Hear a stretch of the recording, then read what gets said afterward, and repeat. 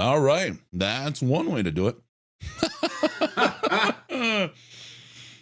I did have it marked. If you look at our schedule, Riz, on the thingy doodle, whatever it is, we were supposed to at 3:00 restart the stream because it's a you can only go so long on YouTube live stream before it all goes away. So it kind of forced us into it.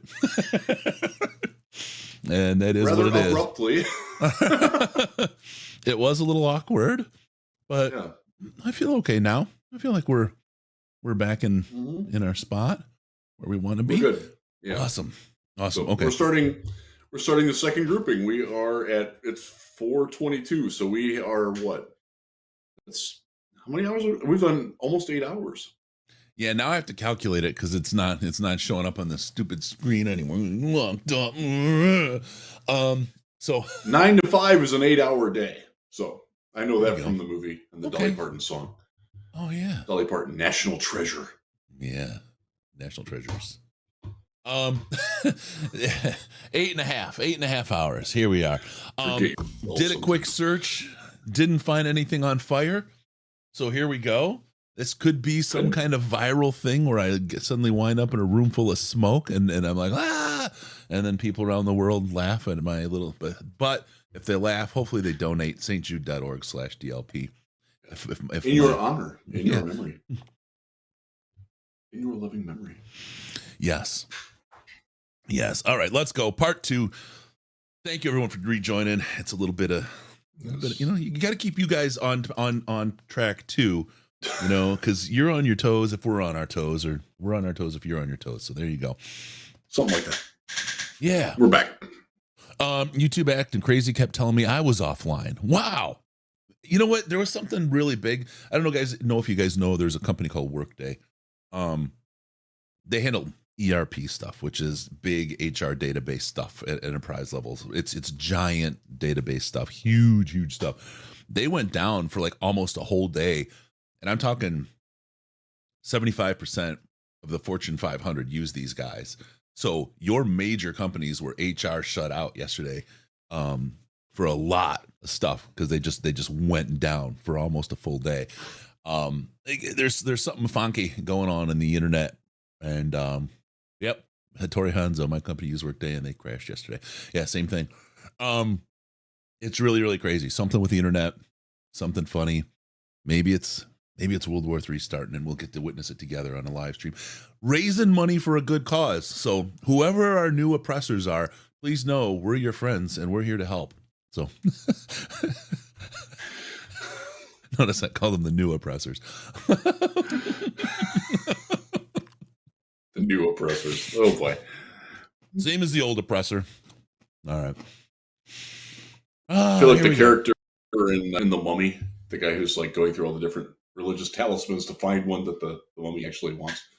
It's the Chargers anti-helping kids faction that crashed it, right? You got it, Jeff. You know it. Those evil Los Angeles Chargers, they don't deserve the joy that they get.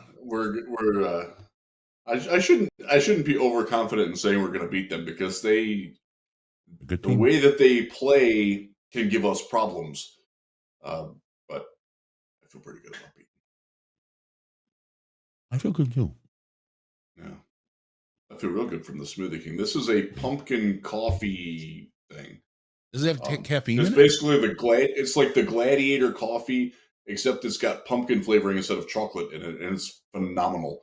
Their pumpkin, I probably should find out if it's real pumpkin. I assume so because everything else is real there, but it's really good. Real good. Can I call you Pumpkin since I call Herman B? Mm-hmm. Mm-hmm. Is there caffeine in it? Did you say? I'm sorry, I asked and then I didn't listen. Absolutely, yes. Like 55 grams of it. I need that. Wow, no, that's like half a cup of coffee then, maybe even less. Maybe, I don't know. That's the thing. I was really looking into it because I drink those energy drinks. I have one like every day. And my son's like, they're poison. My kid's a smart. He's such a good kid. I'm like, fine, I'm going to look into it, right? Because they have a rap. They have half as much caffeine as a 20-ounce Starbucks medium roast. right? And I'm like, oh, then that's not that bad. But then there's the other things, the taurine and other things in there, and I don't know what all that does. And that's where I need someone smarter than me to tell me that these things are okay, and then I'm not killing myself because they like. I'm not a caffeine addict. Like on the weekends, I don't even have one. I don't have any caffeine. I don't have a cup of coffee or anything. I just don't. But when I like have work, I have to. Like in the morning, I have to have that, and then it for some reason just gives me the bump, and I'm focused, and it gives me focus like for the rest of the day. It's a weird kind of. It's almost like I imagine Adderall is that people talk about how you have this weird kind of hyper focus. I'm smarter and more focused and able to do things. If I'm not, I'm like foggy brained or whatever all day. On the weekend, I'm fine. I'm not foggy or whatever. I don't have any problems, but it's for something to do, I guess, with sitting at a computer at work and like doing those meetings and all that. I need that to help me kind of just everything in. So I don't know. Someone tell me. Torian, so all hail Kim Jong-un. Our new oppressor, evidently.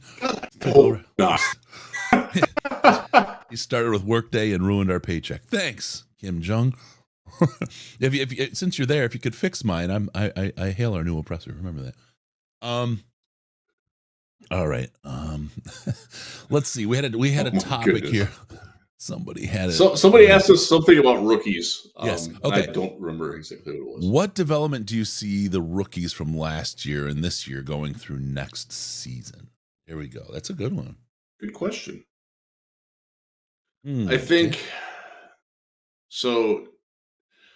I think this year's class is different because they're being relied upon so heavily. Not that Aiden isn't and Kirby isn't, but I think this is more directed for LaPorta and Gibbs specifically, is that they have become very high profile, highly important, integral pieces of the team already. Branch 2 for that matter. But I think going in with the confidence next year of, I did this last year, and then not just resting on that, but wanting to continue to grow, I think is a big thing for them to develop into more mature players. To look back at the rookie seasons and the process, what they did and what they can do better and what they need to be better at. How can they better prepare their bodies for the NFL for the coming year? You know, you've talked about that with Aiden Hutchinson about how he lost some of the baby fat. And obviously he didn't have much of it to begin with, but just that little transformation like that, I think that's where they go, much more than the X's and O's. I think that comes to everybody. But in terms of coming back, and I think you've seen it with Aiden. I think you saw it with Pascal a little bit being healthy, and even JMO. Honestly, it didn't work out because he pulled his hamstring, but he was more ready than I think he would have been as a rookie had been able to play. Obviously, he's still working through that, but yep. I think that's the big thing is understanding, and also like there's an expectation now to be good. And I think that one of the reasons why these guys are Lions is because that Dan and Brad and the scouting staff and Ray Agnew and John Dorsey and everybody saw in them the fact that they would not just be happy being good, but that they would continue to push themselves to be even better and better.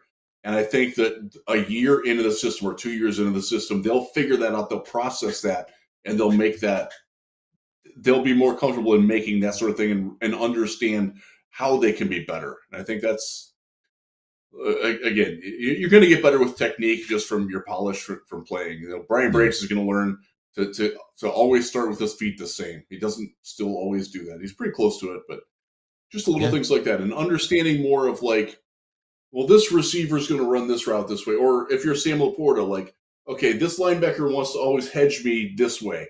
And I can angle off of that and do the little things like that. And it's tough to remember and learn all that and process it in the midst of a season when you got so many other things going on. And I think when they're done, they go away, they're just more mentally prepared to absorb and process the information that they need to get better. Yeah. I hope that answers the question. I think it does. I think when I'm walking through about on the development side, And what do we see from the rookies last year, this year? I'm just going to walk through a couple of guys. I'll start with last year. Hutch, great example, Riz. The baby fat thing, God, people got angry. I know you love your guys, right? But sometimes just be able to step back. Some data is data, right? It is what it is. And there's a lot of people that lashed out about Hutch and my baby fat comment. Does this look like baby fat? No, he looks like an athlete that just got out of college. Wait till next year. You're going to see an athlete that looks like, holy shit, he's a chiseled piece of work. And that's exactly what happened with Aiden. I don't want to say jowls. That's overstating. I've got jowls. He didn't have jowls, but just a little like you call it baby fat, little bit of chub in the face and that kind of thing. Part of being young, part of looking young. That happens. It's normal. It's fine. You see these guys get a year with that strength and conditioning, the NFL nutrition, and they change. Their bodies change. They also, it's 24 years old is when the human male reaches their peak physical condition. So there's growth to happen. That's what happens. What happened to Aiden. The downside is on the production side this year. It's not because of Aiden or his development. It's obviously because holding isn't an emphasis on the officiating this year. Unfortunately, I've seen his shoulder pads launch into orbit without a call so many times. It's crazy. So Aiden has had great growth. I love everything we've seen from him. He's already got an interception this year. I expect to continue to see him grow. JMO is interesting. He has all the opportunity to grow. Everybody wants him to grow. You hear the players behind him. You hear the coaches talk. Campbell is measured in what he says, but Campbell is also the most honest person you'll ever find. So I would take what he says at pretty much face value. That was one. Let's get with it. Let's prove the consistency. And that's what we want to see out of JMO. That development is reflective of JMO as a person and the coaching staff together and how they gel. You know, it could be you wind up with a JMO that winds up with DeAndre Swift. You hold on to him for 4 years. It's not working. You got to let him go. He goes and he does well somewhere else. That very well could be the JMO story. I hope not. I absolutely hope that's not it, but it could be. So we'll see. Kirby, last year, pressed into service. Looked great. Loved it. Loved what I saw. A similar story. Well, in this year, he's playing solid. He's playing very, very good. Not quite what we had last year, but just through the length of the season so far. He's had some real flashes this year, though. Some great moments, interceptions, the whole thing.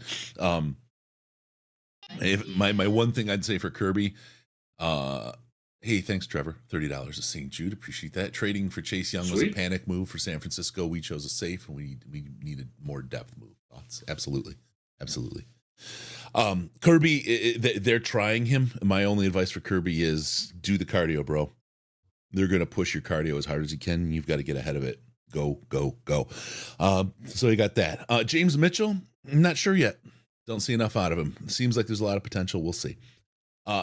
Rodrigo. He's got to stay healthy. Yep. He's got, I don't want to say that he's falling into the DeAndre Swift thing of he's got to be 100% to play, but he's not running away from that. Yep. Rodrigo, what a great breakout year last year. Pressed into service a little bit. Great year. Fan favorite, the dancing, the whole thing in Hard Knocks. Everyone loved it. This year, he's one heck of a food critic. We'll see what happens. Maybe he turns into a fullback. Maybe he turns into special teams. Maybe he's a linebacker. We'll see. I haven't seen a lot of development from him this year, but then again, he's surrounded by a lot of players who are playing really well this year. And Jack Campbell is a guy that's going to see the field just because of where he's at. So more to come, still to be written on Rodrigo. James Houston, disappointing. Not because of him. Chase Lucas, we'll see what happens. The guy's still hanging around. He's still there. He has an opportunity. He isn't a Sauce Gardner, but he isn't a first-round pick either, right? So we'll definitely see what we have from James Houston as we go forward and keep doing our thing. That's last year's guys. I think overall development, I'm happy with what I've seen from the guys pressed into service and where they're going. All solid picks, all solid picks. So there we go. This year, Gibbs pressed into service. I think we can all say after this last game, we're pretty satisfied with the development of Jahmyr Gibbs. We'll just leave it at that. Still a book to be written, but Jahmyr Gibbs looks to be him. And I'm glad about that. Jack Campbell, question marks, I think, around him. He's flashed. He's had some problems. Was he in reach? Whatever. We'll see what Jack Campbell becomes for this team. I still smell a guy that could be a Chris Spielman kind of player for this team in there. He has that kind of potential for that longevity and that quality at that position. I'm hoping to see that more to be written. He's young. The one thing I think he absolutely has is the ability to grow, learn, and develop. So I think he's got a lot of upside coming for him. And let's face it, at Sam, it's all learning time for him, right? So he's on the job training right now. So things don't go as fast and as well when you're doing things the first time. So we'll see how things go. Sam LaPorta, absolute disappointment. Wasted pick. I don't know what the heck the Lions were thinking. Brad Holmes must have been out and just left the keys in Aaron Glenn's hands. Obviously, Sam LaPorta is great. I mean, he was obviously a great pick. Already breaking records for receptions for a rookie tight end for the Lions, and that's after we had T.J. Hutchinson, which was supposed to be the second coming of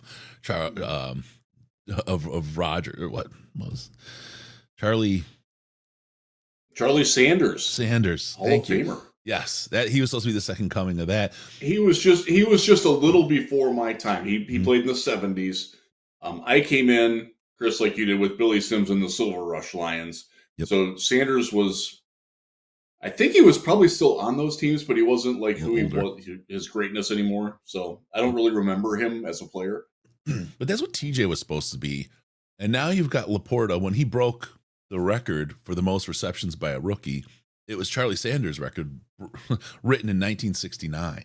And he did it in 7 games, so it's not like it took 17 games to do it. So we really have something in LaPorta. LaPorta absolutely has the attitude, has the physical ability, the mental. I just saw a great interview with him where he was talking about Dan Campbell being able to give him insights on, he doesn't have a lineman pointing out coverages for him. So when he's in motion, he has to read, right? And Campbell setting it up for him and giving him shortcuts and how to make reads. He was like, oh, yeah. Campbell, and this is something in talking to Dan Miller today, we'll replay that in a little bit here.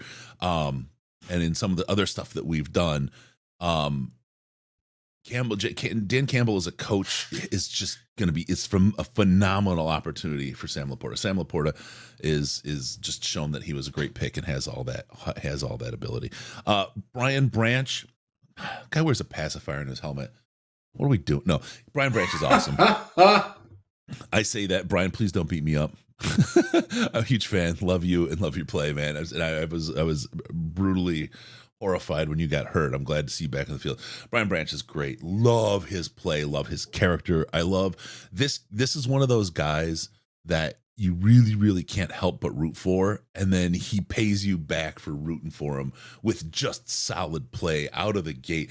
Playing that position as a rookie, same thing with what we saw with Kirby, right? Coming out, pressing the service as a rookie and playing at that level. Wowzers. Brian Branch, great player, great pick. And I can't wait to continuously rub that pick into Green Bay Packers fans everywhere. Hendon Hooker. Much to be seen on this, but one heck of a security blanket. I'm happy, and I think what we see, the development we see from him is going to be fantastic. Riz, talking to him at Senior Bowl, we sat down with him. He is one heck of a class, smart individual. He wouldn't have been without the injury. He wouldn't have been at the Senior Bowl. He wouldn't have had to shown up. He would have just been the first quarterback picked. End of story. You know what I mean? This guy has it all. Yeah, without him being at the Senior Bowl, the Lions would have had to have used the number 18 pick to get him. No doubt in my mind about that. And I say that as a draft guy, not as a Lions guy. Yeah, like he would have gone probably not that high, but he wouldn't have been there for a second round pick. Not a chance. Yeah. So yeah, I'm ecstatic that he's there. I go back to now Broderick Martin this year. this is a guy. This is one to watch for development, right?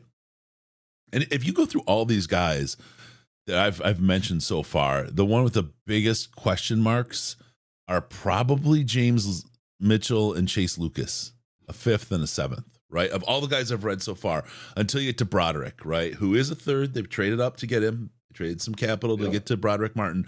There's something they see, they believe. This is one to see.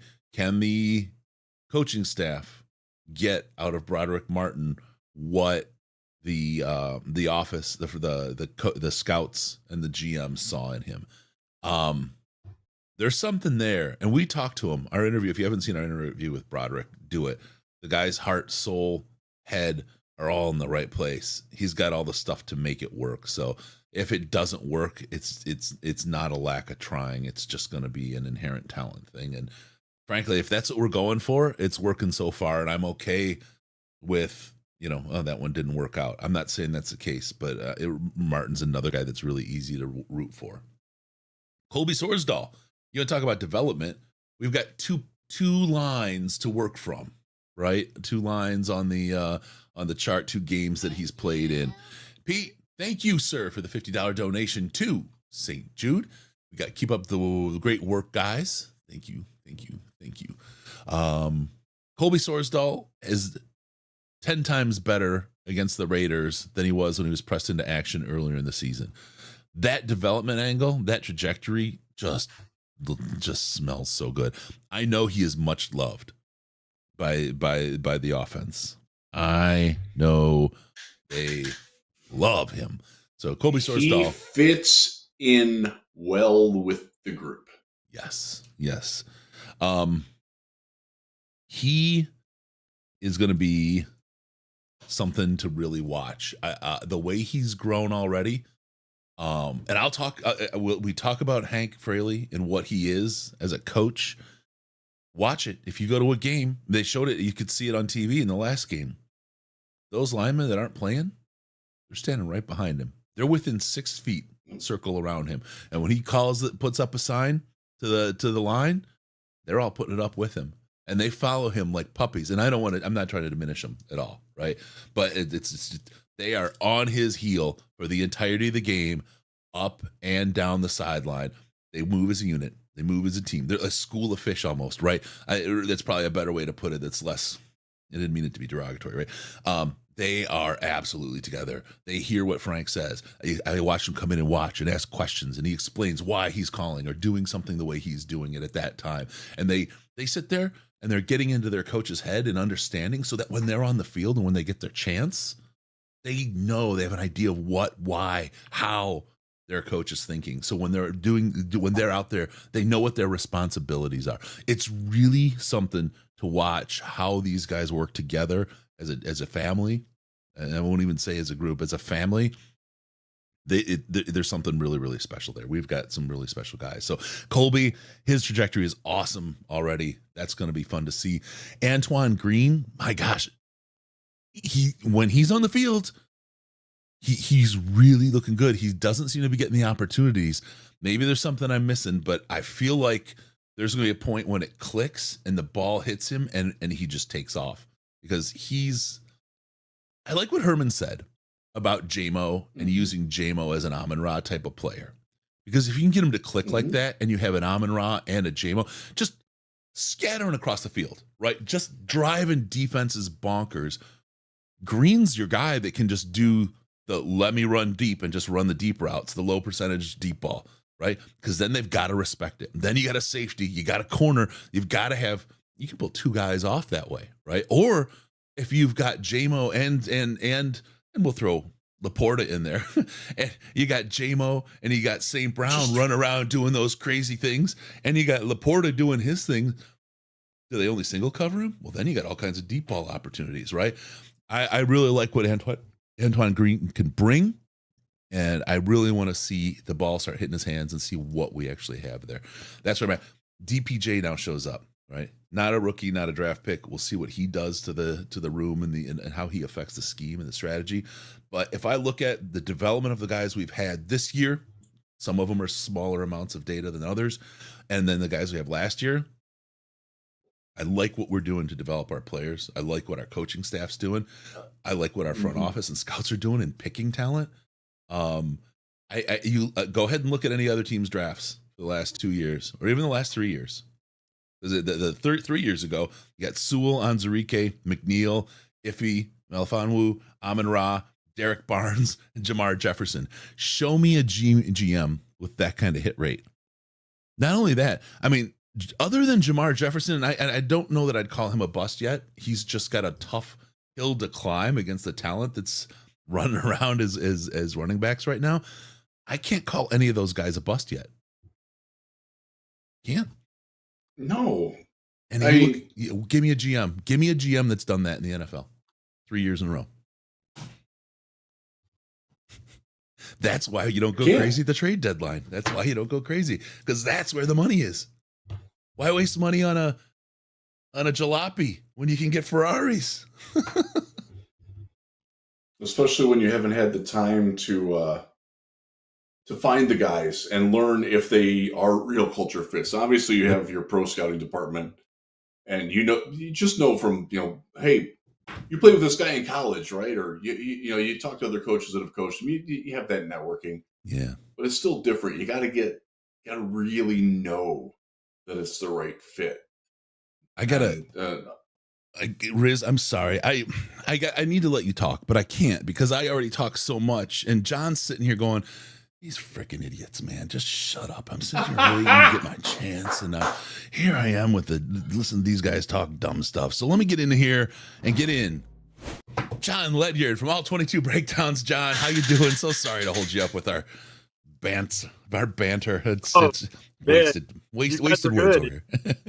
Oh no, you guys are good. It's awesome to hear people excited about the Lions and the direction. It's been fun. I've been able to actually watch the all 22 of the Lions every single week this season for the breakdowns I'm doing for SB Nation's newsletter on the Lions. And so in the process of that, I've already had an appreciation for them, and that appreciation is just deepened. So you guys are vocalizing a lot of how I already feel.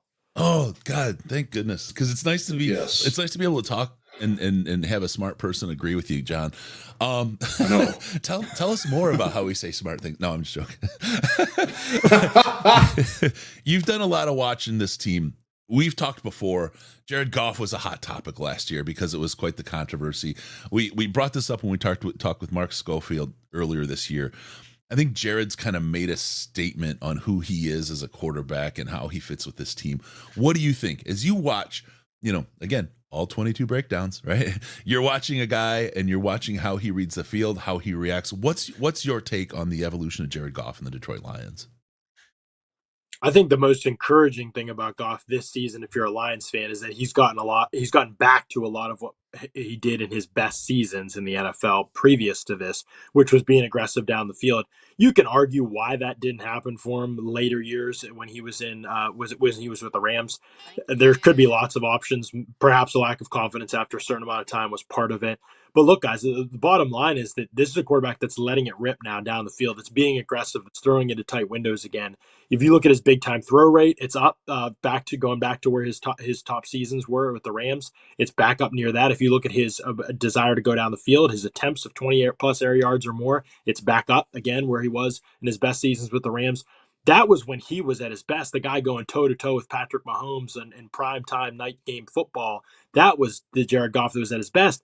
He's always had the arm. He's always been capable of those things. But somewhere along the way, whether it was the pressure that got to him and seemed to rattle him after a while, and that probably is the concern that's still looming with him. But I'll be honest, I watched the Raiders game this past week, and I mean, there was a lot of times early in the game where nobody could block Max Crosby in the first half, and it was a big problem. And Jared Goff just was so calm, so composed in the pocket, just kind of deftly stepping up, avoiding pressure, making sure he wasn't too deep in the pocket, which early in his career was another big concern with him that he's gotten better at. So there may be a point at which he's tapped out in terms of what he's able to do and how much he's able to elevate the team. He still has those 1 to 2 throws a game that you're like, oh man, how did that happen? Like, come on, the Peters one, an example of that. But overall, the consistency with which he's stabilized with and the aggressiveness that he's found, like, it's a great combination. It's one of the reasons why he's easily been a top 10 quarterback in the NFL this season, if not better. Yeah. That pick 6 he threw, And I don't say this to try to excuse him, but because I think it was an error in judgment. He said something else, but I think he meant to throw it to, I forget who the receiver was because I have an addled. Amon-Ra was out Yeah, there. Amon-Ra, yeah. He was going to throw it to Amon-Ra, but then didn't trust it and wanted to throw it away, and was kind of in between decisions when he was like went through the motion to throw the ball and he wound up throwing the pick. I think he just was split between decisions and like that and just totally choked on it. I really think that's what happened. Because that's what it looked like. Because it wasn't a throwaway, and it definitely wasn't a throw to the receiver, right? It was literally like an in between those two things, and that's where you worry about what kind of decision making comes from your quarterback. Yeah, Well, I think the big thing with Goff that I really appreciate about his game is the fact that he's somebody that I think you're never going to question, like the coachability aspect, the desire to get better, and the desire to continue to learn from the mistakes that he has made. And that's always been like one of his best traits, even when he was at the Rams. And I think it's a reason why guys gravitate toward him, because he will put everything on the line. And then just his demeanor, right? He's composed. We talk about intangibles with the quarterback position, and a lot of times those aren't really revealed to us until they're in the NFL crosshairs, and we can see that. Well, I think the way he's been able to, not many quarterbacks, once their career goes downhill a little bit, can bounce back. I mean, when the Lions got him, basically nobody thought he was going to be like the actual answer for this team long term. Like they thought it would be nice if he could be a capable bridge guy. Yep. So the fact that he's gotten better a year in Detroit and brought his career back to its highest point, I don't think a lot of people saw that. And I've always been a probably bigger fan of him than most, but even I thought there were some doubts that would happen, and he's been able to do that. So mental toughness is a big strength of his as well. Yeah. I'm with you on that, and it's been fun to watch. So we are like 8 hours, 9 hours, however long we're into this. We have not talked to anybody about Penei Sewell yet. Can you tell me how great Penei Sewell is? How much fun he is to watch on game tape, because it's a highlight of my week every week. Yeah, no. What's funny about Penei Sewell is that he can actually still continue to get much better technically. He is not the cleanest player technically yet at his position in the NFL, and that's probably keeping him from assuming that number one right tackle spot across the league.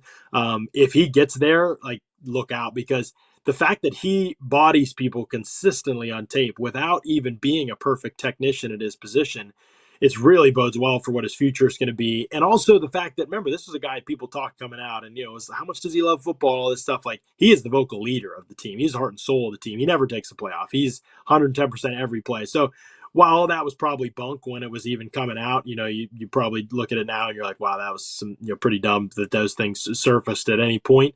Like, the fact that he's been the exact polar opposite of that, I think, like, that's really a good sign for their future. Obviously, they have other leaders in that group too. Ragnow being one of those. Decker's been there a long time. But the thing with Sewell that you like is that there's no, like, in pass protection. You watch the beginning of the first half against Max Crosby, and Crosby gave him a heck of a time, as he does many players. But he got better as the game went on. He kind of figured out what he needed to do, and that's kind of what he is. He's like, he doesn't start off these games perfect. Sometimes he wins reps and they look like a little bit crazy. You're like, man, no other tackle gets themselves in that situation and wins the rep. Like, it's very strange to watch him sometimes. But then as the game goes on, he's one of those players that really settles in, starts to figure out what works and adjusts his game. Then he comes out with just all passion and energy and aggression early on in the game. So fascinating player to watch. And I think if he can ever like just stabilize the technique, he'll be the best right tackle in the league. Yeah. Let me ask you about his brother Noah. I think that every decision the Chicago Bears make is a mistake. I was a little bit. Look, I'm nothing against the Sewell family, right? And I'm sure Noah's a wonderful guy, but I just a lot of people said, let's bring him in, let's bring the brother in. He's got to be like Penei, right? And I just don't think he's there. Noah Sewell, do you think he was a wise pick for the Bears, or really anybody at that point? Is he? Let me put it this way: is he Penei at his position, or even close? Oh, no, not even close. No, I don't think so. Yeah. I think that his aggression and passion as a football player, though, again, comes out. Like, that's something all of these guys are going to share. Like, the aggression, the physicality part, like, when the lights come on, it's going to be, to be at least a special teamer, that potential's certainly there. Could he become more than that? We'll see. They spent, obviously, on some linebackers, so we'll see. But there's something there, but I don't think there's the ceiling that Penei has. Yeah, I just think that he's such a guy. That's pretty clear. you and I have had conversations as part of groups and things about the transition for positions from the college to the NFL, and it feels like Sam LaPorta is way, way, way ahead of the curve at tight end. Is that something that you see from watching the game film and where he's excelling beyond what other, because you do other breakdowns as well for other teams, like is it something that's sustainable, or is it something that's like it's a little bit of a fluke because of the offensive system that he's in? No, nothing fluky about what Sam LaPorta is doing at all. And I don't say that lightly. I guess I was probably the biggest Sam LaPorta fan amongst draft people. I feel like basically before the draft, he was my I would tight agree. end 2 behind Aid. I said that Sam LaPorta was actually, I wrote in my evaluation, he's probably much closer to being tight end 1 for me than he was tight end 5 or 6, which he was for most people, I felt like.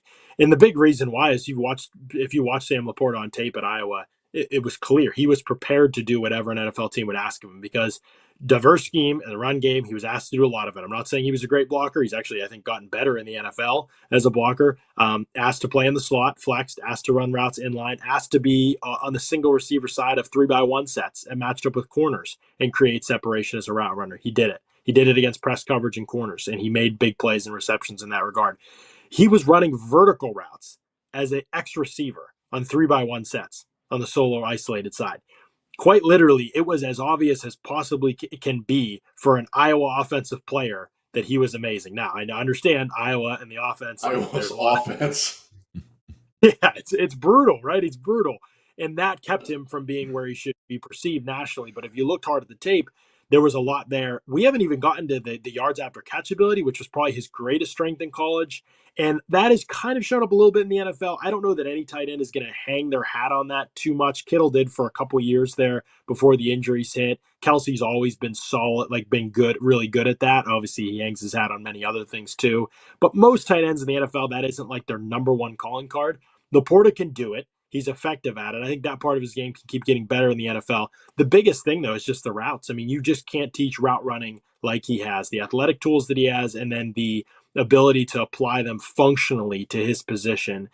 To do that as a rookie just doesn't happen. You talked about it. Like, that's not something that's even happened. Even Kincaid, who shares a lot of those qualities, it's taken half the season. And now you're seeing it with Kincaid, too. And I think both those guys will be the best 2 tight ends from this class. But yeah, LaPorta's ability come in right away and to be able to shake guys like, I mean, he and Levante David's battle throughout that game when both had their fair share of wins. Yep. That was one of the highlights of the season. That wasn't even LaPorta's best game, but it was just showed you he's ready for these types of battles. And that has to be just so encouraging for a rookie.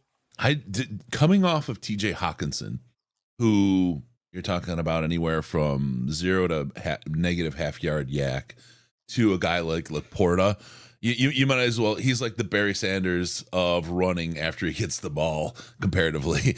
This guy, I don't even know, I have to look up what his stats are, but the fact that he doesn't fall down just when the ball hits his hands, and he finds yards, and he runs tough yards. I mean, he runs tough yards after he gets the ball. He does the dirty work of a tight end. It feels, and he's this really smiling, young-faced, shining young guy, but inside he's Dan Campbell. Like, he's like, I'm gonna go blast somebody's helmet off their head. Maybe their head will be in it when I do it. I don't care. I'm going hard. He's Dan Campbell inside, and it's great to watch a tight end like that on this team. It's much needed, and especially after Hawk was fine, but he wasn't this. There's no way close. He wasn't even close. And it's so funny because coming out, everybody would have said Hawkinson. Like, coming out of Iowa, everybody would have said Hawkinson is Dan. If you asked him to choose which one of these guys is more like Dan Campbell, I mean, Hawkinson was like long hair, like he pancaked people in college. Yeah. His highlight reel was almost all blocks. LaPorta's like this finesse player, like he wasn't a great blocker. He's this smiley character, like you said.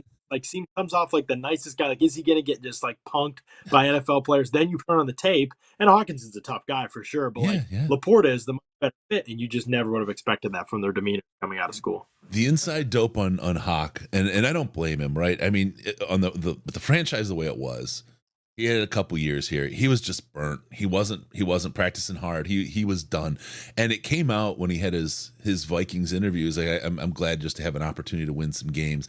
He wasn't trying to be mean to the Lions. He wasn't trying to like throw shade or anything. It's just like he was checked out, and he just wasn't putting in the work, and he wasn't doing it. It was good for him to have a change of scenery. He's actually got probably a positive yak, but every time I watch him, he's falling down the second he catches the ball like he used to. But it's worked out for him. Well, maybe not, but I mean, it worked out. He was happy, so that made him, that's good for him. It's worked out for us too, because LaPorta's been an absolutely fantastic replacement. Like, we did not go backward at all with going to a rookie. That's crazy. Yeah, it is crazy. And Hawk's a solid player. Like, he's a good football player. The ceiling with LaPorta, just the athleticism and the route running. Like, when you can create separation at the top of your route as a tight end like that, just the match you're gonna get as a tight end in the NFL. It just, like, you become a real mismatch guy, and there's just not many people who can cover you without having to alter your defensive approach. So I think he could be special. Yeah. So you are a Yinzer. You host a Yinzer related podcast. For people that don't know, that's Pittsburgh people. How the hell are the Steelers 5-3? Yes, great question. First of all, I'd like to clarify, although I know the name of my podcast will throw people off quite greatly, but Yin's No Ball Podcast is the Steeler podcast, I hope. It is very much tongue-in-cheek because for years, Steeler fans know I've listened to me. I grew up outside of Pittsburgh. I have heard the word yin since I was a kid, and I never said that word, and I never will, like, as a regular. I think it's quite repulsive, but however, the podcast opportunity to make the name Yin's No Ball with the Go Ball being so common, I couldn't. So Brad Spielberger and I, we have a lot of fun with that podcast. The Steelers are 5-3 because Tomlin has a deal with. It's startling to see the fact that they have continued to do this year after year. I don't know if anybody's going to believe in things like success rate and some of the analytic stats that I find I'm quite fond of in Pittsburgh, just because it doesn't matter how bad Pittsburgh marks up, they still end up being 9-8 at the end of the year. Can they be better than that ever? I think the roster is actually quite talented now, and in most spots, not all spots, but I think they should be better than they are and better than they look in games. Better than the record? I don't know. So the process is very ugly week to week, but they are winning games. So I get that is enough to appease Steelers fans for now. But it'll be a big offseason coming up to evaluating some of their key spots on that team. I would have killed. Let me shift. On that real fast. Cam Sutton, has he been as good in Detroit as what you expected from him coming out of Pittsburgh? Yeah, I think so. I mean, you're getting certain things with Sutton that you know you're going to get, and you're going to get him every single week. He's going to tackle. He's going to be physical. He's going to play his heart out every single week. He is not the greatest athlete in the world. He's a pretty good communicator, and at some points that lack of athleticism, if he has a misstep in coverage, he isn't a recovery guy, and so you're going to see that show up at times. He is not a perfect corner by any stretch of the imagination, but he didn't sign perfect corner money. He signed very capable starter corner money, and he also could play inside if you needed him to. He could play safety if you needed him to, and he hasn't had to do that there, obviously, but that's clearly they built a secondary out of players that can do a lot of different things at a high level, because understanding different positions and how to play them and what you have to do if you're called upon in that role is critical in the secondary. So big mistake by the Steelers not keeping him. I said it at the time. It's turned out to be even worse than I thought it would be, because Patrick Peterson is completely cooked in Pittsburgh. And so it was a big mistake. They miss him. They would have used him. He would be the other starter. I mean, he was last year. And so, yeah, in Detroit, the fact that he's been able to give them stability. The other thing is, knock on wood for this for him, but just a reliable guy. He doesn't miss games. He takes care of his body. Like, those things are really valuable in today's NFL. And he's a guy that kind of exemplifies that. Hard worker, all about football, like no drama guy. Like, that's always nice. Steelers are kind of averse to those types of players. So it would be nice to have that here. Yeah, perfect fit in Detroit, though. I mean, no doubt about it. He's in a great spot for him. I mean, he's not going to be perfect. He's going to give up a play every now and again. There's no doubt. Every corner does, and he's no different. But he's going to compete every single snap for sure. Yeah. I would have killed for Mike Tomlin as a coach when we were on the hunt before we got Dan Campbell. I feel like we got him in a way. Mike Tomlin's and there's something about the Steelers' ability to hire great coaches and keep them around for a long, long time. Talk to me about what you see as someone who's been closer to Tomlin over the years. So I got it. My Tomlin story that I remember more than anything was when the Lions were running Senior Bowl, and Malik was running around on Lions coaches are out there. They're running practice, and it's getting close to the end. And Tomlin just went running out there. He didn't give a shit who was on the field, who was in charge or whatever. And he was all over Malik talking. Yeah, like the coach is like what the hell's going on? He had no shits to give. He was just out there doing his work on Malik. I was certain he was going to take him that year. We did talk about the differences and similarities between Mike Tomlin and Dan Campbell for me. I'd say both are guys that players will follow into battle for sure. You know, I have plenty of foibles with Tomlin, but there's no doubt, like, players absolutely love the guy. They'll play for the guy. They want to come play for the guy. Like, there's no question. They'll lead him. They respect him. They trust him. That kind of stuff isn't as obvious to us folks in the media. Sometimes we were analyzing the game a lot, and rightfully so, I think, and we analyze that process. You know, that process deserves a lot of scrutiny, and you can be the best rah-rah guy and the leader of the world, the best culture guy in the world, and if you don't adjust football-wise, you know, over time, that stuff's not going to matter, and it'll eventually wear out your welcome. But Tomlin's ability to consistently connect with players, allow them to be themselves there, you know, sometimes to his detriment, but for the most part, has created a really good culture there. Players enjoy being there. They want to be a part of the program after. It is a really good environment just to play football. And hardly anybody ever leaves there and wishes they had been somewhere else instead of being there. And so there's a lot to be said for that. And I think Campbell embodies a lot of those things, obviously, you know, smaller track record. So we'll see how that plays out over time. But it seems like for now, like, that's definitely like nothing but praise for him. The big difference, I would say, is that at this point, at least, I would say Campbell seems much more likely to receive new information, come off his priors in some ways, and modernize his approach to the NFL game. Now, the Lions still, in some ways, a very heavy first down run rate as an offense. So that would be one way if you were looking for something for them to maybe improve, but they run the ball well. So it's not as big of a deal for them. And they obviously marry it with play action. They're probably one of the best teams in the league at marrying their run scheme with their play action concepts. Pittsburgh has not really leaned into any of the things that the NFL has kind of moved toward over the last 5 or 6 years. And I think it's really what will probably be Tomlin's undoing, is that in his nature, he is so averse to new things, so averse to looking at the league as a whole and seeing what are the trends and how can we adjust to them. You know, you can see Detroit's play action rate. You can see just their concepts in the passing game and how they lean into certain things, like that they're very on top of kind of what's new and cutting edge in the NFL, and they want to be a part of those things. They want to use that in their system and perfect that. Pittsburgh is kind of blasting the league in play action rate. A lot of the things you're talking about, they run the most on 2nd and 10 of any team in the league. That's the worst down to runs on. And so there's just a lot of things like that as you go through the process. Pittsburgh's just really fallen behind their process in a lot of ways. And Detroit seems to be on the opposite end of the spectrum. And Campbell's pretty involved, as I'm sure you guys know, in putting together a lot of the things that they do offensively. Kind of has been from the beginning. And so I think that a desire to be a part of kind of an innovative approach, take in outside information, be able to adjust and change his process bodes pretty well for him moving forward. Oh, Riz, Riz, go for it, brother. I don't want to talk on you. Yeah, keep doing that. I'm digesting that because that's, you know, you're praising Dan Campbell, and obviously you have a great reverence for Mike Tomlin, but you're right. There's kind of a Stone Age offense a little bit, or not a modern NFL offense, and that's one of the reasons why I asked you how the hell are they 5-3, because they're getting it done. So we are draft people. That's how we met and became each other. And I asked this of all draft people: are you team Caleb Williams or team Drake Maye? Obviously, it's early and we're not done yet.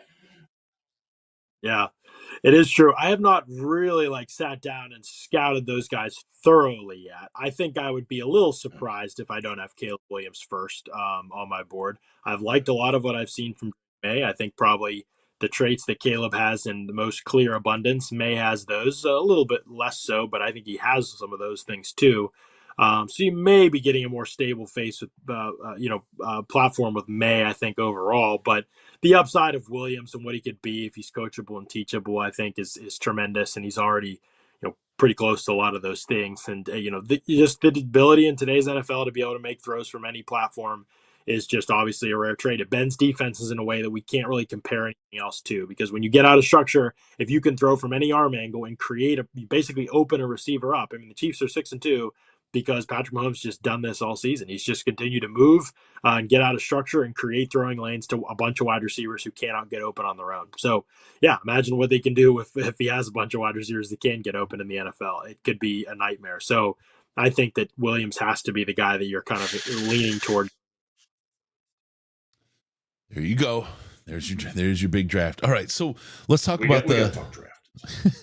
I'm gonna lean away because I'm gonna lean towards something we don't get to talk about much in all these years of doing this, and it's a view to the playoffs, because there is a sense that, look, the NFC North, it's going to be hard not to win the NFC North. I don't care if it's an NFL schedule that you have to play. It is a disaster zone. It looks like just by default. I mean, we've seen teams with a losing record in the NFC South make a playoff berth. The Lions aren't going to be in that shape to get in, but they're definitely looking like they're going to win the North and they're going to get in this year to the playoffs. The playoff picture right now has the Lions second overall in the NFC. The Eagles looking pretty strong, but they've got a really tough schedule ahead of them. How do you see this playing out? Do you think the Lions hold tough? Do you think the Eagles stumble with some of the difficulty they have?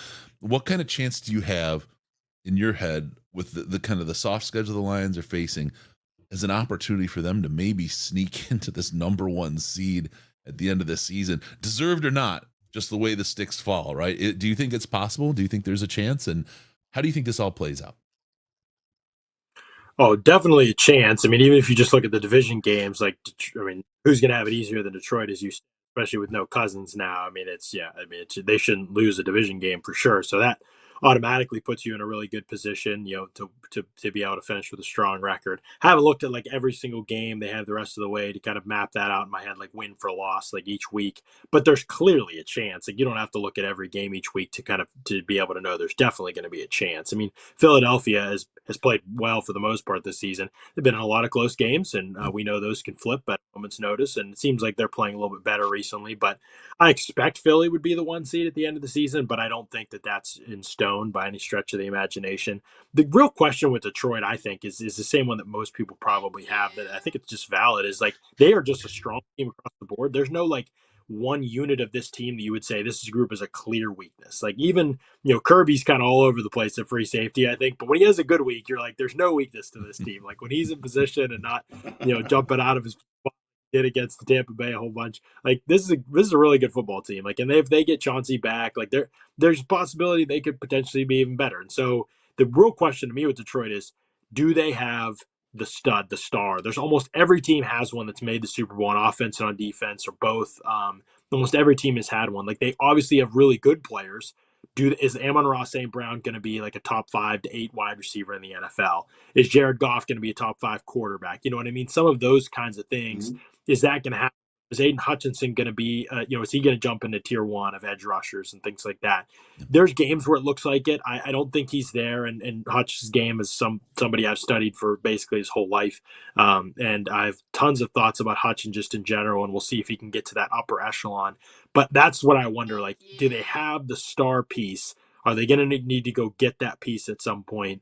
Or is this going to be enough? Like, the group that they have that's like pretty much good across the board, is it going to be enough? And so that's the question to me with when you talk about their playoff ceiling. Like, you almost always need that. They'll change a game with 2 or 3 plays. I just wonder if they have that guy, and we won't find that out probably until it gets to that level of competition.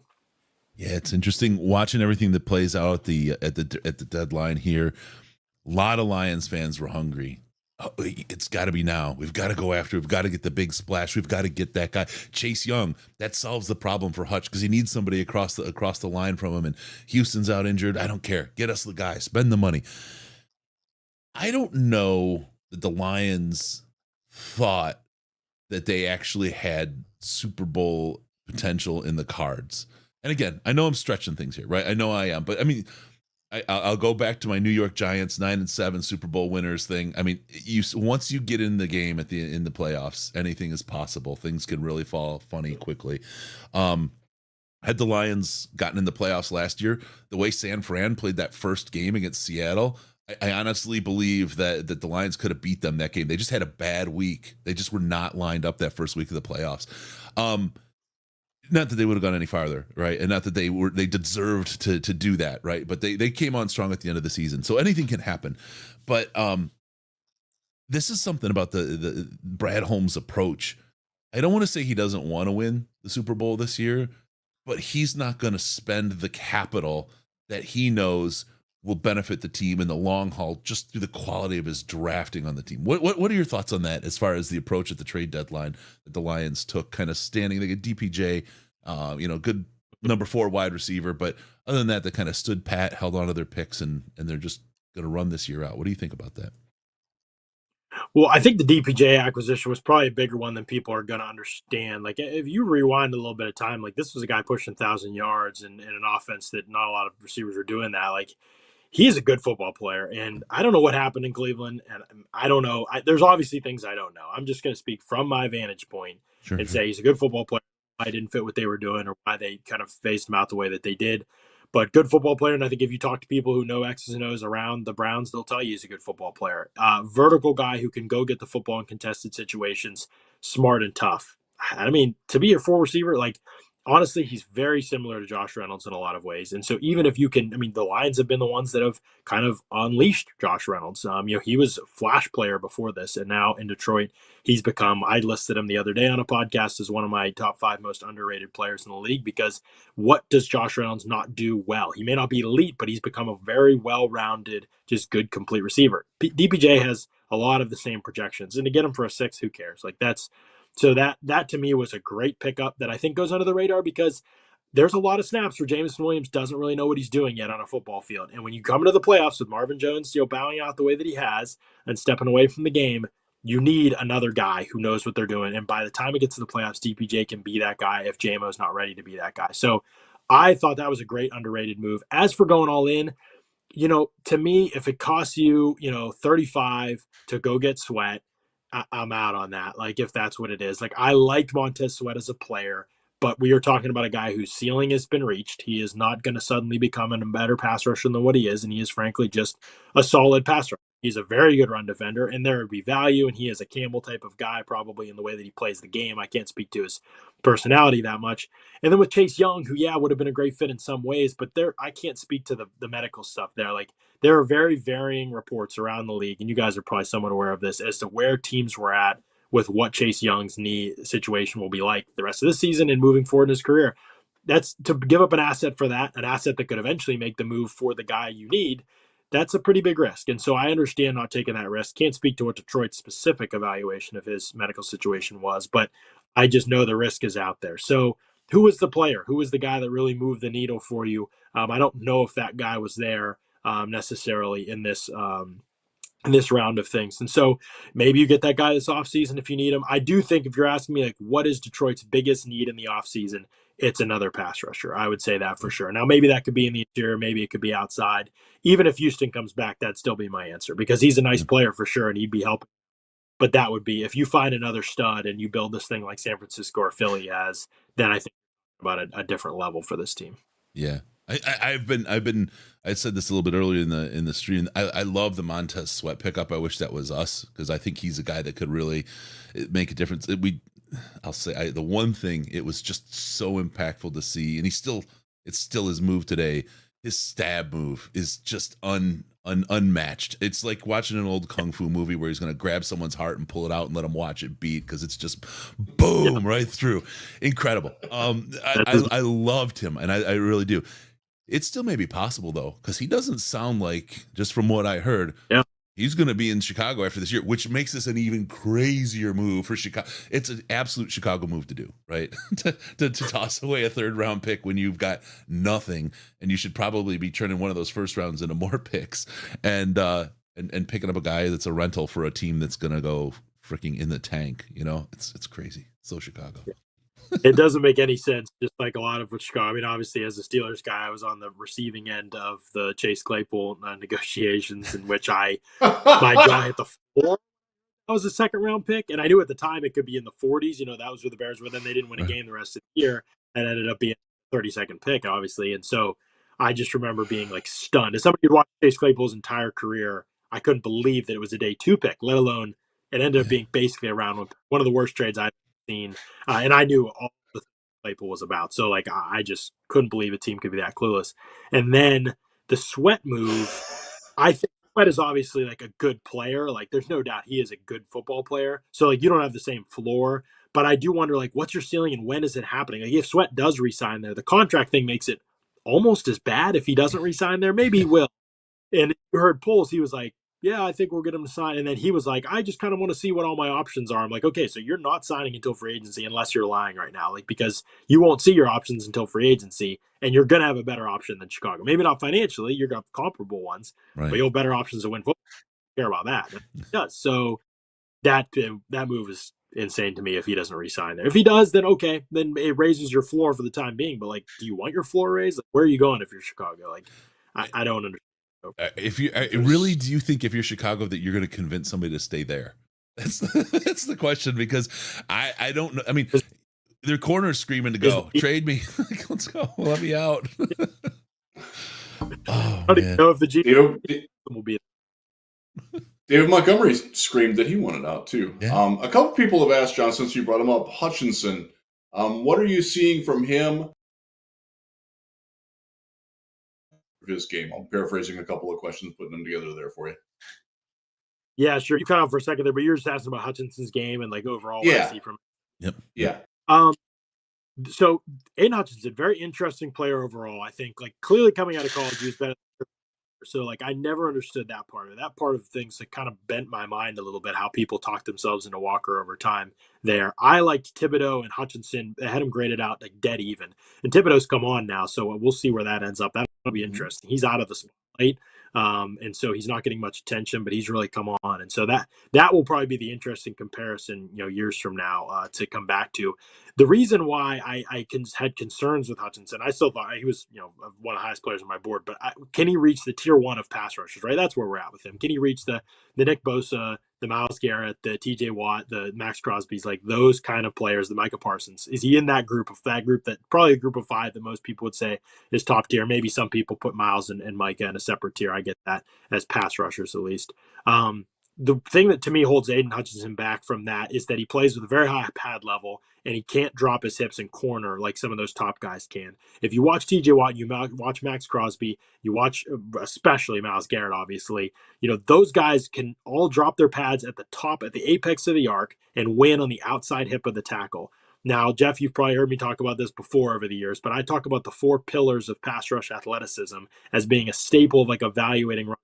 And it's aided me pretty well over the years in terms of evaluating these guys. And one is burst off the ball. His snap timing tends to be near the bottom of the league at his position. So can he win despite not having that great burst off the ball? If you talk about speed up the arc, that's where he shines, right? He can have speed up the arc. That'd be the second pillar. So he has that. Normally, a guy has both or doesn't have either. And so he doesn't really have great first step, but he does have great speed once he gets going. So he surprises some people. He can't really bend at the top of the arc, which is a problem, because you really worry about guys that can't win primarily outside the hip of the tackle, because most guys can't make a living on just power rushing tackles in the NFL. They're too big and strong and technical to win primarily that way. And so then you have to, can you be an inside counter move? And that's the 4th pillar, kind of, if after you bend him flexibility. The 4th pillar is like change of direction ability. He's elite at that. Like he can get back inside all the time. His spin move is already one of the best moves in the league. So an interesting player in that he doesn't really have burst or bend, which I'd say are probably the 2 most important traits for an edge, but he plays his head off every single snap. He's very physical. He's active with his hands. They can be refined and polished, I think. And he has this deadly counter move. So he plays speed counter probably as well as any edge rusher in the league. And just, I'm selling speed up the arc. I'm selling speed. And you'll see him. He'll get pushed wide 10 times a game as a rusher. He's doing it all to set up the 2 times he'll spin back inside and cook you. And he'll have a clear path to the quarterback. So he's savvy, but he has limitations in terms of his pass rush athleticism off the edge. The other nice thing Detroit does with him is tons of games. They get him moving inside with speed. He's great at executing, which is awesome. And then if you put him over a guard, he's going to fry that guy because he's just too good. Like he's too quick side to side for most guards.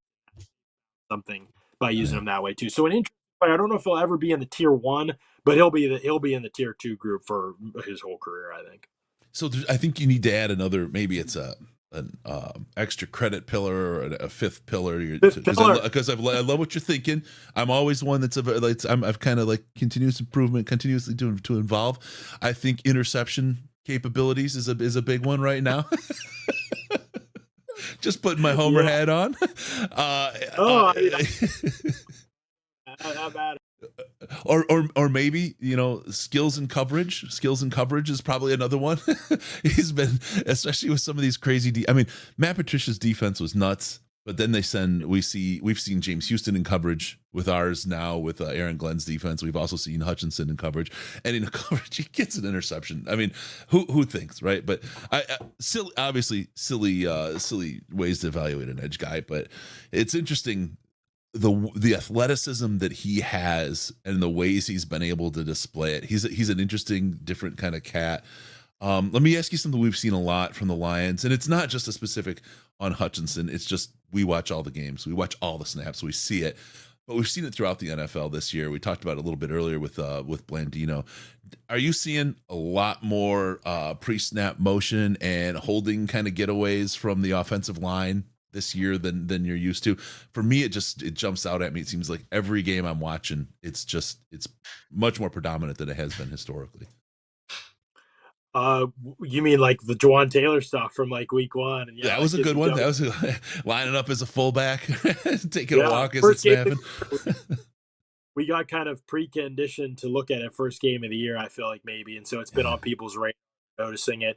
It's kind of one of those rule intricacies that as long as you're moving like basically simultaneously with the ball or a fraction of a second before that, like no official can really call that basically because they're looking at you then back at the ball kind of, and in that elapse of time the play started. And so you are rarely going to get called for that. So it's kind of just like within the parameters of the rule, basically. Like it's kind of like the delay of game, right? When you look at delay of game, the clock can technically get zipped, and that takes and Snell snap the football and that you can still get a playoff. And so it's kind of like it's within the parameters of the rules. So I would say most players do a good job of playing within the parameters of the rules in that regard. And some have been doing it for a while. Lane Johnson has made a career. He's been on the fringe. He's just timed it up perfectly on a consistent basis. So he's made an elite Hall of Fame career out of doing that. And so I think maybe we're just a little bit preconditioned to notice it more. Plus, also, I think players are learning more. They're having these O-line summits, and they're getting together in the offseason. They're saying, like, what can I do to get advantages? Because the pass rushers are everybody they put on the field can rush nowadays. So how can I get these advantages? And I think they're finding out, like, snap timing is one of the biggest ways. You can get out there as a tackle and build your house before you're engaged by the edge rusher. It makes a big difference for you. Yeah, for sure. All right, Riz, I'm going to give you the opportunity to ask a question here in a second, but I have to hit. Reason we're here is St. Jude. We're trying to get some money together to help some families and the sick kids that the families they are part of. It's a big thing. We do it every year. 24 hours. We've been doing this now today for 8.5 hours so far. Third of the way through. It's like nothing, Riz. This is easy peasy, right? Got so much left to say. I can't even get it all out in time, but head on over to stjude.org/DLP. stjude.org/DLP. Get a couple bucks in there. Anything you can. Don't overextend yourself, like Herman said, but give heartily. It's the time of the year where we start thinking about what we can do to make the world a better place.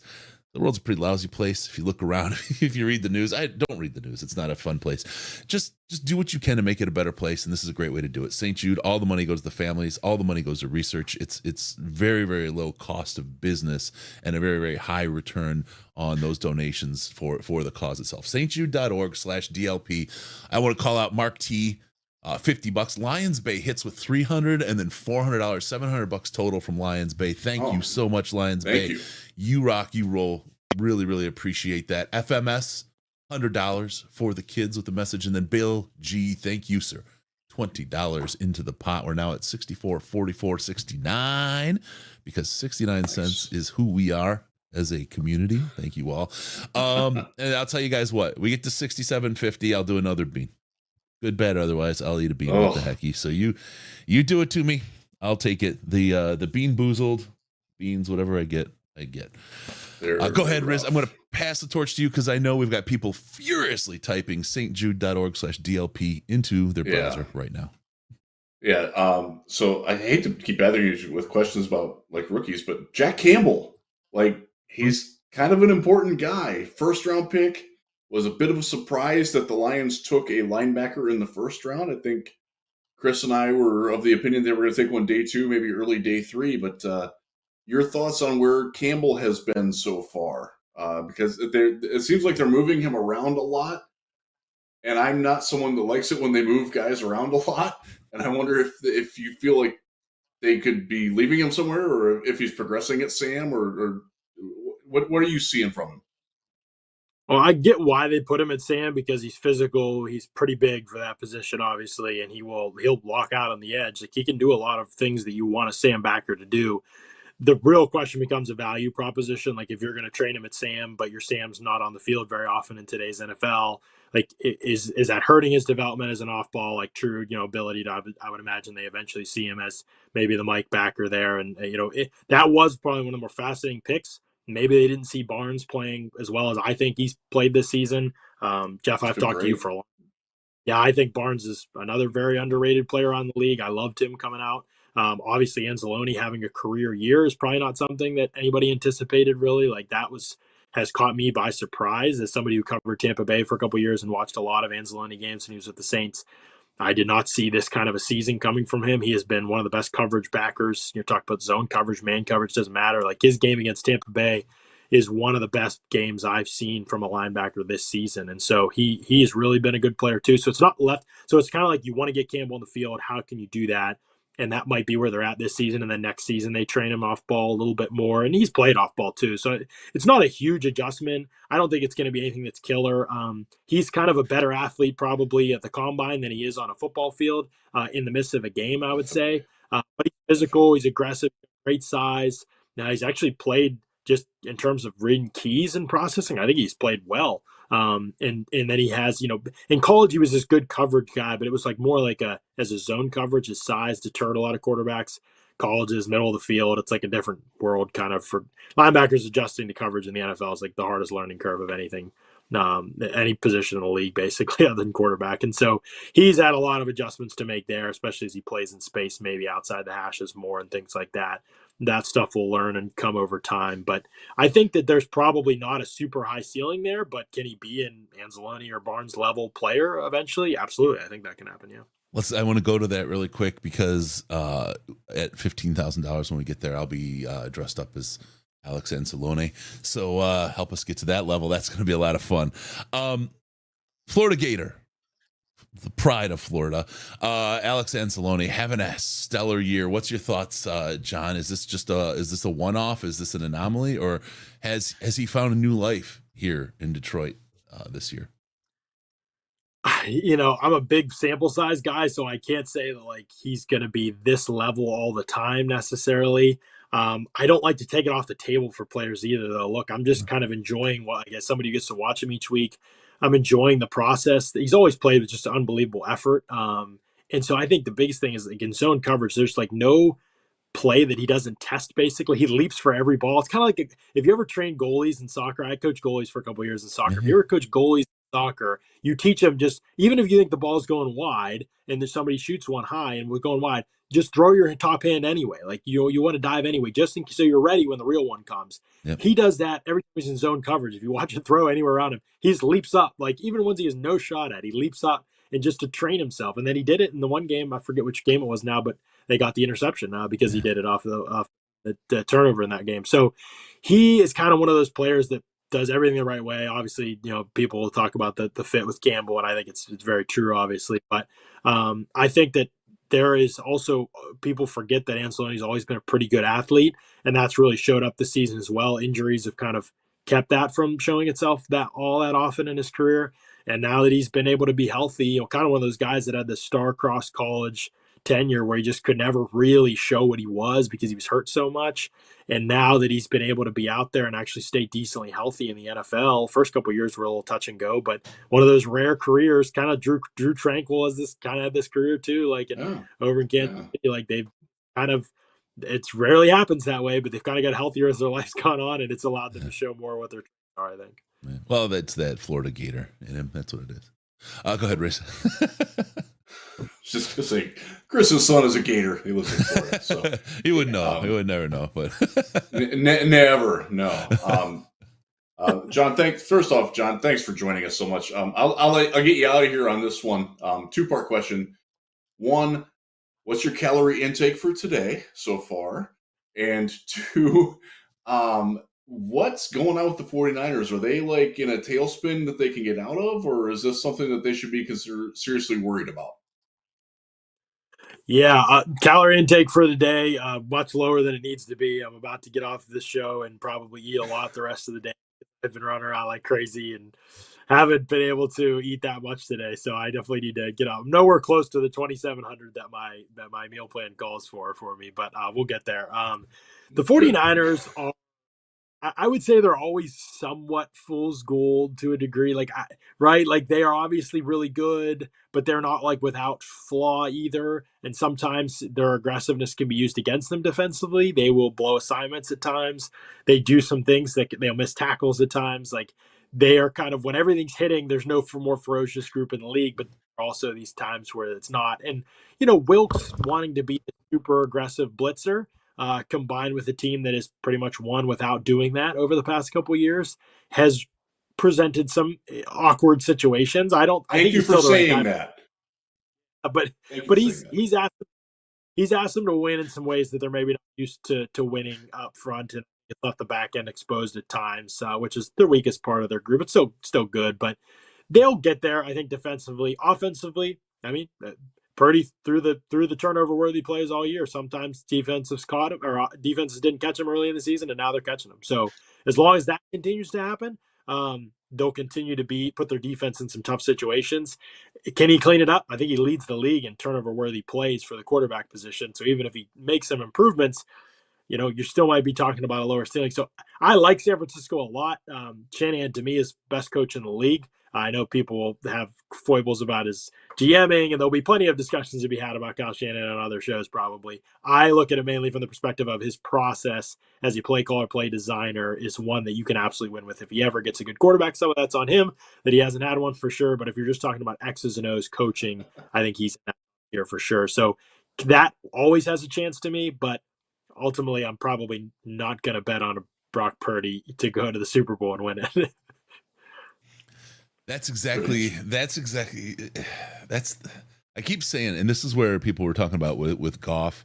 I think last year, if Jared Goff was the quarterback of the Niners, they take the Super Bowl. That was, I think, the difference for that team. And people were so far out on that guy.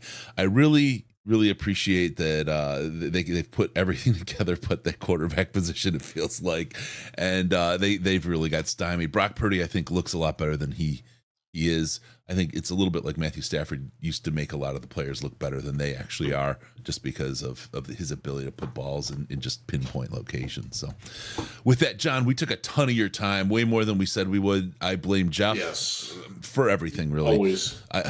The war in the Middle East, we'll start there, and it goes on and on and on. Riz is just a disaster. But I really appreciate you joining us, man. Always great to talk to you. Riz, again, we've got to pull this string. We got to get John on more during the year, especially as we start talking draft time. I love what he does, and I think it'd be a lot of fun to start picking his brain as we get through some of those things. John, do you go to Super Senior Bowl every year?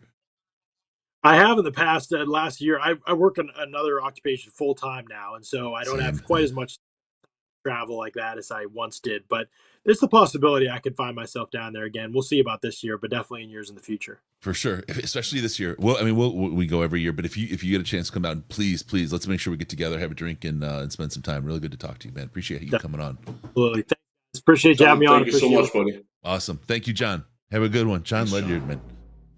Woo, he's great, man. He's great. I feel smarter for talking to John. Yeah.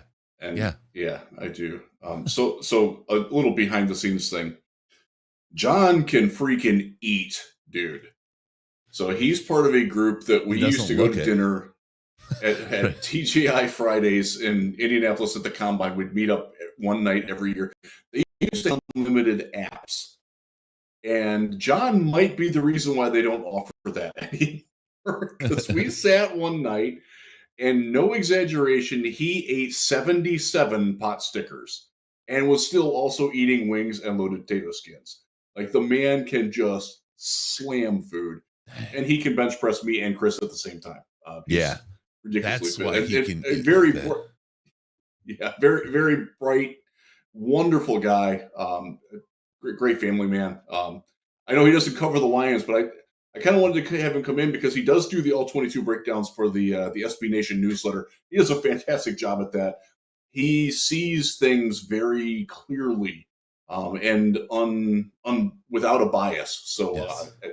I love guys like that, and thanks John for coming in. I really do appreciate that. It was we did take longer of his time than we needed to, but I always gracious, so good. I always go to that Sports Blog Nation. That's what it comes from, SB. Sports Blog Nation. Yeah, John does a lot of things. As he said, you might remember him. He used to be affiliated with a very large draft site that no longer does a lot of things. And he chose to get a full-time job doing other things. It's actually a very benevolent job that he does. I won't toot his horn for him. If you want it, you can follow him on Twitter, and he does those things. But he's doing a really good thing in life, and also still doing this football stuff. He does it so well. That's awesome. I love having smart friends that make me feel smarter. All right, I found it. I didn't. My wife did. Mrs. DLP is a superstar. This is us. This is many years ago. Like I said, we were young.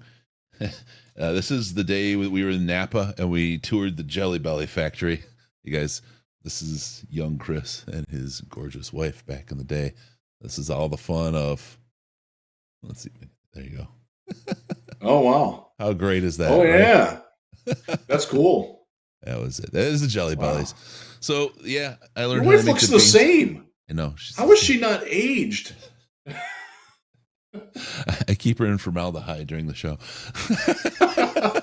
No, it's funny. It's she has not changed at all. And I have been fooled into thinking, well, people just don't change in the age. And I'm not good at like recognizing myself in the mirror. I mean, I see myself, but I don't pay attention. If that makes sense. Like I brush my hair in the morning, do the thing and go, but I don't really look at myself. And recently I started looking and said, God damn, am I aging? It's like she hasn't, not at all. It's something. Yeah. Oh, man. I looked like the guy on Swingers there. Oh, gosh, Hey, baby. Stuff. All right, let's see. That movie did not hold up. Sorry. 67.50. I'll eat a bean. I'll eat one of those dirty beans. Oh, we're close to that. Yeah. 64.44. 69. And we have Russell Brown coming up from Bish and Brown, Detroit Lions podcast. I actually, if you saw me feverishly texting someone, I was texting with Russ to make sure that he had the link and knew what was coming up. So yeah. We also have Dr. Jimmy Lau, Tony Ortiz, Doug Farrar, Kyle Krabs, and two potentials still we're working on. One we're hoping gets through sickness. If not, thank you, Wayne Wickoff. Sent me on the Tweeter machine the article about jelly beans. Into you too, Jeff. Yeah. When we take a break to use the tomorrow. Restroom. Yeah, it'll be a good read. All right. The restroom reads. Those are good. Those are really good. All right. Yeah. Just checking a sure we get through this. Got it? Yeah. Nope. Okay, Diabetic War Slug, I got you, man. I will get in touch very shortly and we'll make that work. Thank you. Glad you got in touch. All right, so we got that. We got Russ coming. We've got to replay Dan Miller as well. I've got that one ready. I'm going to get Herman Moore because I want to replay that one as well. He was such a class. Herman was so good, and specifically what he said about JMO for the purposes of like people that are into the how do we help JMO? I think Herman. I'm going to trust Herman's point of view on that. Yeah, for real. Yeah, I agree with him 100%, and I'm glad that somebody. The question that you asked from in the chat was him talking about being a wide receivers coach. Just in the answer that he gave there, he'd be good at it. So beyond the technicalities of it, here's the thing. This is the thing. It's such a character thing. He talked about volunteering to talk to and help those guys. He wasn't looking for a coach's job. He wasn't looking for a payday. He wasn't looking to sniffle his way into a winning team. He just wanted to help. And I'm just gonna I'm gonna go because there's another guy he played with back in the day who you see him walking around filling in divots on the field. We talked to Dan Miller this morning talked about him as well and gave really, really good, and so did Justin Rogers this morning talk about what we had here and who he was. And it's Chris Spielman, right? It's that same kind of, and I'll use the word, servant attitude on how he's approaching what he does. And that's what Herman was really ready to do. Is everybody okay there? No one's being held against their will, Riz? Yes, we're good. That's my son playing video games. I just texted him to cease the screaming. He's on the other side of that wall. I've sent that text so many times while doing a podcast. The noises they make. Oh my God. What really got weird is I would like go in, I'd be like, quiet down, man. I can't have you screaming about your stupid games. He goes, I'm doing my homework, Dad. It's him and his buddies screaming, having a blast doing homework. I'm like, I never had fun doing homework. Oh my God. Okay, whatever. I didn't have a lot of fun doing homework. To be 16 to 21 today, man. What a time. What a good time. What a great time. It's very different. Thank God the internet didn't exist when you and I were that age. Oh, man. Yeah. Or cameras with the I mean, I've got pictures that that made it through being developed and are there, and they're just, they're great. They're crazy. Hey, I'll show you one. We talk about my long hair. I don't think I've shown this one on the show. So when I got married, I had really long hair. There it is. All right. And I've seen your wedding photo. Yeah. So we went down to St. Lucia for our anniversary, and I went and got the braids, the cornrows throughout my hair, and it was ultra long with the beads at the end. Right down in the islands. It was just great. And so then I pulled it in a ponytail, but I got a picture from behind. So you got to understand now, again, this is braided, so it makes it a lot shorter than it really is, right? And it's pulled into a ponytail. You can see in the middle. But this is a picture of me, and the tan's not bad either, on my honeymoon and my long hair. You guys get to see it all on these long shows, but here you go. Oh, my God. Yeah. I had it all, man. I had it all. You look like you're late for a Korn concert. Fonzarelli. Chris was Alex Anzalone before Alex. Yeah, Chris had some flow going. If we, I got a couple pictures of me that we can break out later. So I reference it a lot that I have that my 20 jersey for the Lions is a Billy Sims jersey. I actually have a picture of me as a kid in that jersey. Not long after I got it, I'll have to break that out later. And just focus on the jersey and not the rest, because I was in dork phase then. Still am too, for that matter. But I'll fill that blank in for you, folks. Malcolm, Chris was the inspiration for Malibu's Most Wanted. I was again. Have you and Jamie Kennedy ever been in the same space together? No one's seen us at the same time in the same place. I did have a mullet. I had a mullet, and it was fantastical. It was halfway down my back. It was. Look, we played in a band. I played Blondies in a band in the 80s. At Blondies, it was I forget where. It's in Detroit. It was dumb. It was a mosh pit up front. I took a knee to the solar plexus there, a flying knee to the solar plexus in the mosh pit one time. I had to sit down for a minute and get the dizziness out and my breath back. But those were crazy days. Crazy days. Good times. Oh, man. All right. Everyone had longer hair. Yeah. Hey, longer hair is coming back. Longer hair is going. I did, for a small period, I was growing it out again because I was kind of reliving the glory, because I love having long hair. I always threaten my wife, and I'm telling her, I'm not even threatening. When I retire, I'm full dirtbag. I'm going to have the chops. It's all going to grow out. I'm going to wind up with it's just the way it's going to be, because that's who sits underneath this corporate face of beauty. But I just finally will be able to be, who I feel like and who I am, right? And she's just like, oh my God, you're never gonna try. I can't allow that, right? No way. And I'm like, yep, it's just the way it is. So I had this opportunity. I worked from home with my gig. I wasn't going anywhere, so I was growing. I started growing it out, and it got to just about my collar. And when I'm working, I'd just throw in a quick pony so no one could see it. And then I had to fly into town, and that for work. And it was the first time I'm meeting all these executives and stuff. And I was like, I gotta cut it. And I cut it, clean that up. And I realized I like it short. It's so much easier to handle, man. Like even just washing it, and it's just so much easier. I love having long hair. I love swinging it, and it hits me in the face and all that. But dealing with it, pain in the ass, man. The maintenance. I only plant shit in my yard now and do like lawn, landscaping stuff. The first thing is, what's the maintenance on this? It's got to be 0. I don't do that shit anymore, right? If the long guy won't do it, it ain't getting in there. That's it. They're done. So I've had it. Let me find.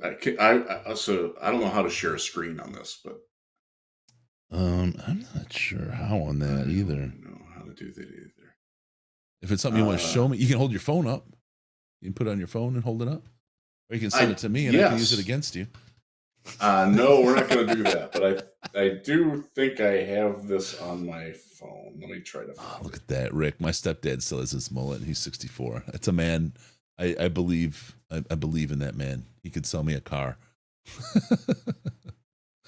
The experts, so-called, said that Spielman was too short and slow. Little did they know. And to think he has been a big part of rebuilding the Lions actually puts tears in my eyes. Chris Spielman is a guy that could do that to me. I love that man. And he had a really tough go with his wife, Stephanie, and everything that she went through. And he's been tested in life, emotionally, physically. I mean, every aspect of his life has been tested. And to come out the kind of man he is, rather than the bitter, angry, alcohol, and all the directions he could have gone. And this is what he's become, the very, very best option. Says a lot. He's a man of great character. I admire Chris Spielman. Riz and I both agree, one of our all-time favorites and heroes from the Detroit Lions. He's a guy that, if you thought I fanboyed out with Herman, Chris, I would just absolutely I would freeze. I would giggle like a schoolgirl to talk to him, because he's just such an impactful person growing up, you know what I mean, and watching him and learning from him and then watching him live his life. He's a very, very special human being. I held it together the first time I met him, and I was very proud of myself because it wasn't easy. Because, I'm from Northeast Ohio. Yeah. He was a legend in Northeast Ohio. He's like 5 or 6 years older than me. And he was when he was in high school, everybody knew who Chris Spielman was. He was like revered. Yeah. And the fact that he went to Ohio State and became who he was, that is my Ohio State jersey. It's a Chris Spielman jersey. I do wear it every time I've done Race for the Cure. I have worn it in honor of Stephanie Spielman, who passed away from breast cancer. Yep. And I love the reception I get doing it here in Michigan. And people are like, you know what? You can wear that. And because I'm a Chris Spielman fan, certainly much more than I'm an Ohio State fan now. But even back in the day, when I leaned Buckeye before they hired Urban Meyer and did some other things, he's a character. you can always get away with Chris Spielman here. Yes. Always. I'm going to send Russ the link, okay? Just so you know. I did, but you can send it to him. I am actually looking for this picture, and I can't find it. There's a weird amount of pictures of me with. Never mind. Did you also give it to Dr. Jimmy? I have not sent it to him yet. Okay. I'm gonna leave that for you when we get to that point. Just all right. Yep. Okay. Cool. All right. What else do we have? Oh God, yeah. I can remember listening to Lions post-game shows on the radio, leaving the Silverdome back in the day after loss, and Spielman interviews were awesome. He sounded crushed. Jeff Gibson had a question, but he's reminded me of it with his answer. Chris Spielman, the neck brace days. I want to tell you, Jeff asked, what about the super chats? Did the super chats go to St. Jude? So, yes-ish. Okay. Ish.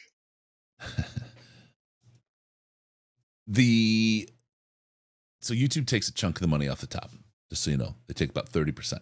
They take 30%. And then people ask, is there a way, can we buy you guys a pizza or something while you're doing this 24 hours as an investment, whatever? Can we give you something? So after we've done this a couple years, they convinced us just to say, okay, fine, Super Chat is the way to do that. We'll take 50% of the Super Chat money, though, and we'll give that to St. Jude. And then the other half we'll order a pizza or whatever people want to send our way for the Super Chat. So appreciate that. That's fine. But we really, really urge people, and that's why that's the link on, rather than Super Chat on the screen. The money that goes straight to St. Jude, that gets you a receipt, that gets you, that you can use for your tax deductions and all that, is at stjude.org/DLP. That, and also Super Chat money doesn't affect the little thermometer thing, the amount raised at the bottom. So that Super Chat really does, it's used, like I said. We do have to convert that stuff over to all the Super Chat stuff, because we've had a lot of it today, and we're grateful for that. But we do have to factor that in. It's like a homework assignment, if that makes sense. You know what I mean? So the stjude.org/DLP is super helpful for that. Spielman had 20 tackle days back in Ohio State. That's when they didn't believe in a line. Iron Maiden tickets. Tori Hanzo, always with the great musical references.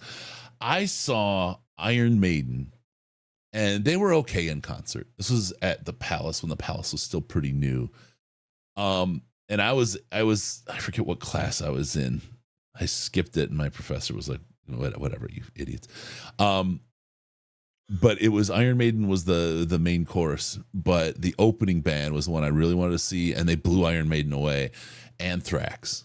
Oh, they were fantastic, man. Yeah, Anthrax is good. Such a good band live. Oh, I loved Anthrax. I still do. Who was their lead singer then? Was that the John Bush years, or was that Joey Belladonna, right? Yeah, Joey. Yeah. Okay. Yep. Oh, good time. No. Those were good, though. They're such a good band. The only thing I lament about those years, and they really did it on Injustice for All, and it was for nefarious reasons, but I really, really am bummed about what they did to the bass of all those songs, because with the proper bass sound, those songs could be absolutely 100%. I don't want to say they're not relevant, but modern today still. Do you know what I mean? But it was all like somebody shut the bass all the way down and turned the treble up, and that was it. And it was like, I want to feel that more. I want to feel it. You know, the double bass drums going. You get the remastered stuff. Yeah, that's the way to go. All right, my mullet. This is so I did not have my hair cut for 2 years. This is as long as it got. This is my senior year of high school. Holy cow, Riz!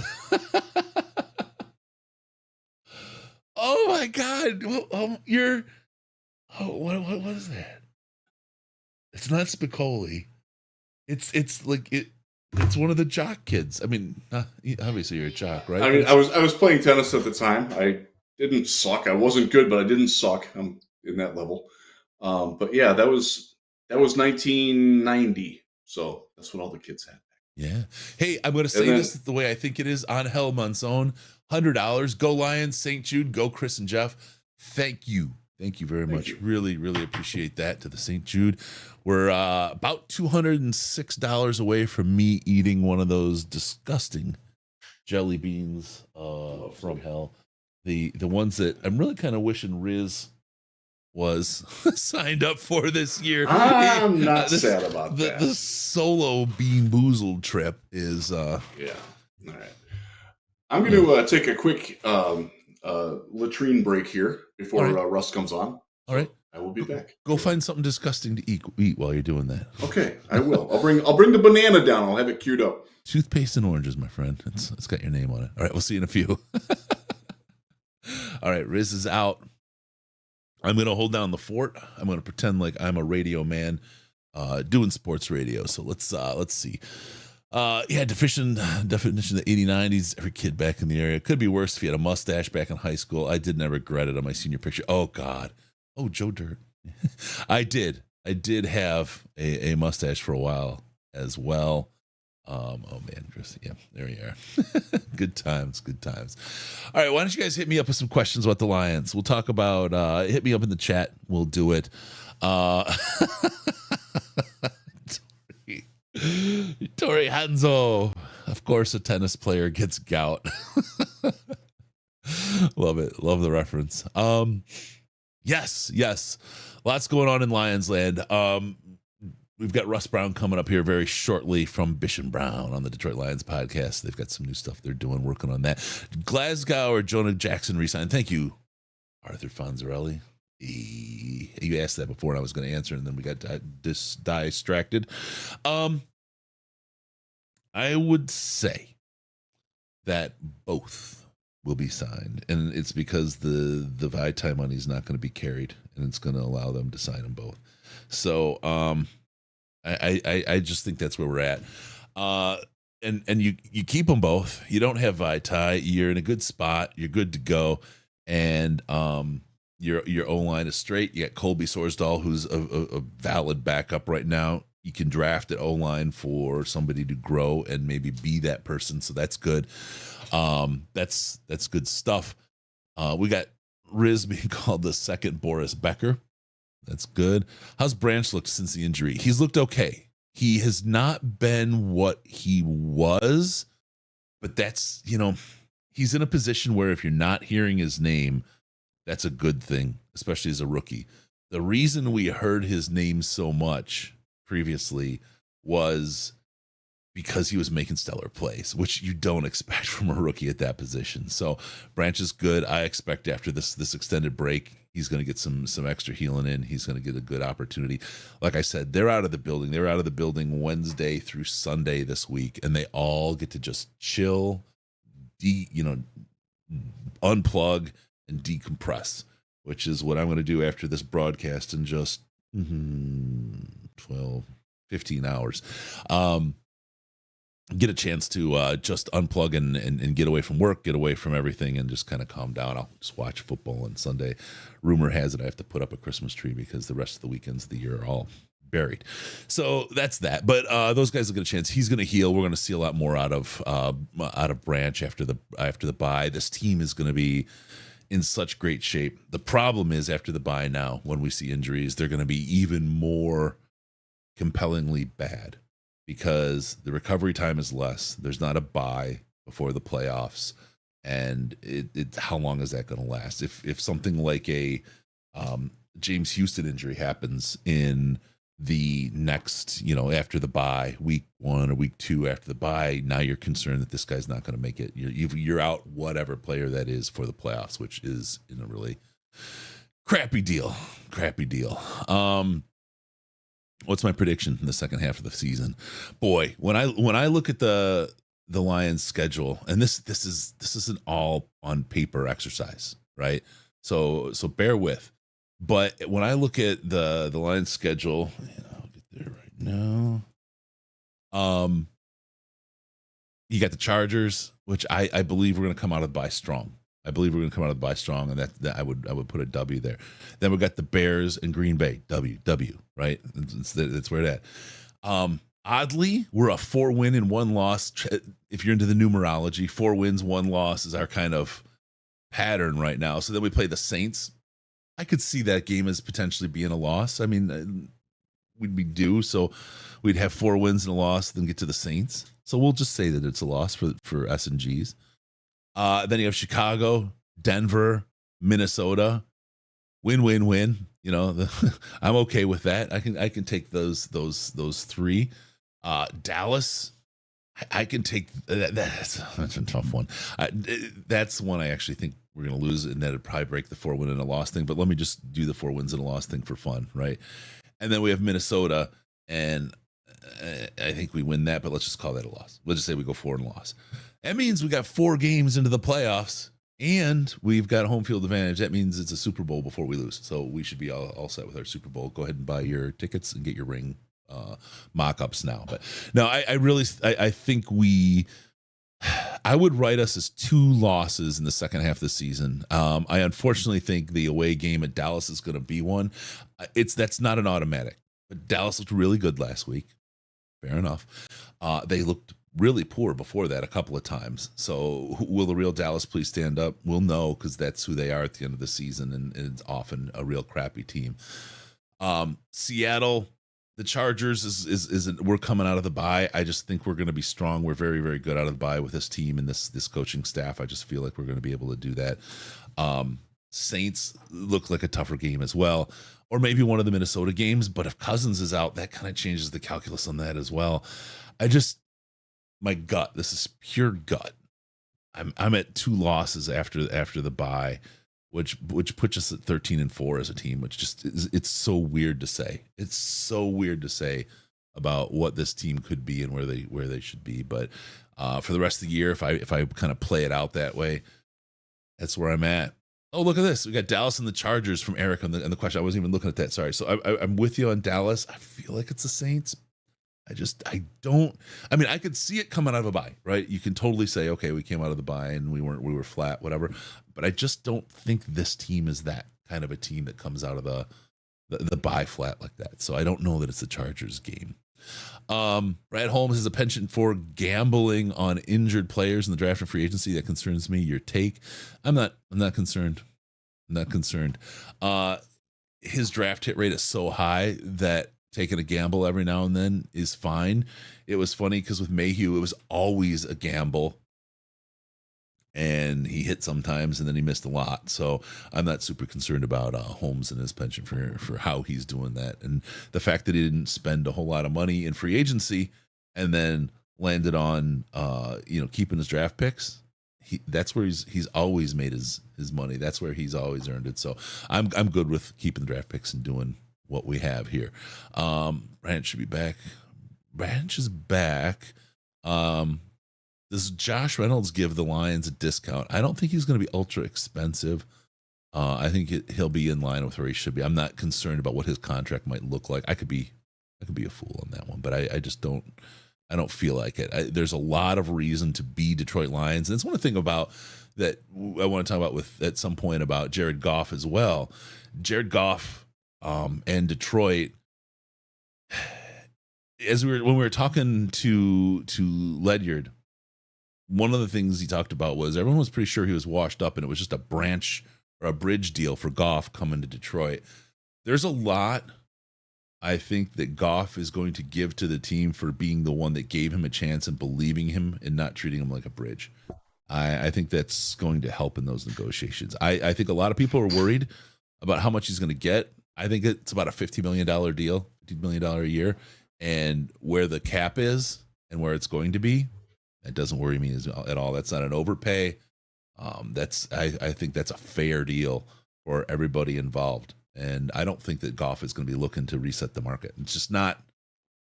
I don't think that's what he's after at this point in his career, if that makes sense. And that's that. So, how many losses the Lions? What do I think about the Eagles? I got to get there. They're our biggest rival. Absolutely. They've got 2 games against Dallas, and they could lose them both. They're going to lose at least one. So I think that's something to talk about and think about. Don't think they have enough. Sign Glasgow and Jonah plus Josh plus Sorsdahl could take over a 1 guard spot. He could. There's 2 things. We got a lot of cap space that we're carrying. We're in one of the better spots for a team. Number one, and the cap's going to go up. Cap always goes up, and it's probably going to go up a lot. I'm not super concerned. If anybody can work the cap, especially because of the social construct, it is Brad Holmes and team. See, Jeff is getting ready. Once I get a thumbs up from him, we'll pull him in, and then we have our special guest that's about ready to come in as well. So I want to get Jeff's face back on the camera here and get him in here. So let's get Riz. The Riz is back. I'm back. Chewing and chewing. What are we finishing up my Belvita biscuit? The Belvita cinnamon sugar ones are great. Well, Riz, you're back. Guess who else is here with us? It's the one, the only, the superstar host of the most famous podcast on this Detroit Lions podcast channel. It is Russell Brown. How you doing, Russ? Man, good to have you on board. Yeah, good to be here. How are you guys? I don't think I could be any better. I'm so far so good, man. Yeah. Just 15 hours to go. No big deal. Nothing. It's been 9 I'm already. going to drink water, but jeez. I want to have like a drink. Like I could handle like a Jack and Coke, or even like a gin and tonic would be really like, or a mojito. A mojito would be ideal right now.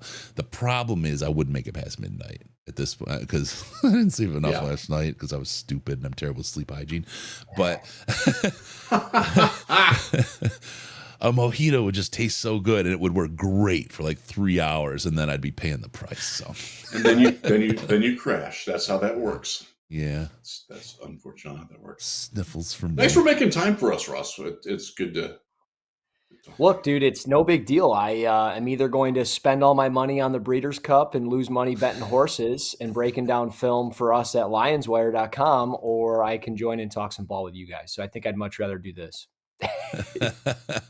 Already, Mike Hutchinson, great show today with Scott Bischoff. Russ, I have to tell you, and I texted Scott. I don't know if he talked to you. I am just absolutely enthralled with what you guys are doing. And I know you guys mentioned doing more. Let's talk. Let's do that. Let's make that worthwhile. The whole thing. You guys do great stuff. You're a great pair.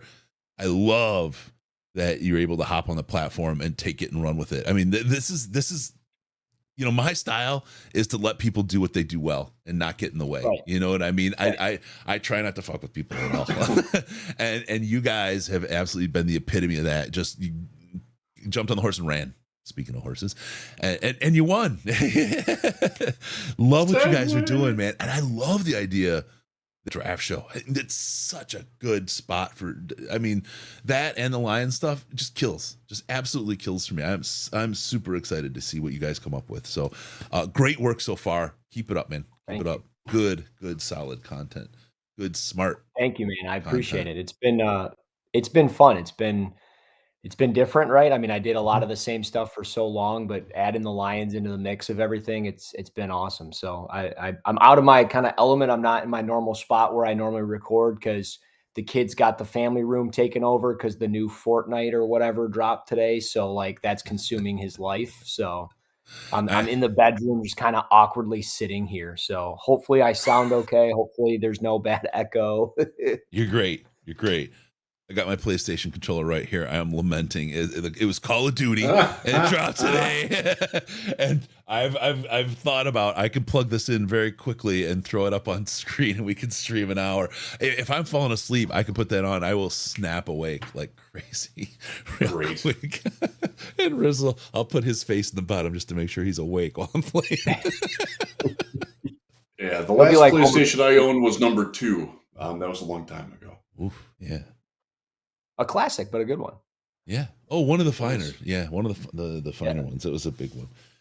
Yeah, absolutely love that one. I took a couple years off of video gaming, and I just got this PlayStation. Got a little award from work for whatever project, and I was like, okay, I gotta get one. I gotta get back into it, and it's great. It really is.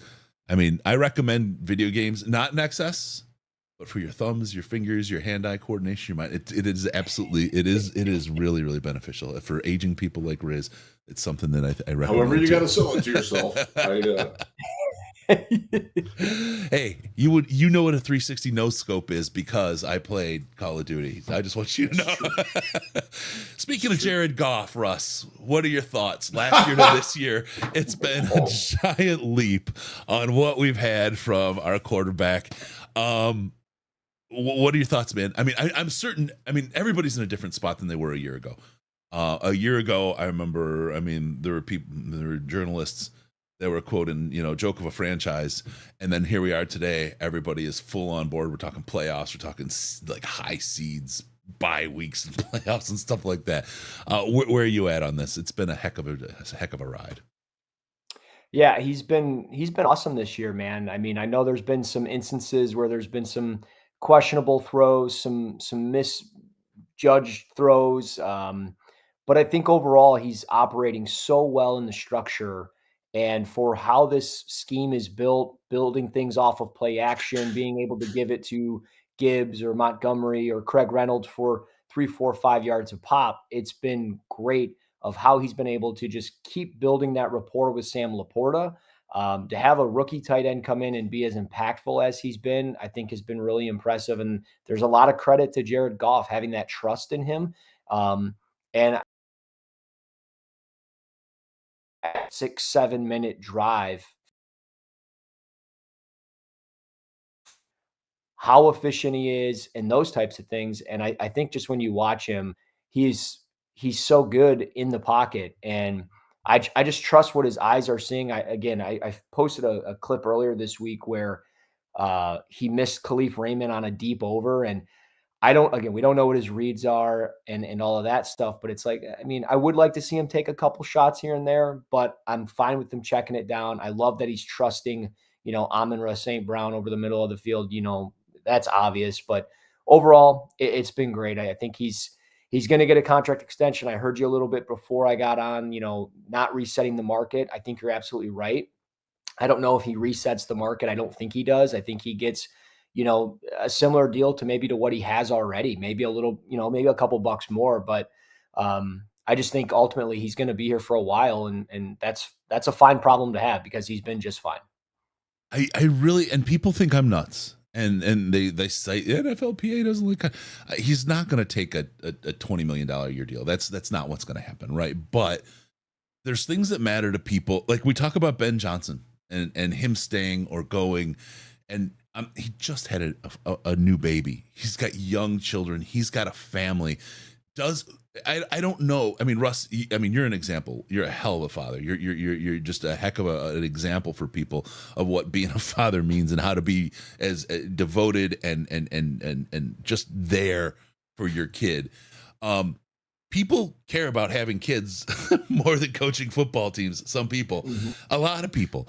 And I just think Ben Johnson is in a place where he's absolutely fantastically happy with what his job is, where his kids are, where his family is, the time he does get to spend with them, and he's in a job that he absolutely adores.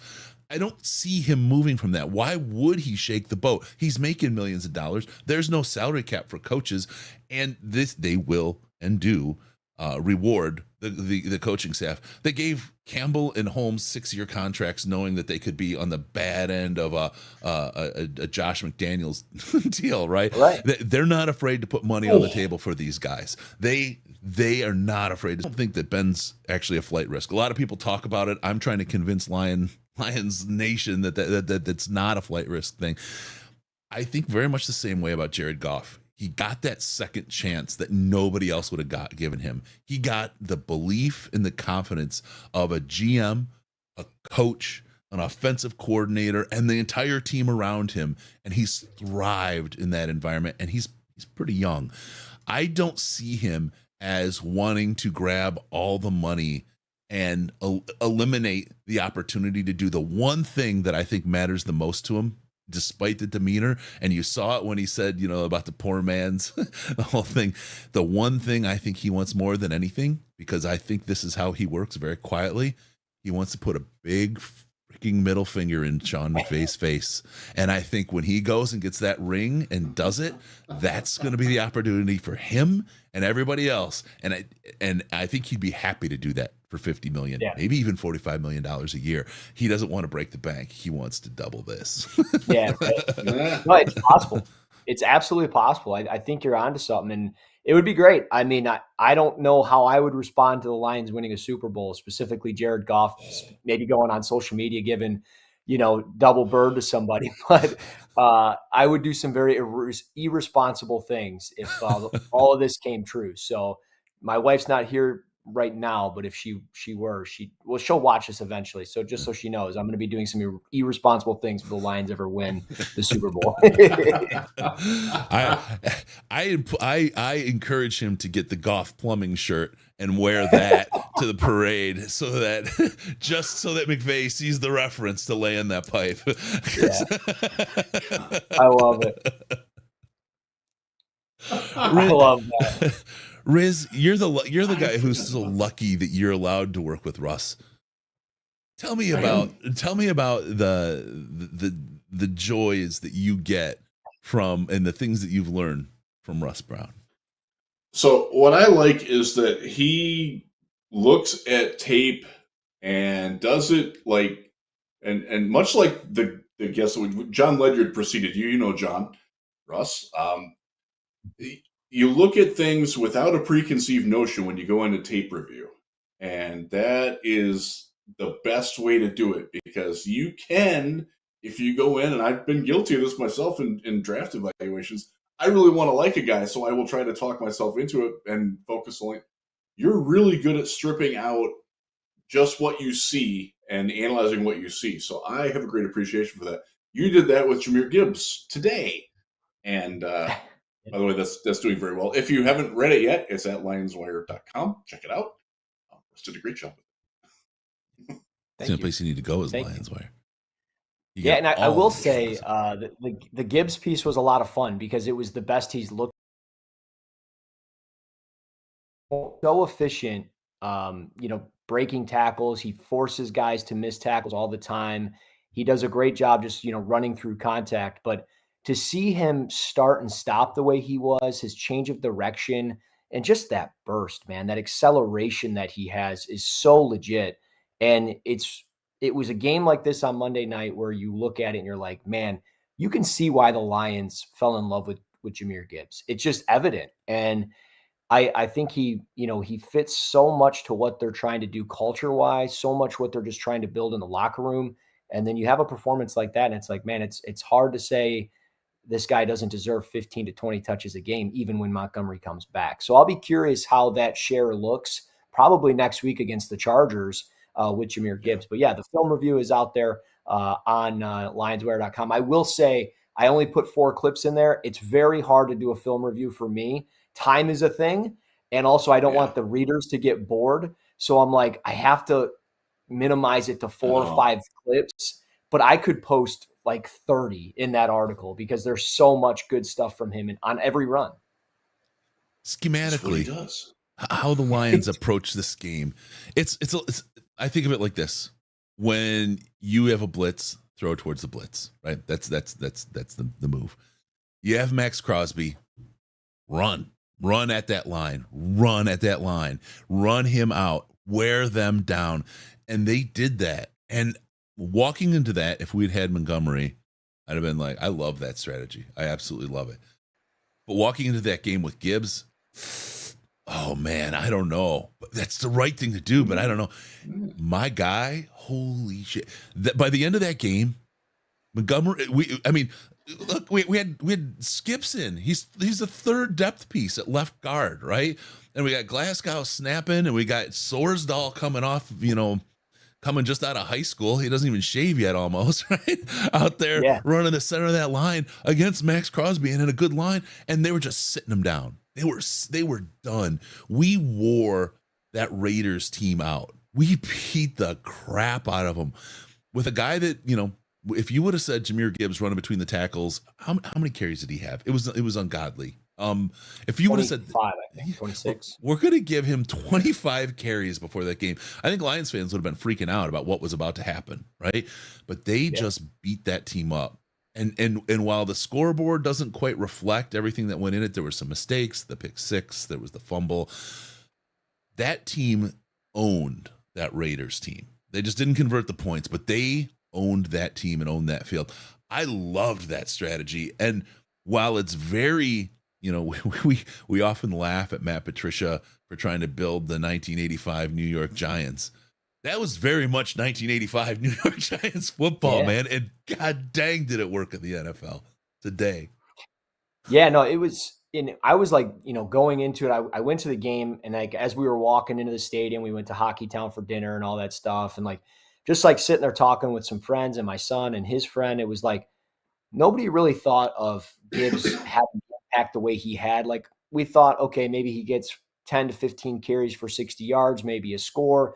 But I wasn't thinking over 100 plus yards the way he did. And the way he was running at times, it was very similar to Kansas City Chiefs running back Isaiah Pacheco, like very violent with his lower body. Now, he's not as violent, as consistent as Pacheco. He doesn't run on hot lava the way he does all the time.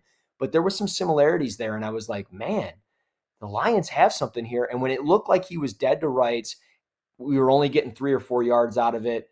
he got 10 or 11 yards, and it was just consistent time after time. And you bring up a great point with the interior offensive line.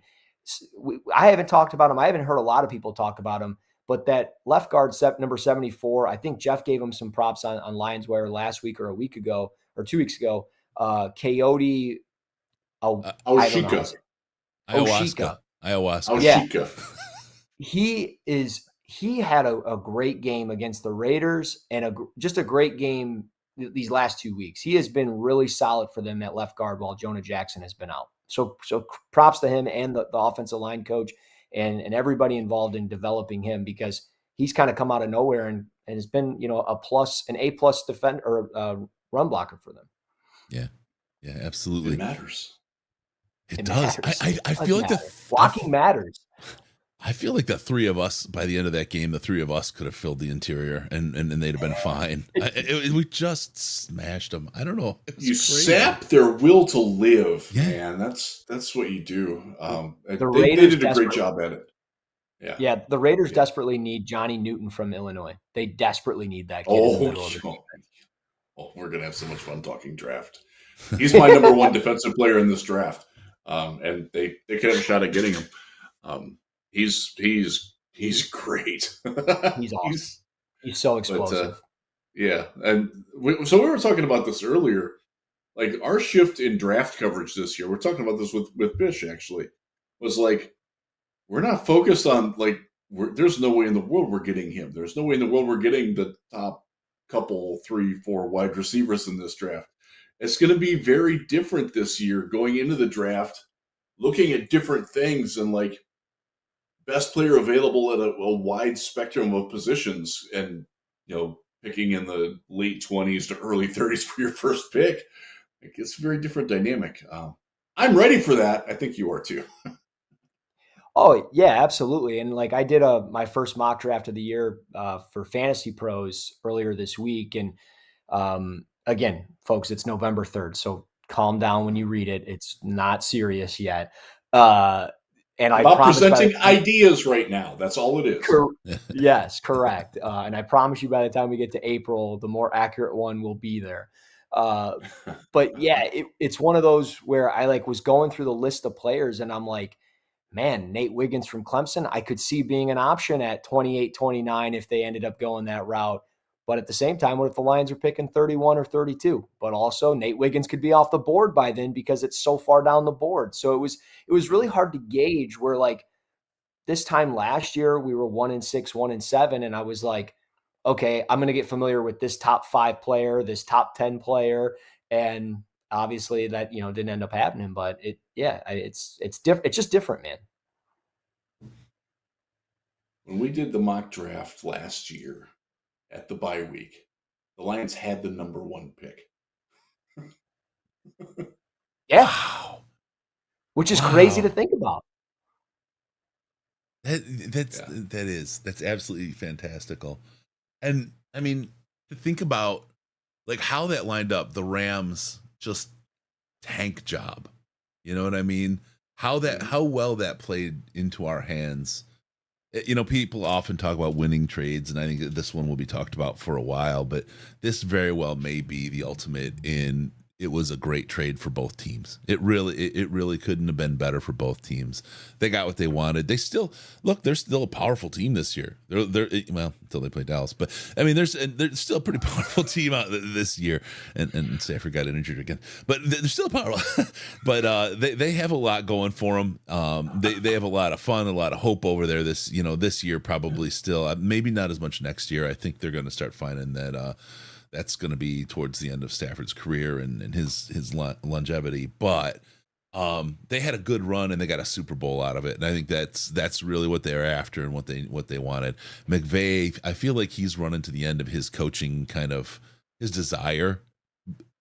I think he's going to take some time off and then he's probably going to want to come back somewhere else and do it again. I just kind of think that's what his deal is. But for the Lions, this was the jump start they needed. This was the kick they needed with this new regime to really hit the reset button and refresh that Matt Patricia and Bob Quinn roster, that toilet tank they were given to start with. Yeah. I have a question for you guys.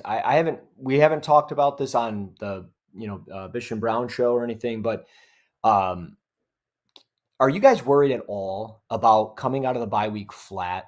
I mean, is there any thought of that at all for you guys, Lions fans? Because you think about it, last year we were dreadful before the bye week. We came out of the bye week and played terrific football in the second half of the season. Is there any thought of maybe the opposite happens here? I don't want to rain on the parade and ruin the party, but the reality is that, I mean, is there a chance they end up going 2-7 down the stretch here, or 2-6, whatever? I mean, it's possible, right? I don't see that. I do think that the Chargers are an opponent in that first week back that might be able to trip them up, because they do so what do the teams that have given us trouble have in common? They have good wide receivers down the field and a quarterback who can buy time to deliver the ball down the field. That's what Geno Smith does in Seattle. That's what Lamar Jackson did in Baltimore. That's what Justin Herbert does in Los Angeles. And their receivers are good. Their line is good enough for him to do those things. So, yeah, that part of that matchup scares me. But beyond that, I even if they somehow drop that game, I think they're going to be very resilient and come back and sweep the next 2, 3, 4 even, and seize the division well before Christmas. I can't envision them. When we talked to Dan Moore this morning, one of the things that Dan stressed a lot was this is a good football team. And I believe Dan on that.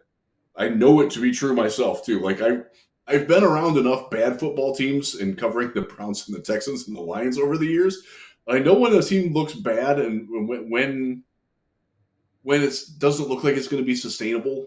And I just don't get that feel from this because of Dan Campbell, because of Jared Goff and the way he is, the mental rock stability that he brings. He might have an off game, but I don't think he's going to have 3 or 4 off games in a row. And that's going to be the key to, they bounced back from their losses very well the last 4 times they've lost, actually. And I think that's going to persist, too. I think that's going to be a really, really good, fun final 2 months of the season. Chris, I don't know about you, but I think that's where I'm at. We lost Chris on the mute. Sorry, I was sniffling, so I quieted myself so people didn't have to get grossed out. The Lions coming out of the bye, any team coming out of the bye, you worry about coming out flat. There's a couple things. They have guys coming back that were injured that I think is going to inject some excitement into the team. Not just the guys coming back, but having Montgomery back is going to make the offensive line happy. Having Jonah back and Frank back is going to make the offensive line happy. They're going to be hungry.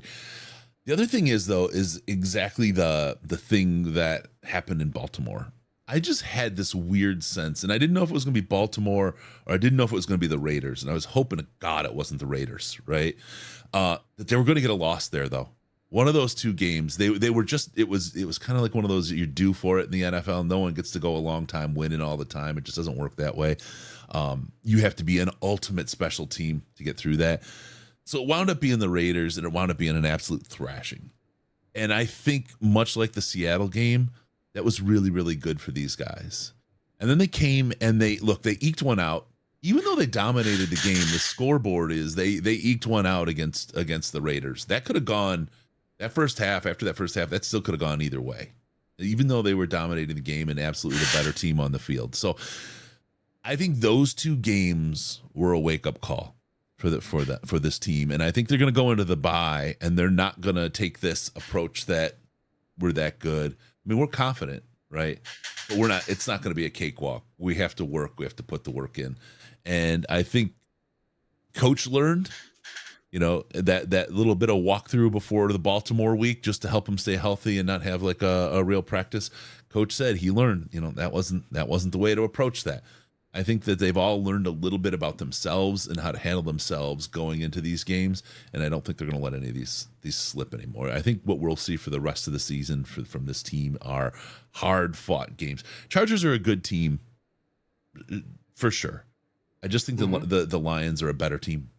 And I don't think even it's a matchup like the Ravens or the Seahawks were really good matchups against the Lions. I don't think the matchup advantage is that great for the Chargers comparatively to the Lions. So I think they come out and they take the Chargers. If they don't, it won't make me panic, but it'll be like, hey, okay, let's figure this out. Now, anything can happen and the wheels could come off, right? I mean, we could get to the Chargers game and you know, knock on wood here, doesn't happen. Jared Goff could get injured, right? I mean, that could the Kirk Cousins thing absolutely changed the Vikings season. It absolutely changed the season. So anything is possible. I just don't think that's what's going to happen with this team. I think they've learned a lot of lessons together, and truly are of the kind of the right mentality coming out. No, I agree. I completely agree. So I don't know. I wanted to bring it up. It's worth thinking about because it's so it happens so often to so many teams that they look what happened to the first place Bucks, right? They came they went into the bye beat up, and they came out of the bye and got beat up. I mean, they're in trouble now. They're flailing, and there's no confidence in them. And when we went in, they were a really tough team. Everybody saw them as a tough team. They played tough when we played them, but we may have broke them. We may have broke their spirit. Right. Well, I think anybody playing us out of a bye just knows they're going to get their ass kicked, right? I mean, like, you just play us, it's physical. You're going to get beat up. Yeah. It's so true because, again, I genuinely believe we beat doubt into the Tampa Bay Buccaneers. And after the game, they walked away. I mean, Baker Mayfield looked like he was just out of the trenches of World War I with that 1,000-yard stare. Like, he has no idea what happened, right? And the Raiders... They fired their coach and GM. I mean, they were just the same thing, that the 1,000-yard stare, like, what the fuck just happened? Who did we just play? Like, they got their face punched in, and they know, you go in, you know who the Lions are. You've seen it. You've seen the film, but you didn't feel it. And I think there's something to that. So I don't know. This is a fun team. It's the film doesn't tell you what it feels like to play the Detroit Lions. Maybe that's what the kneecaps thing is. I don't know, but they steal your soul. I'll tell you. Here's a story. Because we go on for so long, we tell some of these stories. This is funny. I was a bad person. My little brother came home from school. He was crying one day. He got beat up by a kid getting off the bus. Right, and I'm like, let's go. Let's find him. My brother's 2 years younger than me. So we went out. We hunted this kid down. Found him, and I just tackled him. And I started just pummeling this kid. Right. And he's on the ground, and I'm just pounding him in the face, right? You take care of your brother, right? I'm just pounding him. But it wasn't just a physical victory, because I'm stopping with my hand up, and I'm like, what are you? And he's like, what? Bam, you're a pussy, right? Well, what are you? Boom. And I made him scream, I'm a pussy, I'm a pussy. I made him howl all these horrible things about himself, right? And it was over, and he went home like a wreck, but it was we go home. My brother's like, I felt bad for him, so I hit my brother. Like, no, you don't feel bad for him. The kid beat you up. You came home crying, right? It's a whole, again, different time, different approach, different all those things. But that's what it's like. That's the kneecaps thing. That's what it's like to play the Detroit Lions. You have to squeal bad things about yourself on the field when you lose to them, because they will steal your soul and steal all your hope and dreams and any sense of self-worth. It's great to watch. Yeah, it's awesome. What a story. Do not condone bullying, folks. No. Well, I wasn't the bully. I was please just donate the solution. using the link below. Yeah, please donate to St. Jude and help these poor sick kids. Help atone for my sins. stjude.org/DLP. Oh, God. Wow. Dumb brother felt sorry for him. I can't believe that. No, that's not the way that's supposed to work. No. But that's how you win in the NFL. That's grit, that's kneecaps, that's all the things that Dan Campbell talks about. And they go out and they steal your soul, they steal your sense of self-worth when you lose to this team. And frankly, I love it. I love a team with that kind of personality, because it's a toughness that we haven't seen from the Detroit Lions, and it's a toughness that teams don't expect.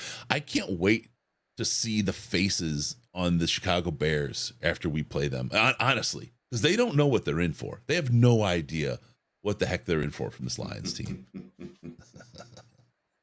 Not even a little bit. Bring the win.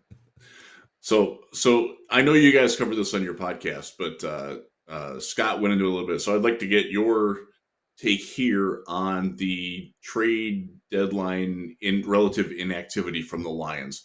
What did you think of it? Do you like it? And we'll talk about DPJ in a second, but your overarching thoughts on what happened or what didn't happen.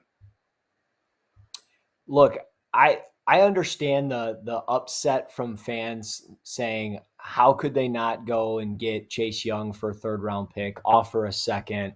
How could you not get Montez Sweat, offer a 2nd, add a 3rd in there? Hold the brakes. Do you really want to rent a player for 9 games, potentially a little bit more, when you have no idea if you're going to keep that player beyond those 9 or 10, 11 games?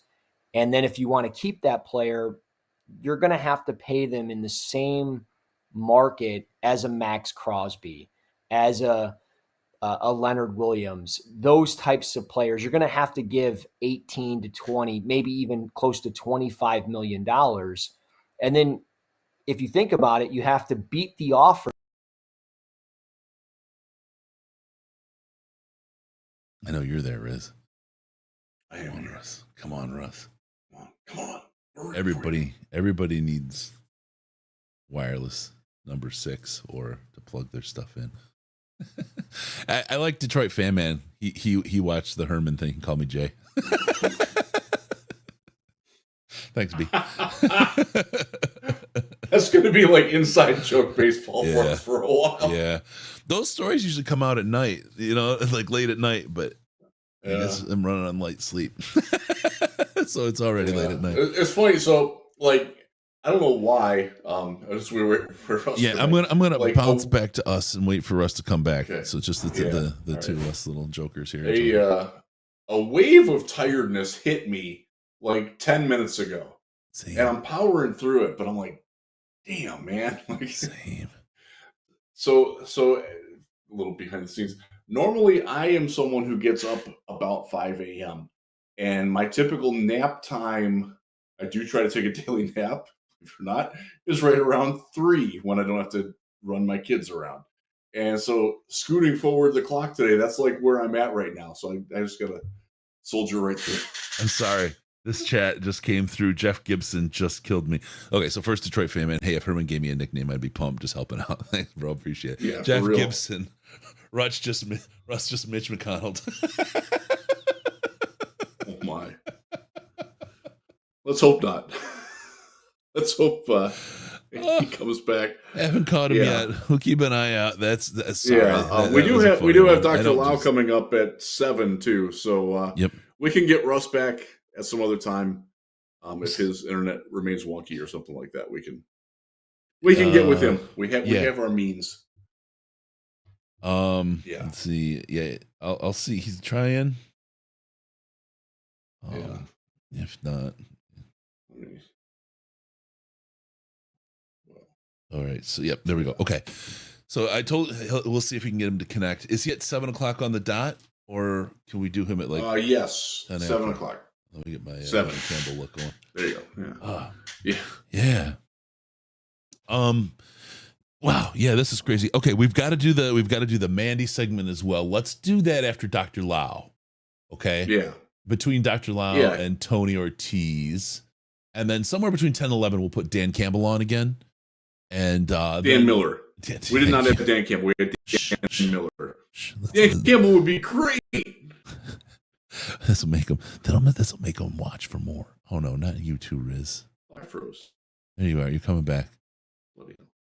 I hear you. You hear me? Audio only, Riz. Go audio only. Here you are. I'm trying to be here. There you go. You're here. Okay, you're here. Oh, no, you're not. I mean, okay, you're here. No, you're not. Yeah, you are. I'll just keep moving my face so you know that I'm here. You're here. You're not. You're here, and you're just like the whole time looking at me like, what? What? Like you were there. Sorry. I shouldn't be doing that. I'm a little bit slap happy. I'm gonna. I need coffee. Okay, Russ is back. Let's get Russ back on. Good. It's a little bit early to be this slap. It's a little bit early to be this slap happy, Riz. Hi, Russ. How you doing, bro? Nice to have you on the Technology, show. man. I don't know. Sorry, guys. It's okay. This is the time of the day when everybody's on their internet and the microwaves are running and there's just kids making popcorn and playing video games. Right. That's where we sit, right? But no, back to the trade deadline thing. It's not that the Lions didn't try to trade or make a trade for Chase Young or anything like that. And I understand, people wanting to throw second and third round picks out the window to try to match these trades. But look at the history of Brad Holmes so far. It's not the way he does business. He'll take a shot on a guy for a fifth or a sixth round pick. He'll take a flyer. He's shown that with Denzel Mims. He just showed that with DPJ. He's gonna show that every single time he gets an opportunity to do that. But when you want to rent a player for 8 or 9 games, maybe 10, depending on how far this season goes, there's no guarantee beyond that. And is he going to give a third round pick or a second round pick for a player and then give that player $25 million when he's been here for 7-8 games? Or is he going to give that $25 million to Jared Goff, who's helped build this thing right?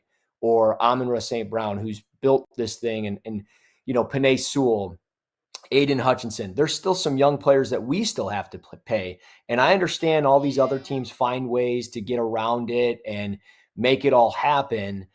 But the Lions aren't going to find a way to make it happen and pay all these guys. Somebody's going to end up leaving at some point and go somewhere else. It's just the reality of it. But they're not going to waste their time giving money for a Chase Young who has not been healthy, or a Montez Sweat who has also been banged up during the course of his career. But at the same time, is he necessarily a fit opposite of Aiden Hutchinson? I don't necessarily know if that's the right answer. But again, are you going to beat the 35th overall pick right now of the draft for him? Probably not. You're not giving up the first rounder. So it is what it is. These teams took the best possible offer, and I think it is what it is. Yeah. Those picks in Brad's hands are worth so much more than they are in your average GM's hands. Yeah. That's why, and that's where I think one of the things that people need to think about as far as Lions fans is if somebody wants to trade a third round pick, we'll just say third round, first pick of the third round, and we have first, third round, second pick, right? Those are not equal picks. Those are not equal picks at all, because we will absolutely have more value out of that third round second pick than they will out of that third round first pick every time. So when somebody else says we'll give them a third round, for us it's like, oh, we'll give them a fourth, right? So I think if we start weighing things that way, and I think Brad has that kind of confidence in himself that he thinks that way, unless there's an absolute, this is the guy that's going to put us over the top and win the Super Bowl for us, I don't think Brad Holmes is going to throw that kind of treasure at anything. I think he's confident with his draft strategy, and say, I will get better value and better impact for cheaper and a longer haul through the draft, end of story. And that's that. The other side of it, I'll just say, I think the one we have the most chance on still is Montez Sweat, not this season, but from everything I've seen, he doesn't plan on staying in Chicago. And so he's going to be available, and boy, yeah, he would be a heck of an addition to this. And Sweat, another guy on that line, and I just think that forget it. Right?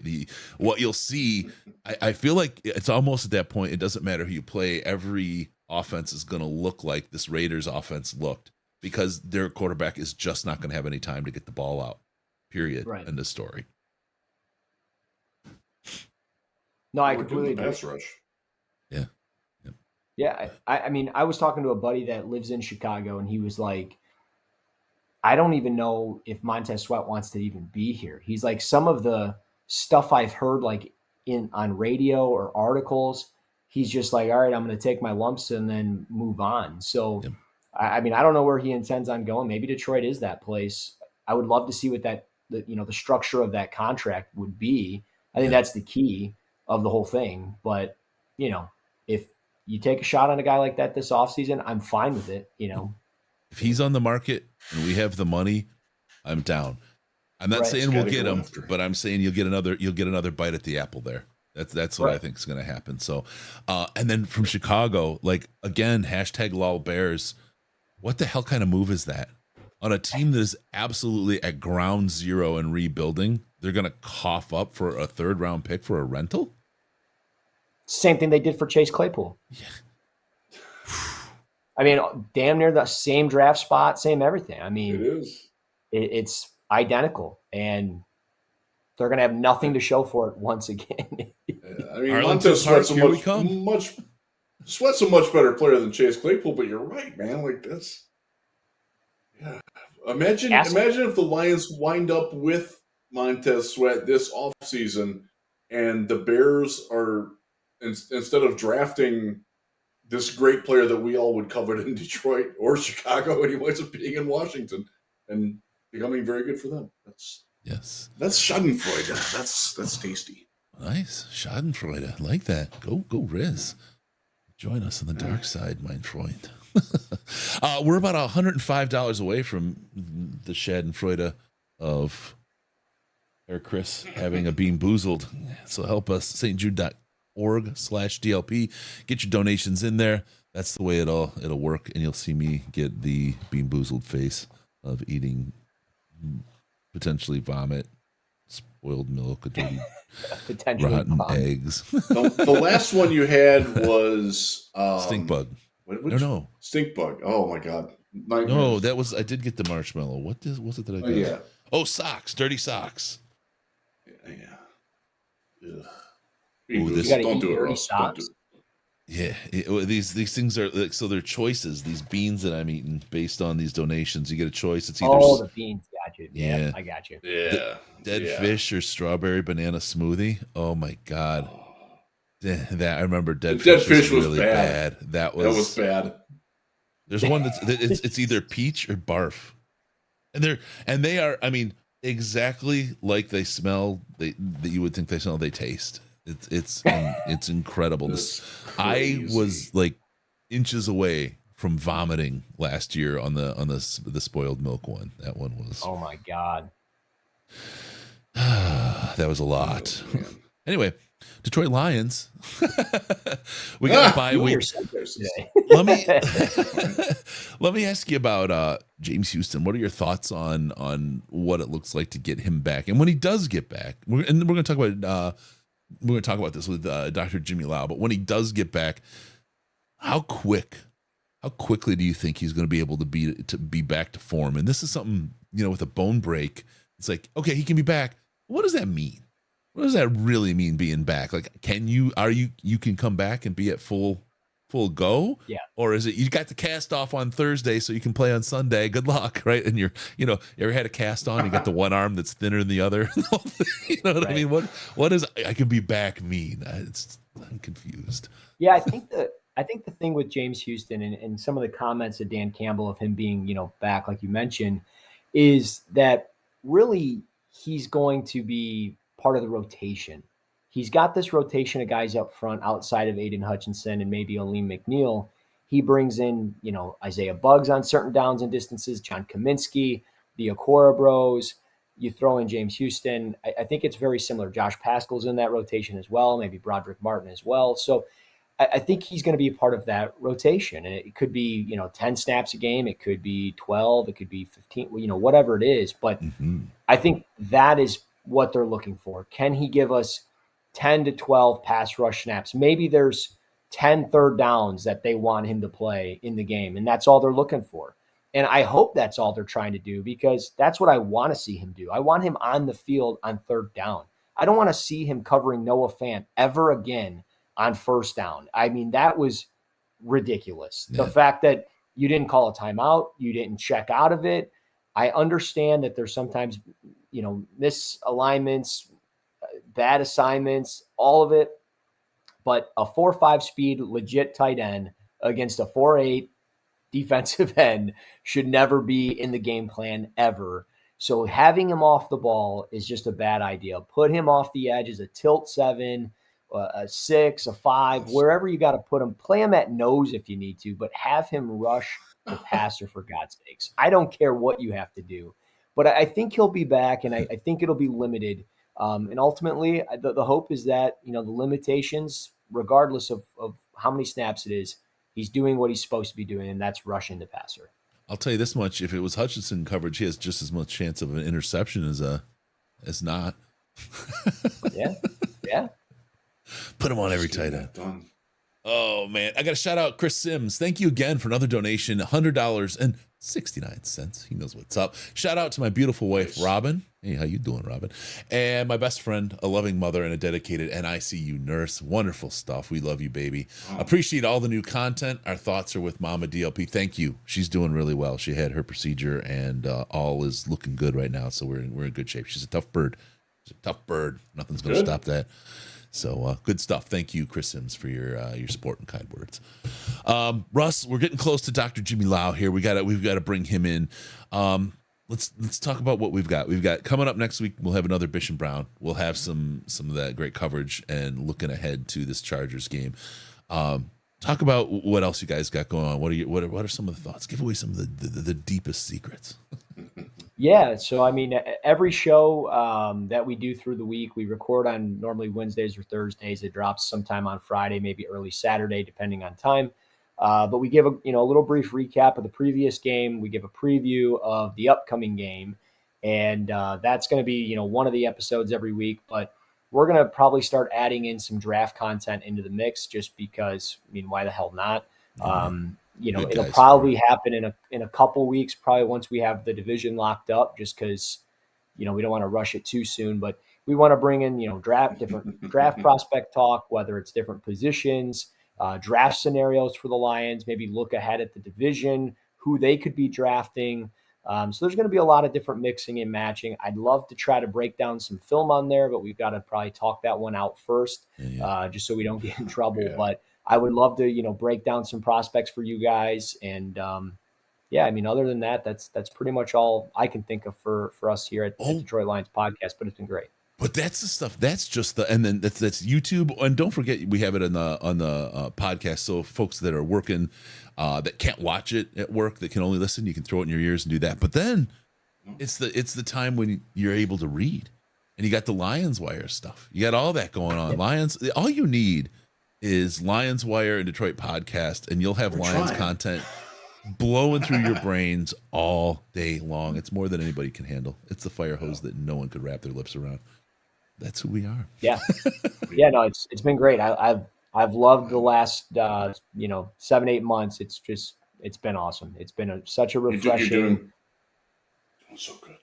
Doing so good.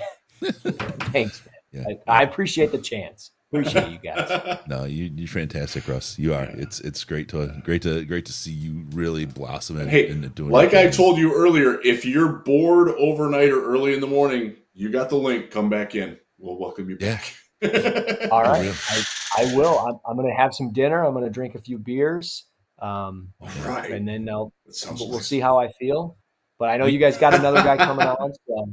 We'll do the overnight cam. You just want to put a camera on while you sleep. We'll have people creep on you. Creeper cam. I can get a good lower third there for you. All right, Russ. Thank you so much for joining, man. Appreciate you, brother, and all you do. Keep up the great work, man. Thanks, guys. We'll talk. Russell Brown, Lions Wire, Detroit Lions podcast. Good stuff, man. He does such good work. He does. He's fantastic. I'm glad he said yes to me, because I was tepid when I approached him. He handled it. I was tepid when I approached him. I was worried that I don't deal with rejection well, and I was worried that he was going to say no when I offered him a position. No. All right. We got Dr. Jimmy Lau coming. This is something that I'm really excited about to have. And when we say doctor, it's not like he's got a philosophy degree. Oh, thank you so much, Mrs. DLP. I have a double espresso. Double espresso. So my uncle, my dad's brother, is a doctor in English literature, and my kids were asking, like, why do you call him Dr. Risden? He doesn't do anything. Yeah, kind of. He touched me. He touched me once. No, like a real ass doctor. Like, and like, look, I get it. You get a doctorate. You're doctor. You earn the title. I don't want to do it, but medical school doctor, especially watching this process happen with my son, right? less than 50% of the people that go into college as pre-med on a pre-med track, because there's no pre-med degree, wind up accepted or applying to medical school. And of those, about 50% are accepted to medical school. And then they still have to go through residency. And then they still have to go through, there's another thing, I forget what it's called. And then, so basically my son, when I told him he's a sophomore now in his undergrad, he said, if you want to do the equation to like public school, I'm in first grade right now. That's how much school he still has to go through before he actually comes out with an MD on the other side. So I get that a doctor in philosophy or a doctor in history or something is absolutely a massive accomplishment. I do not want to undervalue that at all, but it ain't no MD. It is not an MD. And the education and what goes into it, it kills me. The more I learn about how difficult it is, the more respect I have for the people that can get through that. And we have Mahir Magani, who's a really good friend of the podcast, and we were trying to get together last time he was in Tampa. He's emergency room guy in San Fran. He's an incredible guy. Been to the party, the training camp party. Really, really, really good dude. But to have Dr. Jimmy Lau, who really has taken an interest in the sports and can really talk to these injuries and the recovery times and things like that, it's an insight that I know a lot of people are interested in, and I can't wait to have him on to join us to really start talking. He should be with us. He said he's in the queue. So okay. Just to have the smarts of him. I mean, look, he's not there now. Nice. Yeah. Just to have that kind of insight is great, and I know a lot of people love it on the Twitter and see. Yeah. What's the one sports doctor or whatever? I like that his name earlier today too. He's so good at what he does, and people love it because he sees it and he's like, I have a feeling, and he's generally pretty right. And it's hard to be a doctor and do that, but you can do a fellowship after residency, but it's optional. There you go. All right, 6645. We are $105 away from me eating another bean. We're about 3,300 away from Riz eating a dirty banana, peel and all, Will Levis style. Please help us get Riz to eat dirty bananas with the peels on. I really, really, really, really want to see that. stjude.org/DLP. Let's help the families. Let's help the kids. Let's get the research done. Let's do something about kicking cancer's ass, because cancer's a piece of shit. We all know somebody who's got it, been affected by it. We probably know multiples, and it's a big deal, and we want to do something about it. We want to do something about it for years. That's why we do this, and we rely on your help to make that happen. stjude.org/DLP. I do want to say that while we do all that, we don't stop. We've got more guests. Russ is gone, but we are now joined by the brains of the operation, the man with the melon. Oh, I gotta change his name. Darn it! Sorry, I got so much going on. I'm terrible. We'll fix that. I'll get rid of this part right now. We'll start over. There we go. Okay, we'll start. Dr. Jimmy Lau, how are you doing, Dr. Jimmy Lau? Detroit Morning Rounds. I appreciate you joining the show, man. Great to have you on. Oh wait, we don't have audio. We lost your audio. That might be on. Let's see. Riz, you coach him through it. I'm going to get his name on the screen and get this right. Okay, we'll figure that out. We're not hearing you. It sounds like he can hear us. So it's something somewhere in the browser to set up your, allow your microphone or do your microphone. I think Dan Miller had the same problem. Yeah, Dan did have the same issue. Let's see. I don't know. Well, okay. We'll work on this. We'll get his name in there. Look at how good. First off, that's a pretty darn sweet jersey. It is. It looks good in it, man. Yeah. Love it. If he comes in speaking German, I am just going to say we have Amon-Ra St. Brown. I'm changing the name underneath. Oh, wait, no, it's 15. Sorry, I was thinking it was 14. I just saw the 5. Yeah. All right. Yeah. All right. So I'm looking at where using the wrong. I have 2 laptops going, and I'm using the wrong one. The microphone setting, I think, is like on the app thing. I think he left. What browser are you using? It's all dependent on the browser. I'm on Chrome. Yeah, that's the Chrome and Safari are the 2 to use. God, he's got a clean look in there, man. That's like a sterile room. He's ready to do surgery. He is. Hopefully we can get him back in here. Let's see.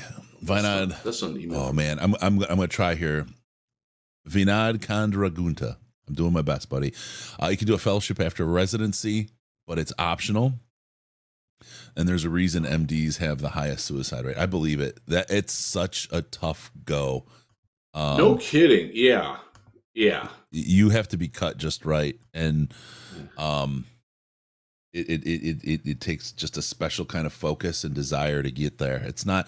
It can't. Unfortunately, well, I don't know. It's not unfortunate. I guess it's actually fortunately, but you can't just do it because you want the money. That's just not going to get you through it. Yeah, that's not a viable plan for that. Yeah. All right. So I'm gonna put us back to 2s until we see. Yeah. He says he's gonna try to get back in with us again. And I really hope it works because I'm very anxious to talk to him. Hey, look at that. Medical school that's just not something that I'd really want to do. I'm pretty impressed with your pronunciation of my name. Hey, I am really bad, but I try really hard, and I do travel a bit, so I get a little bit here and there.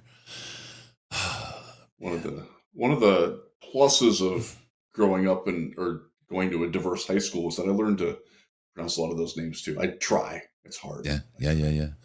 Now I spent. We've gotten a lot better at the Nigerian names.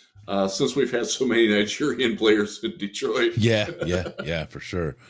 I've been around. I mean, and not only that, I mean, the company I work for is absolutely global. I think we operate in like 135 countries. It's not weird for me to be on a call with people in 7 different countries, all on the call at the same time. It's incredible. It's fun. I enjoy it. I'm like kind of a lover of learning about culture.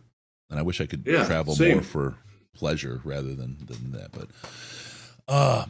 Rick, better than a man being a gyno for all the wrong reasons. Better than a woman being a gyno. It's better than anyone being a gyno for all the wrong reasons, Rick. That would not be one that I would want to do. No. There's all kinds of just not for me. Disincentives. All right. Yeah. He is rebooting and attempting to get back in. He thought it might have been his microphone. So okay. Hopefully he will try again shortly. Yeah. So while he does, let's think of this. I'm glad we're going to start over, and I'm going to be able to get his name right when we start. I feel better about that. So he'll have his lower third. We have the graphic prepared now. So much more professional. Good. I've been doing so good at that. I've missed it twice today so far. You have been good at that. It's a little bit. When am I coming to Slovenia? I really want to get over there. That would be cool. Yeah, I would.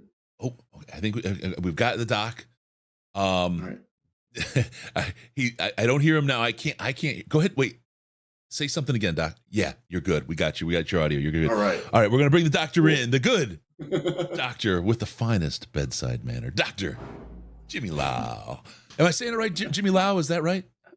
Yes, Liao, like meow, cat. Okay, got it. Liao. Okay. Liao. Lion.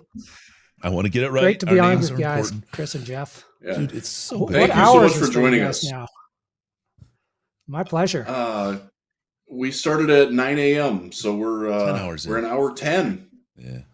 Wow. So are you guys actually going like the 24 hours, like no sleep? Yeah. Kind of thing? Yeah. Nice. Yeah. Don't advise us of the negative things that body does. No, it's not fun. I had to do a lot of these 30 to 36 hour Yeah. shifts in medical school residency. I was gonna say. Wow. Rough. By the 18-hour mark, it's like, you're not feeling good. You're feeling pretty irritable. I think the hardest part about that's- this is the being planted on my ass for all this time. I need to get up and get my legs moving. I'm getting really Stretch it antsy, out. but I'll have this cup of coffee. Yeah. We'll talk to you. We're gonna actually play a video. It's a replay from last year of my cousin who was who lost her son to cancer. But it's really like provoking and really helps people understand kind of what some of the emotional drive behind doing this is every year, and kind of gives people a feel for what the effect of some of this is. So while that plays, I'll actually get up and I'll actually go outside and run around the house and then get back in. Go get some food. Yeah. So Dr. Liao, I am so excited to have you on. We've been talking about this all day and we're really excited about it because you can give us so much insight from a place of knowledge. And knowledge that, you know, there's so many people that speculate about this stuff that are, I did my own research kind of people. I read it on the internet once kind of a thing. And you bring a lot to this. So I want to start kind of just share with us your journey to, I'll say it this way because I say it to my son, to doctoring, right? How did you get to where you are, and what was your journey to get to what you do today? Well, I grew up in Michigan, in Bad Axe, Michigan. Huge Lions fan growing up. I saw that you guys had Herman Moore earlier. Yeah. It's a big part of my childhood. Love that guy. And I actually went through my old card collection and found these two babies. Oh, wow. Rookie cards for Herman Moore. Look at this guy. That's Action-packed Herman Moore rookie card. It's got like 3D embossing. Fantastic. Awesome. And I got a upper deck card. So Herman Moore was a big part of my childhood. So that's awesome that you guys had him on earlier. That was fantastic. So I went to University of Pennsylvania in Philadelphia for undergrad and did a psych major there. Then went to U of M, Michigan for medical school. And after that, did a residency out here in Washington State. That's where I am still right now. But I've been following the Lions decades as well as the NFL. I'm not an orthopedic surgeon, so I don't have intimate knowledge about the surgeries and that kind of stuff. Right. But I love following the injuries, love trying to figure out what's going on, try to deduce. And just as a fan, it's so important to try to understand what's going on with our guys. When are they going to be back? What's the deal with these guys? So that's my journey up till now. That's great. It's a fun but difficult journey. I was just talking before we had John, my son, he's a sophomore at Florida Gators. And he's on a pre-med track, and we all recognize, right, what's going on. He's doing a double major in biology and cognitive psych. And then he wants to go on and do the MD track. But we both know, you know, to get to medical school from here is a long road, right? It's a tough journey. So we'll see how it works out. If somebody can do it, it's him. He's really inspirational to me. He's way smarter now. He may be more wise now than I am at this point. he's a bright kid. So it's really something to see. I want to start out talking about James Houston and his injury. We've talked about him a lot today. The broken ankle, right? This is something they're talking about. Hey, he's ready to come back. And we were just talking about this a little bit with Russ. I'm like, what? So first off, what does the break mean?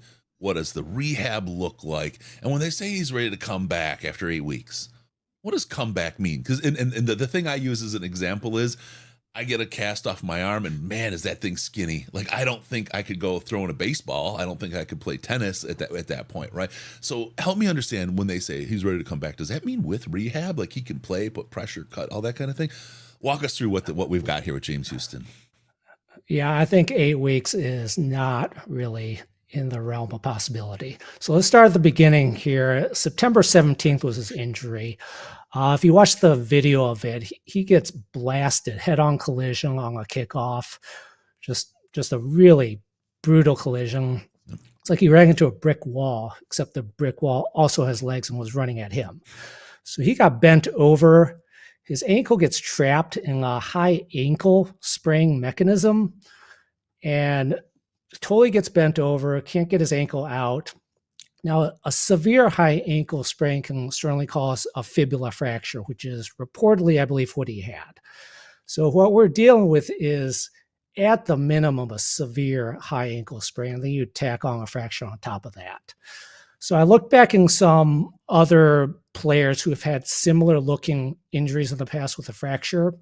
You look at Dak Prescott, who had a famous one in 2020, ankle dislocation, fracture.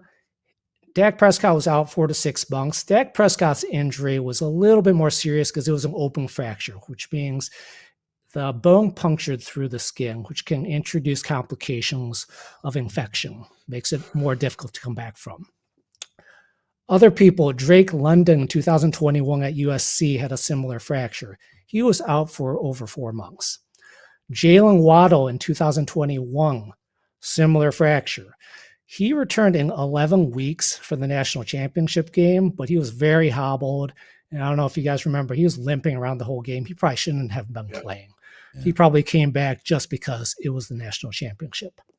So if we're comparing to similar fractures in the past, similar mechanisms of injury, we're really looking at probably 3 months at a best case scenario, and good chance this is 4 months or longer.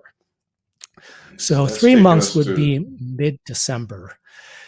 And yeah, that would be mid-December at a very optimistic scenario. And if you listen to Dan Campbell's presser on Halloween, he talked about it a little bit. His quote was, "If it's happening, we're talking about December."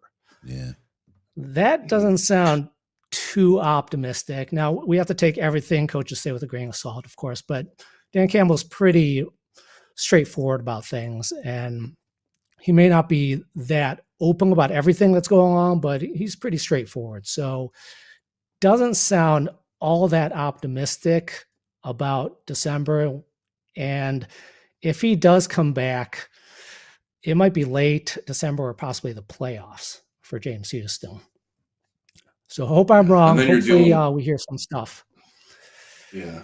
And then you're dealing with, like, he hasn't been able to be in football shape either. And that's just the mechanism of the injury and coming back from that too. It's kind of discouraging, but absolutely. It is what it is, man. So yeah, like Chris said, you're right. A lot of it is rehab too. And with James Houston, he's a special case because his value to the team, his superpower is bending the corner and getting the quarterback. In order to do that, he's going to need full-on ankle flexion and torque. So he's not an offensive lineman like we saw Taylor Decker and Jonah Jackson this year with high ankle sprains. Those guys can come back a little bit easier because offensive linemen, they don't have to do that kind of stuff with their ankle. They can tape it up and get out there. But for James Houston to be back doing what he can do for the team, he's going to have to be close to full strength of that ankle. So it's going to take him a little bit longer than, say, another position or another player. Right. So realistically, do you think playoff return, or do you think that it's going to be hey, let's just work it. We'll see you in training camp and OTCs and we'll go from there? I think there's a chance for a playoff return. That would be the optimistic view. I'm crossing my fingers for that. There's also a good chance we don't see him until the offseason. And then for healing and rehab and that kind of work, these guys are in such great shape as athletes. I mean, the comparison for a guy at my age and my fitness level and their age and their fitness level, the rehab and the repair work is going to be completely different. I imagine they're getting, I don't know, maybe not. Maybe they're not getting popped full of things like denosumab or any other stuff that's out there. But there may be, there's bone healing drugs out there for other reasons. But what are they, is there an accelerant just because of their athleticism or their age that may help him kind of bend that curve to his favor? Yeah, I think there is. I think these guys do somehow come back a lot faster than the general population. Whether it's, I don't know exactly what it is. I think part of it is their athleticism and their fitness before the injury, as well as their youth, as well as they're getting just around the clock care and monitoring and observation. So they can come back sooner than the rest of us. Got it. Got it. So high ankle sprains. I attempted to explain the mechanism of it before, and correct me if I'm wrong, please do, because my experience of this is just that I've suffered them. Is the tibia and the fibula coming apart at the bottom, right? And that's what Jonah Jackson is dealing with now, and that's an injury that rest fixes more than anything else, right? Yeah, you need to rest that. And it's not necessarily just at the bottom. If it's a severe one, it can go all the way up. A very severe one causes what's called a Mason-New fracture, which is a proximal fracture of the fibula. That stress is so strong that it actually starts pulling things up at the top of your leg as well. So it can be an ugly injury because there's just so many things that are holding the tibia and fibula together. Maybe I'll just walk around the house instead of running. Get my quick break. my ankles hurt. We don't want you getting hurt. Yeah. So with Jonah, he's been out for this would be the 4th week that he would be out. He missed 3 games so far. Yeah, and so we've got the bye week this week. Is it reasonable to expect him to be back for the Chargers game? Yeah, absolutely. Based on what we've seen this year with Taylor Decker, who had a similar looking high ankle fracture back all the way in game 1 against the Chiefs, he missed 2 games, came back maybe a little bit early because it was a Thursday night game against the Packers. He really wanted to be there for that. We saw Brian Branch with a mild high ankle sprain as well. He missed 2 games and he was back. I think Jonah Jackson on video looked very similar to Taylor Decker's injury. So again, everybody's different and every injury is different, but based on what I see, yeah, he could absolutely be available for the Chargers game. A lot of it also depends on our depth and how all the other guys are playing too, as well as something to consider is we have a very good chance to be in the playoffs this year. Vegas odds have us at 93% chance to win the division. Yeah. So much higher than that even to get the playoffs because we got a wild card spot even if we don't win the division. So do we want to rest these guys an extra week or two, make sure that they are good for the playoffs? That's something that the Lions are probably thinking about and really considering when it comes to all these injured guys. And I think we haven't had to deal with for a while. Well, I think there's something. Yeah, it's a new situation for all these guys. There's something, including us as fans, with the Lions and going back to Tyrell Crosby, right? And I don't want to get into the nuances of everything, but he walked out and he said basically the Lions didn't care about his injury; they just wanted him to play.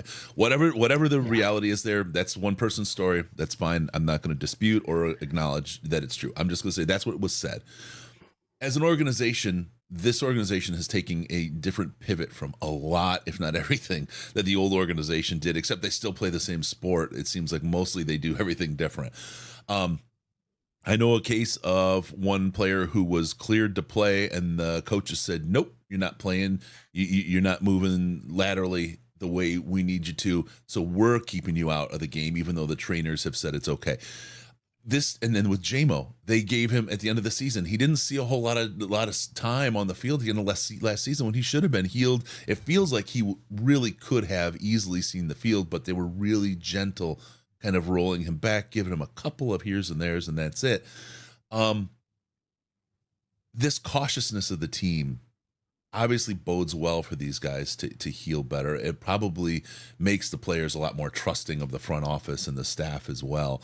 But it really now, as you said, as you head towards this opportunity to show up in the playoffs, gives guys a chance. Everybody's dinged up, everybody's bruised, but these guys maybe are dinged up and bruised a little less because their coaches and their staff gave them a little bit extra time to heal.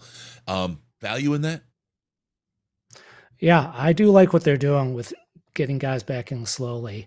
Back to what you said about Tyrell Crosby and also to some extent DeAndre Levy, who also complained about the medical. It makes me cringe when I hear these kind of things because the doctors are not allowed to say their side of the story. So it's just a one-sided story you're getting from the player. And as a doctor, I know a lot of times there's a reason a doctor did something. The doctor did something or said something for a reason. It has an opinion for a reason. And for the doctors not be able to comment at all is really unfair to the medical staff for the Lions. But I do like what they're doing, getting guys in slowly. Like you said with JMO last year, just working them real slow. I expect to see the same thing with David Montgomery Demo when he likely comes back against the Chargers. I'm not expecting a whole lot of carries from him coming back from this rib strain. He can play with the rib strain, but those things aren't totally healed for weeks. So the smart thing, and something I expect the Lions to do, is to just work him way back gradually. Just give him a few touches the first couple games, especially with Gibbs and Reynolds playing so well. And you gotta feel like, with Gibbs playing the way he is, that they feel like they can take the time. That Raiders game really bought them. And the thing is, with no practice, like with actual rest time for people, that's got to help Montgomery get better quicker as well. Good question here from Jeff Merrill, and I appreciate that he writes out the acronym before he uses it. Deliberate cold exposure has shown to accelerate the immune system. Has there been any research that you know of on DCE and bone healing? Not that I know of. I'm not on top of all these studies at this point. One thing I do have to say in general with all these kind of things is it's almost impossible to do a good research study when it comes to sports medicine. So there's a lot of snake oil out there. There's a lot of questionable stuff. I mean, we've seen it all over the years with, like, we've seen Taylor Decker get his cupping. We've seen his cupping type bruising scars. We've seen some guys are wearing these neck things around their neck these days.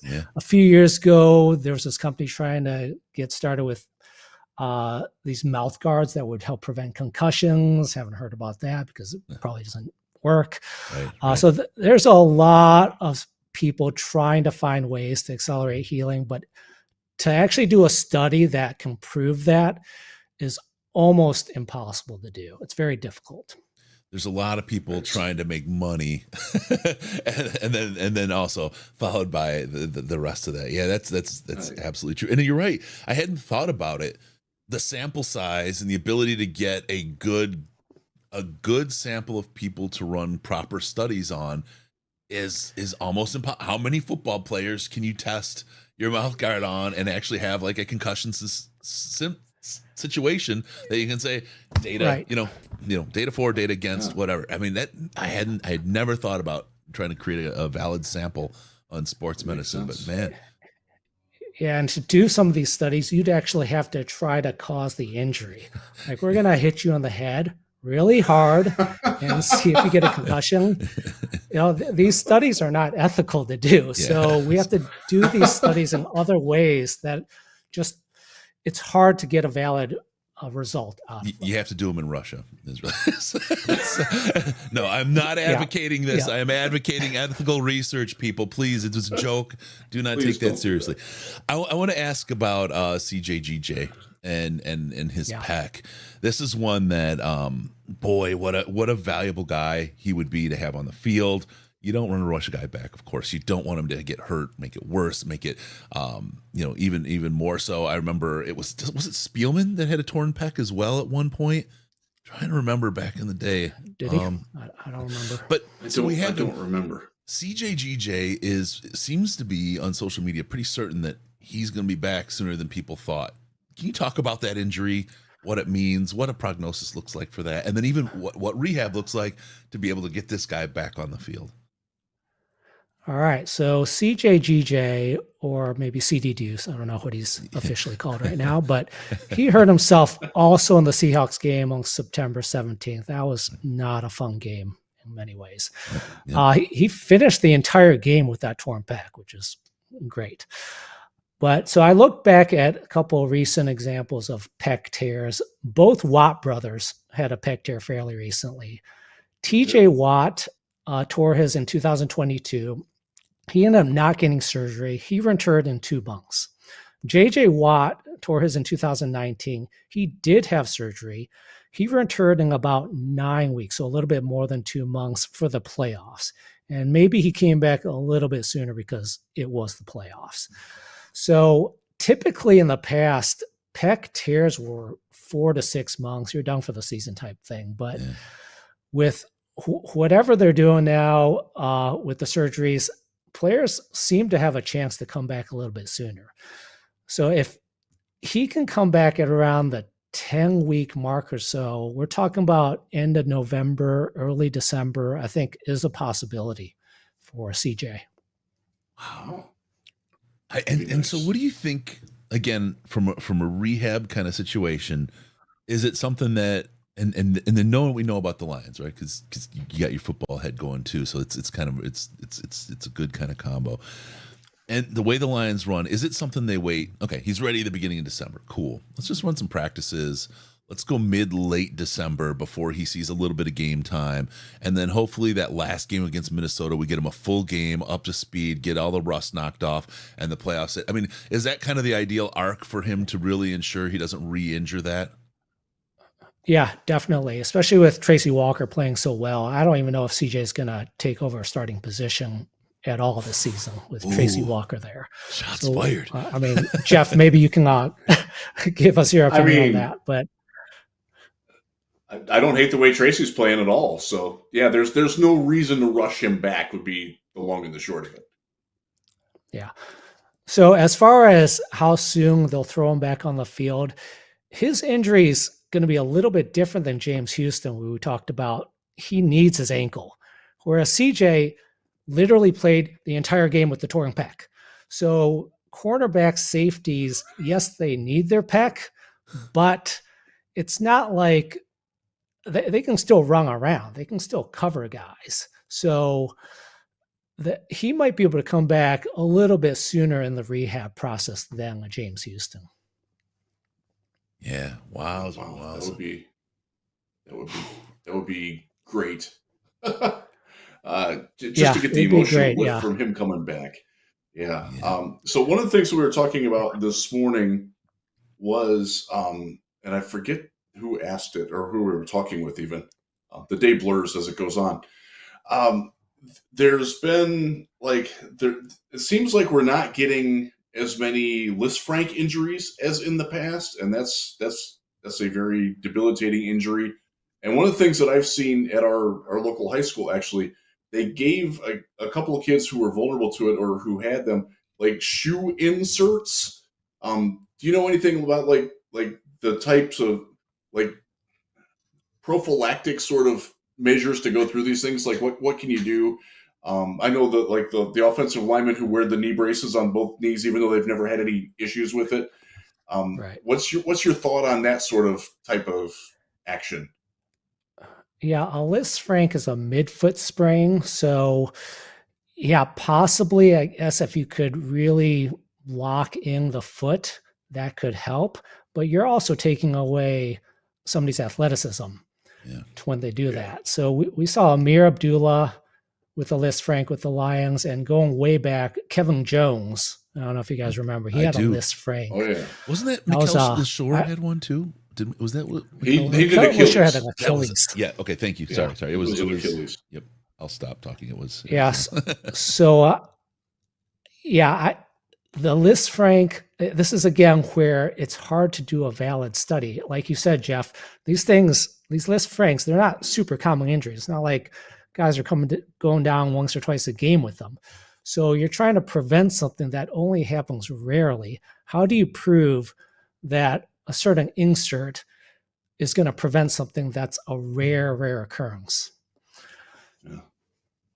I'm glad you brought that angle. I know what the other part of this conversation was it seems like there's been a rise in, and this is just observational. I don't know if the data is true on it or not. Like there's been more Achilles injuries lately and maybe a little bit less of the ACL injuries. And my thought, and it's just a thought, you can tell me if I'm crazy, I won't be offended, is that maybe in the trying to prevent in the training and conditioning and strength training that we're somehow like making the Achilles more vulnerable by focusing on the knee. Does that make any sense at all?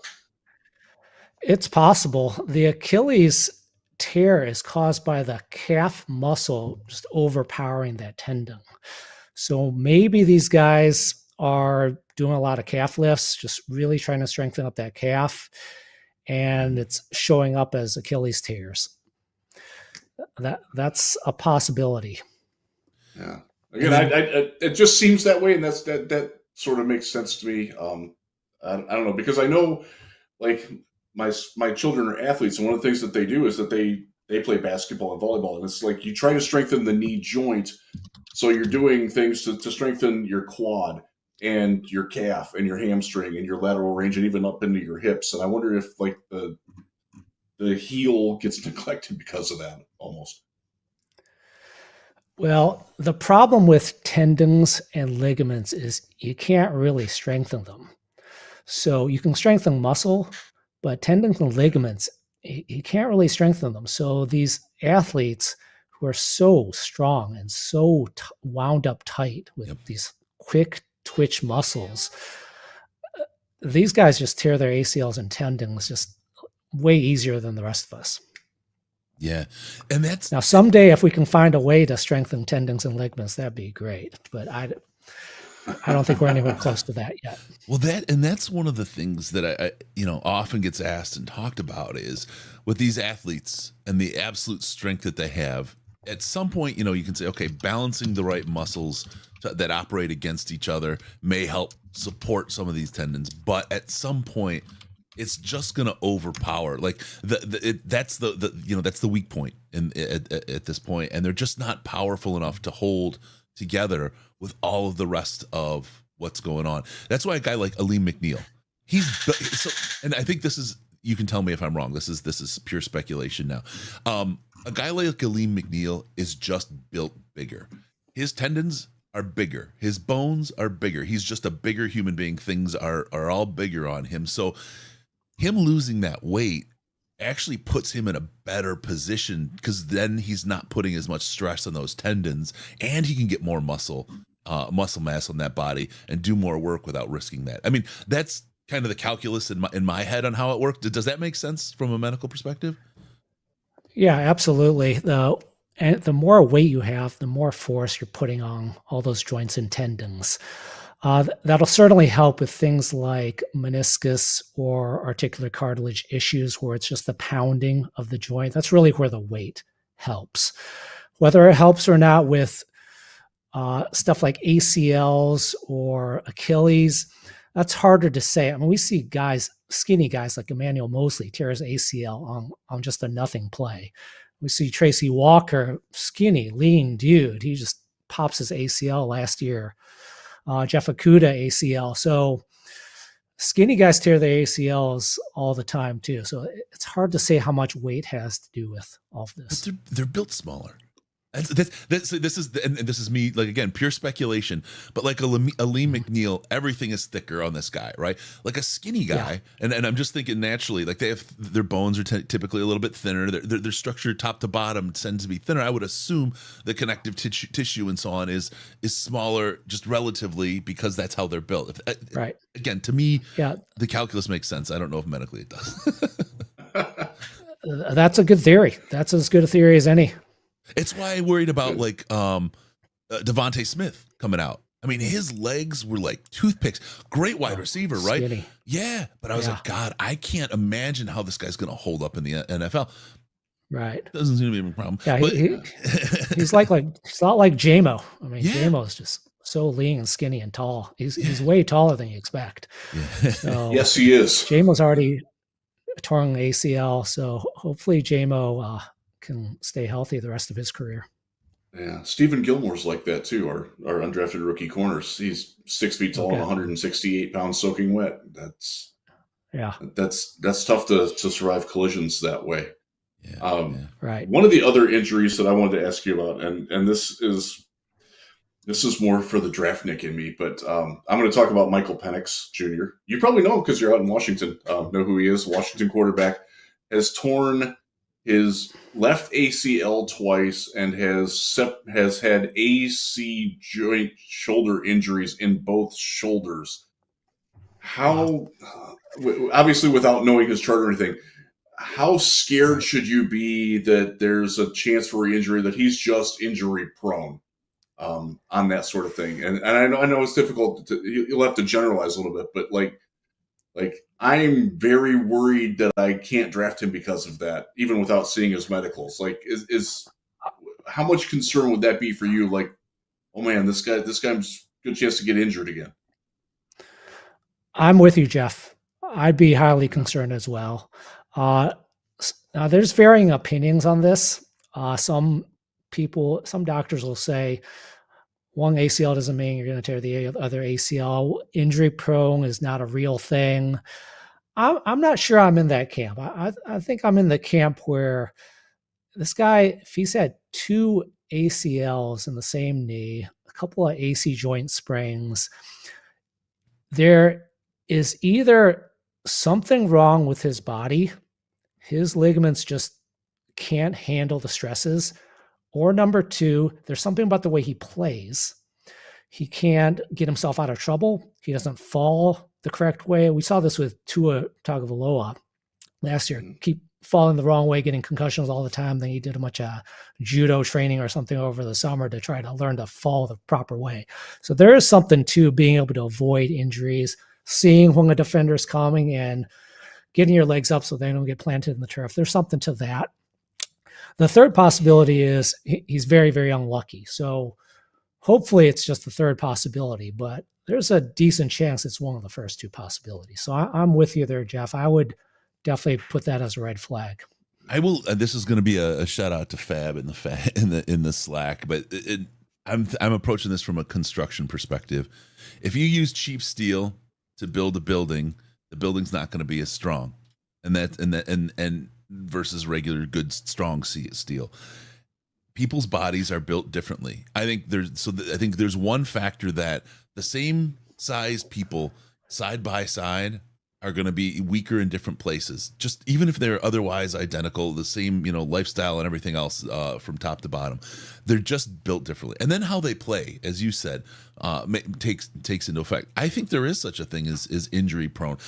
One person might, I'm making this up again, might just have smaller tendons in their body. That's maybe just how they develop for whatever reason, right? I'm not going to get into anything about like prenatal nutrition or anything like that, but there could just be a reason why something like that happens. And that's kind of one of the things that differentiates these athletes that play so well, so strong, and then are Hall of Fame tier and play without injury. They just are constructed physically different, and then have all that talent on top of it. And it's a combination of so many things, some luck of the draw, some sheer will and force of nature that make those absolute top elite athletes. And I think just some people are injury prone. I just think that's just how they're built, and it's too bad. And again, some of it's how they play. So I think all of those things are potential, results that you see in a player's career. Yeah, I agree with you, Chris. I think people's ligaments and tendons have different strengths. It'd be great if there was a way to measure it, but you can get an MRI. It's not going to tell you the strength of a ligament. It'll tell you if your ACL is torn or not torn, but it doesn't tell you how prone you are to tearing it in the future. Yeah, you see guys like Barry Sanders. He didn't have any major injuries his whole career. It's just, now that you think about it, the way we see running backs just go down all the time these days, it's almost a miracle that he was able to get through his whole career without any kind of major injuries. And his thighs were gigantic. Do you remember like Barry, because he felt like on the field, you look at him running, he was always kind of low when he ran, but he looked like he was 4'10", because he just looked short compared to everybody out there. And he was almost a box. His thighs were probably 3 feet wide. It just looked fun the way he was. And you would just think that those would overpower the joints in his legs, but it just didn't happen. There's something about how Barry was built, right, and just a shout out to the jersey you're wearing. We talk about Golden Tate, how he's been able to avoid injury. You watch how he rolls when he gets tackled. We've talked about, I see a lot of that in Amon-Ra as well, how he knows when to push for that extra couple of yards, and when he dives under a guy or rolls or spins away from the hit, just really aware of the people coming at him and the hits that are potentially going to be delivered. And I think, that is not just a business decision. I think that is absolutely a lifelong health decision, and helps them be the great players that they are. Yeah, absolutely. There's a lot of coordination when it comes to how you fall, how you get hit. You see some guys that they might be super fast, super quick, but they can be a little bit clumsy when they fall, when they take hits. I got a really quick shout out to Don H. He says, I sound like a bag of broken glass when I go up and down stairs, man. He also hit us on the St. Jude, $100, and then he hit $100.31 to get us to the magic centavos. Don H., thank you. Thank you guys for all you do for the kids. And Thanks, also, Don. please keep this going. Everyone in here, please share this on all your social media. This is so important.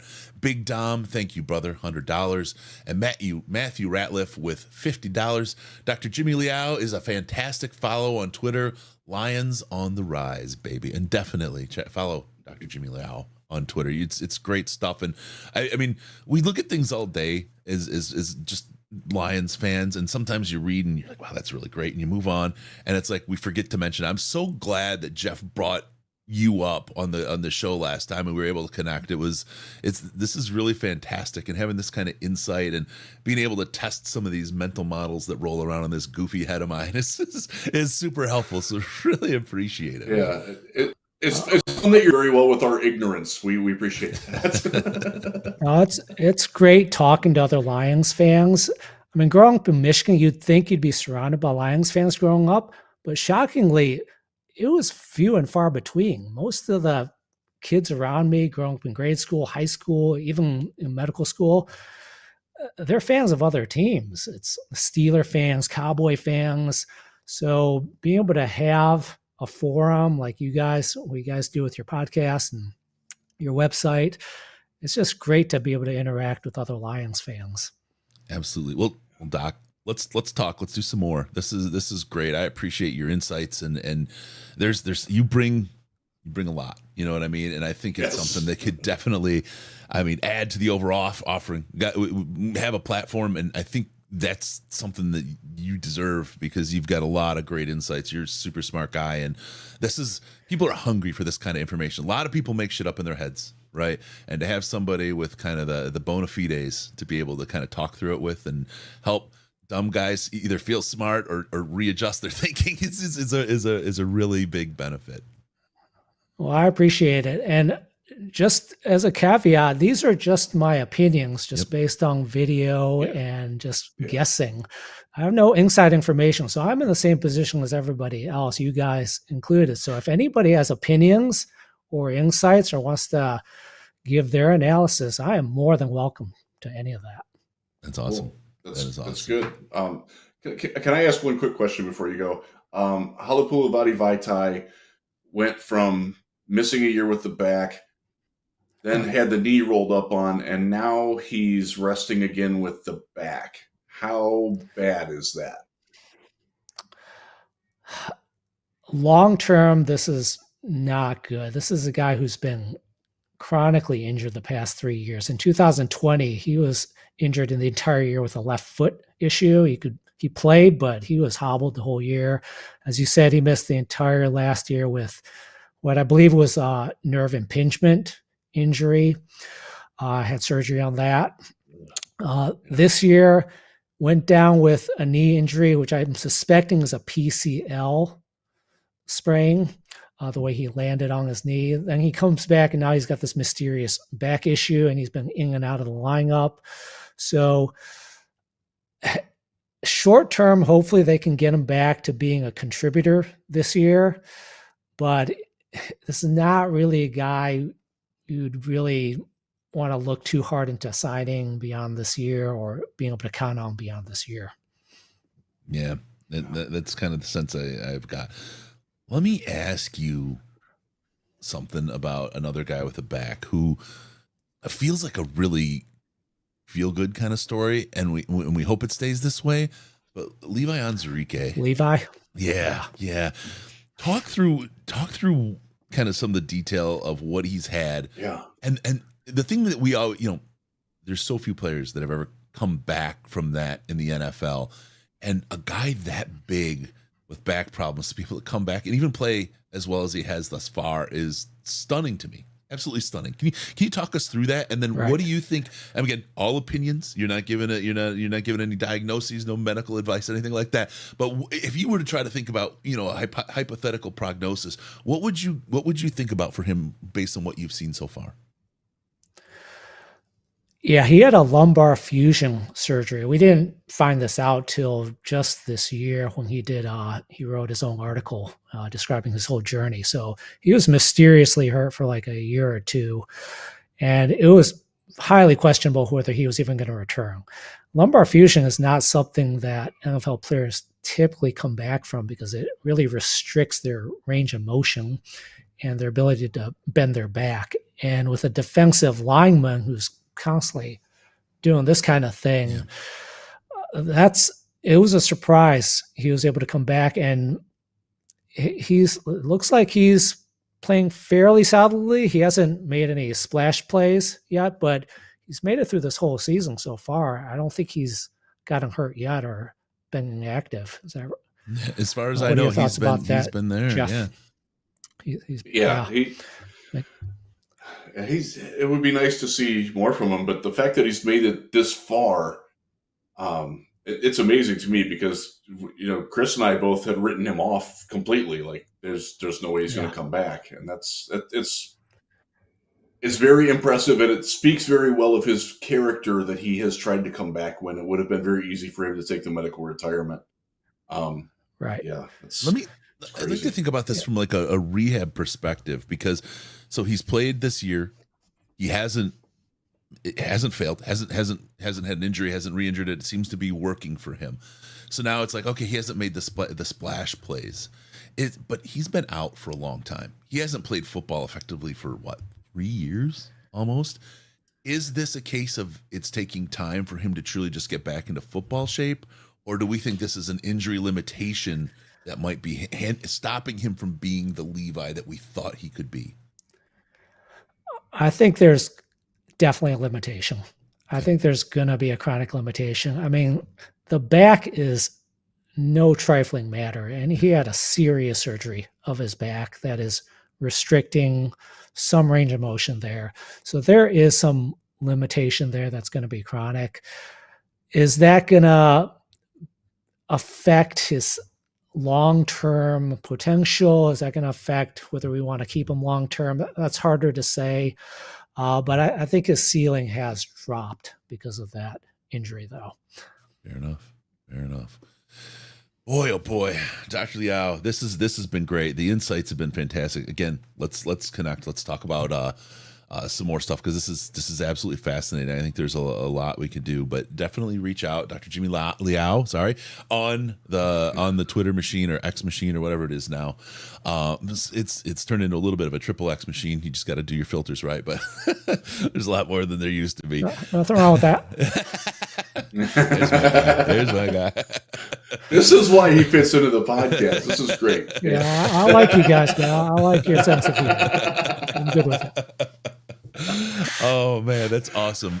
Hey, do you ever make it out back to Detroit for any games? Do you do any travel to see the Lions, or you? Yeah, I went to the Chiefs game this year and the Green Bay game in Lambeau this year. Awesome. So I've been to 2 games, and I'm going to SoFi in a week too. So this is a big travel year for me. But the Chiefs game was fantastic, man. It was. Yeah. I showed up there on Monday, and the whole week I was already seeing tons of Lions fans there during the week leading up to the game. And then game time, of course, all the Lions fans show up super early. Because you're a visiting team, you're going to show up early. So all the Lions fans started packing down right behind the bench, like an hour or 2 hours before the game. And I remember seeing Brad Holmes talking to Sheila Ford Hamp down there. He waved his arm out there at this crowd of blue. It was like basically saying, like, can you believe this? Look at this. There was just so many Lions fans there. It was just fantastic. And then coming out there with the win, it was just, that was just a great night. That's fantastic. I'll tell you, SoFi, we went to the Rams game. Have you been to SoFi yet? No, I have not. It's the best stadium I've been to. I've heard Jerry World is pretty fantastic. I haven't been there. SoFi is far and away the best stadium I've been to. Have a good time. It's a good time. Really? It's one of the ones where you can go as an away fan and be safe and have a good time and enjoy yourself and really just celebrate being a Lions fan and what goes on. So I hope you bring them as much luck as you did in Kansas City. And definitely get together for a beer. If we can get together where we travel to a game, whether it's Detroit or somewhere else, definitely let's find a time. I know week before the Xmas, I'm going to be down in Detroit. I don't know what you look like, but it'd be good to have some celebratory Lions fan hanging out time. So yeah, that'd be great. Yeah. All right, my man. Yeah. Dr. Jimmy Liao, appreciate you coming on. Thank you for helping us support St. Jude and help people find their wallets and drop some money in the tin to keep the research going and helping these families, man. Appreciate you, and I'm certain we'll be talking again soon. We are very grateful for your insight, sir. Thank you. Thank you. Thanks for having me. All right. Have a great night. All right. See you. You too. Yeah. Man, smart people. He's good. Yeah. I feel smarter again. We're getting good guests today.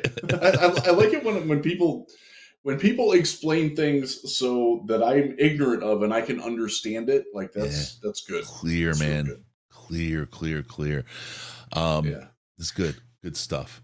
So there we go. Dr. Jimmy Liao, Detroit Morning Rounds. Great follow on the Twitter. Get in there. He will respond. Like if you ask him a question, he will get back to you. It might not be immediate because he is in fact a practicing doctor, but he will get back to you and tell you the truth based on what he knows of the situation. He's very good about that. And it is important to know for people that are catching this, and at the end of it, he's just offering his observations on what he's seen. He doesn't have the inside information on it, but he's giving a much more educated opinion than you would get from Chris or myself on these things, and that's why we brought him on. Frankly, it's a more educated opinion than anyone you're going to get in the media, right? I mean, any just standard media person, they just don't have the training, and he's got certainly not far more time.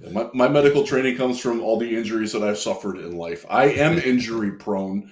I've broken 7 of my fingers. I've broken both ankles twice. I've broken 4 toes, broken my collarbone. But I'm not a sprain guy. I'm a break guy. Wow. My wife has never broken a bone in her body, but she will sprain her ankle walking down the steps like this. It's weird how that happens. Oddly, I'm starting to think there's a theme here, but I've only broken my hand, and I did that punching somebody. Oh my God, you're so violent, Chris. My goodness.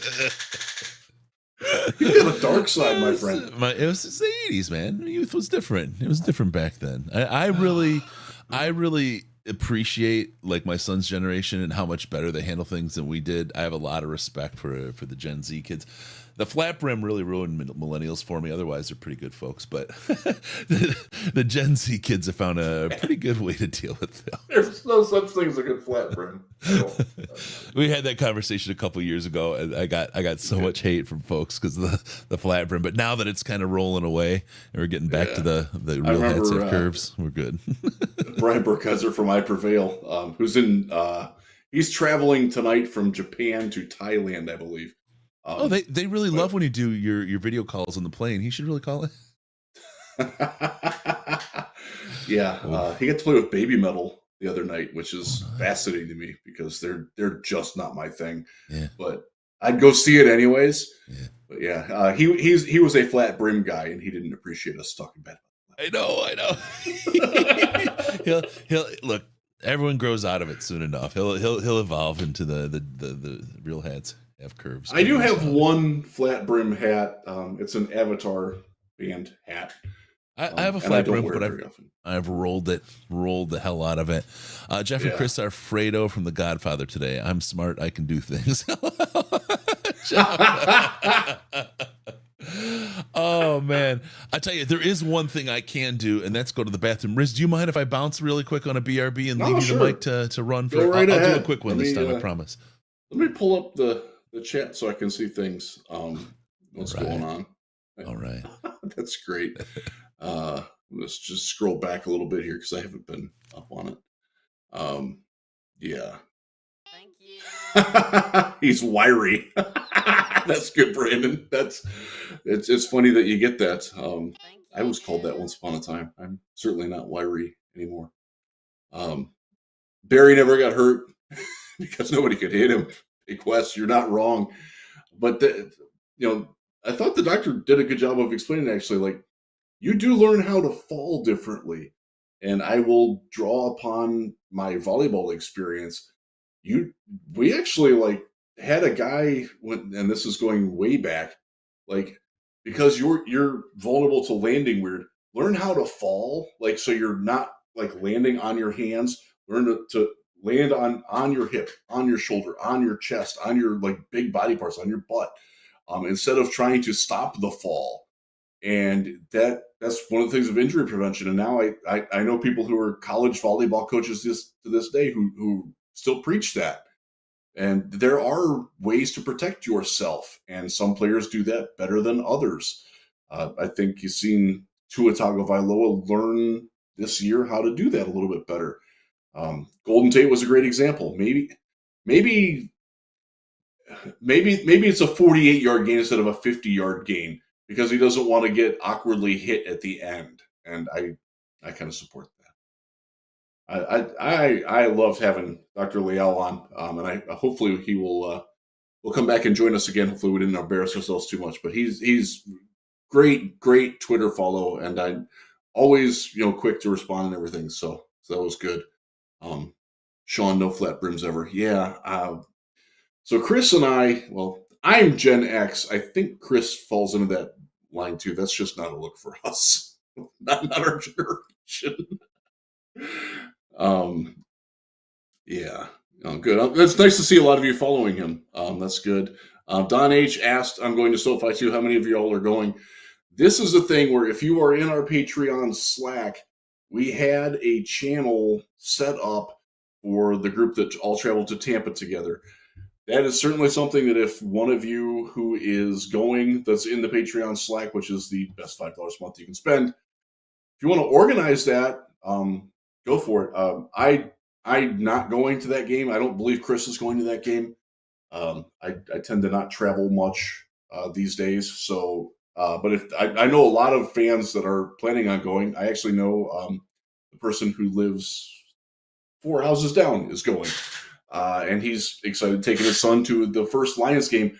They couldn't actually get tickets to a Lions game, so they bought aftermarket tickets to the Chargers game for less than face value to go watch the Lions there. So if you are in SoCal, or if you have the means to get to SoCal and can get there, you're going to find a fairly inexpensive ticket for that. Now, maybe it's gone up now because there's demand much more for the Lions.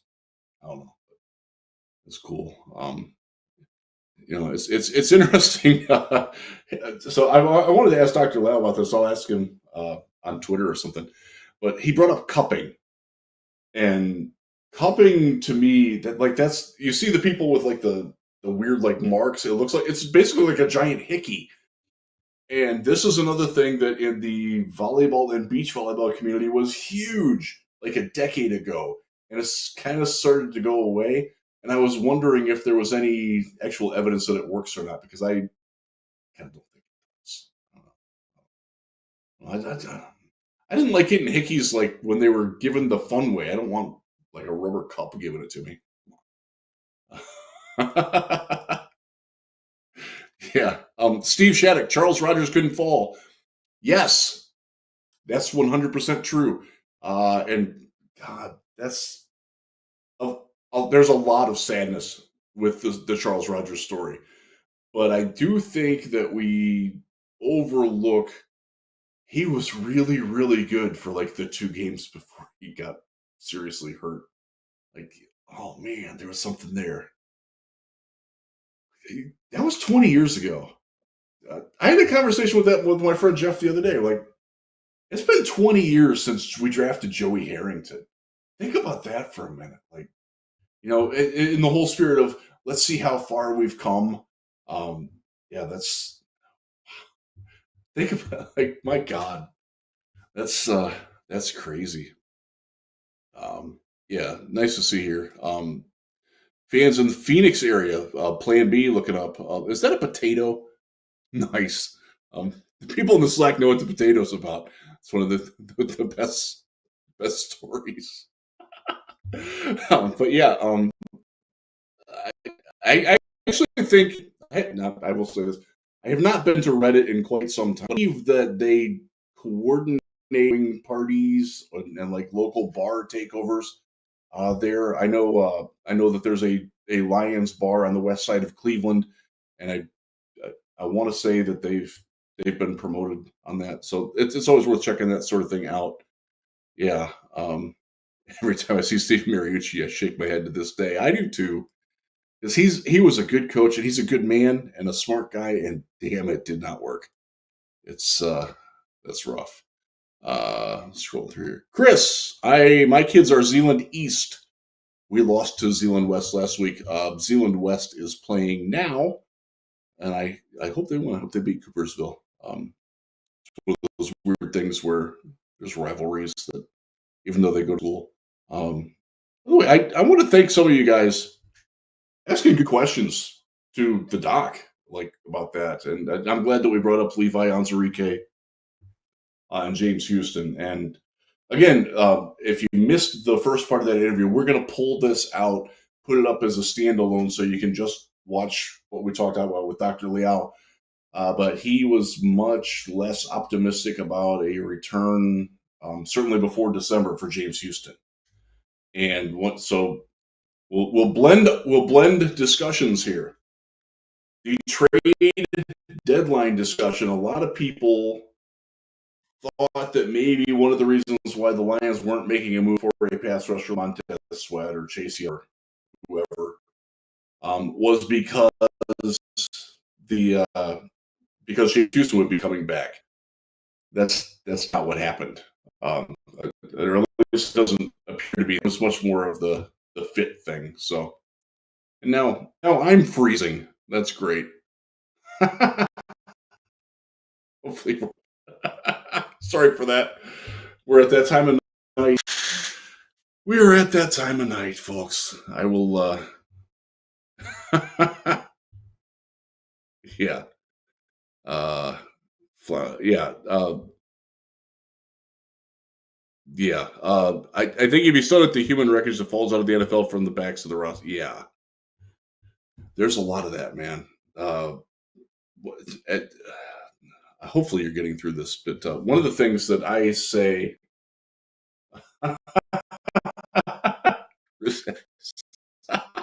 Justin.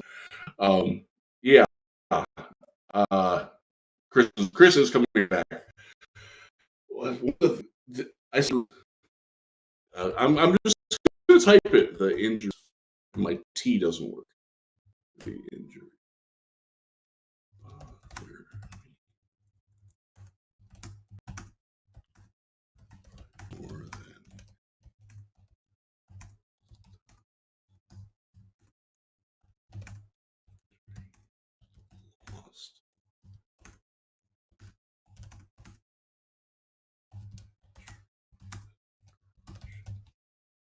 Yeah. All right. Anything. There we go. All right.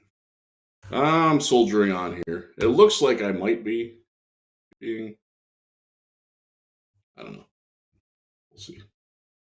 Again, I apologize for my internet, and it appears that my sound is out, which is even better.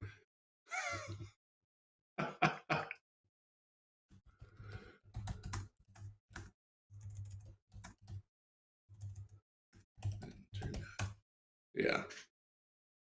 We're getting back here in a second. I'm actually going to do what I threatened to do earlier, and move out to my car, and get on my phone and join that way. I won't be as good looking in the setting or anything. Actually, I can't because my wife took the car. Thanks, honey. Yeah. Yeah. Good. So, yeah, it's the injuries, man. Like, even if it's a player that I'm not rooting for, like I hate seeing that. There's like I think anybody who followed me through the draft knows that I was not a Tua guy. But I don't want him to, and it is great that he's doing fantastic this year. I'm legitimately happy for that. I didn't want him to fail because his body was going to fail, and because that's, you never know with that, and I hate when guys lose it. Like Mikel LaShore is a great example, because there's a guy that Jim Schwartz freaking loved that guy. He thought that was the guy that was going to rush for 100 yards every year. And to go down to the way he did, and my understanding is that his Achilles surgery wasn't as successful as it needed to be. He might have rushed it back a little bit, but it just sucks. So many Lions running backs over the years have been bitten by the injuries. You think of Kerryon Johnson, great guy. He would fit very well with this regime. He was a little bit, unfortunately, ahead of his Lions time, and the injuries that he suffered were, it stunk. So that was one of the reasons why I asked Dr. Liao about Michael Penix Jr. Specifically, because this is a conversation that we've had in draft circles, is how much because if you watch him play, he's a first-round talent, but he doesn't have a first-round durability or body. And I know he made it through last year. So far this year, he's looking really good, but how much can you trust a guy who has had all those soft tissue injuries? And that's, I tend to be more cautious than that than most draft analysts are. As an example, Luke Musgrave this year, pretty talented and very good athlete, but the tight end from Oregon State is now with the Packers, and has played well, actually better than I thought he would. I give him credit for that. He had so many injuries in college, and not only does that make it the injury risk, but much like Levi, you're dealing with a guy that has lost so much potential football growth experience that isn't really worth it. And this goes back to when Levi was drafted. Remember, this is a guy, he sat out for COVID and missed the year before that with the same back injury that he has now. And that, those are flags that I'm not going to ignore. And Brad Holmes clearly takes a different view on that. And that's one of my big quibbles with Brad Holmes, is that he does take too many injury risks. Now, so far, it's working. I'm not going to complain. No. Riz, I appreciate it. I thought it was just a quick pee break, but as I said in the text, the coffee awakened more than just my mind. It'll do that. It was almost like wake up in the morning, have a cup of coffee, and it was like ruh-roh. So I had to. No, you're good. My internet faded for a minute, but journalist wound up being good. So. Okay, so let's get moving. Go ahead and rest your voice for a minute, Riz. Do you need a break? Feel free. Yeah, I'm actually going to go get something to drink and say hello to my son. I haven't seen him yet. So no. I'll be right back. All right, we'll see you, brother. All right, Riz is going to get a break. I hope that my internet holds up. I'm going to roll through some of these texts because a lot of people were talking, and I know he covered some, so I may. I saw Charles Rogers fall into a bag of weed. I saw that. That's a good one. People linking up. Yeah, the chat. Plan B, thanks for being a member, by the way. The potato icon is one of my favorites. It's a kind of an insider Slack joke. We may talk about it at some point, but it's funny. Hattori Hanzo, I didn't hear Jeff talk about this. Joey Harrington's TED Talk was absolutely fantastic. If you want to feel good about a guy who had a tough go, he is the guy to look to. His TED Talk was incredible. Joey Harrington was obviously everything. Everybody knows what Joey Harrington was. Not the best Lions quarterback, tough situation, poor coaching, all that sort of thing. And it's just a tough go. And to listen to him talk about the pressures that were put on him, that he put on himself, I think even more so, and how he dealt with it was really troubling isn't the right word, but it definitely it hurts the heart, if that makes sense. And to hear what he went through, to see him shed a tear while he's doing the talk, and then see how he came out the other side. I have a whole lot more respect for Joey Harrington than I ever did after seeing his TED Talk and kind of seeing inside a player and the mind of a player. And even then, in ensuing, at the time, my friend and I had shared season tickets. We would be at every game, making fun of Joey from the stands like you do. I gained a whole different respect for these guys, what they do, what they go through, their pain, the whole thing. And if you haven't seen it, maybe we'll throw it on later. Joey Harrington's TED Talk, really, really fantastic watch to see. Really is. I see a bunch of stuff came in also from the super chat or the St. Jude. We'll get to that in a second. But seriously, if you haven't seen it, we'll do something on the show on here. I think we'll try to put it up if we can get them not to demonetize and beat us up over it. But that was a really, really good TED Talk, one of the best.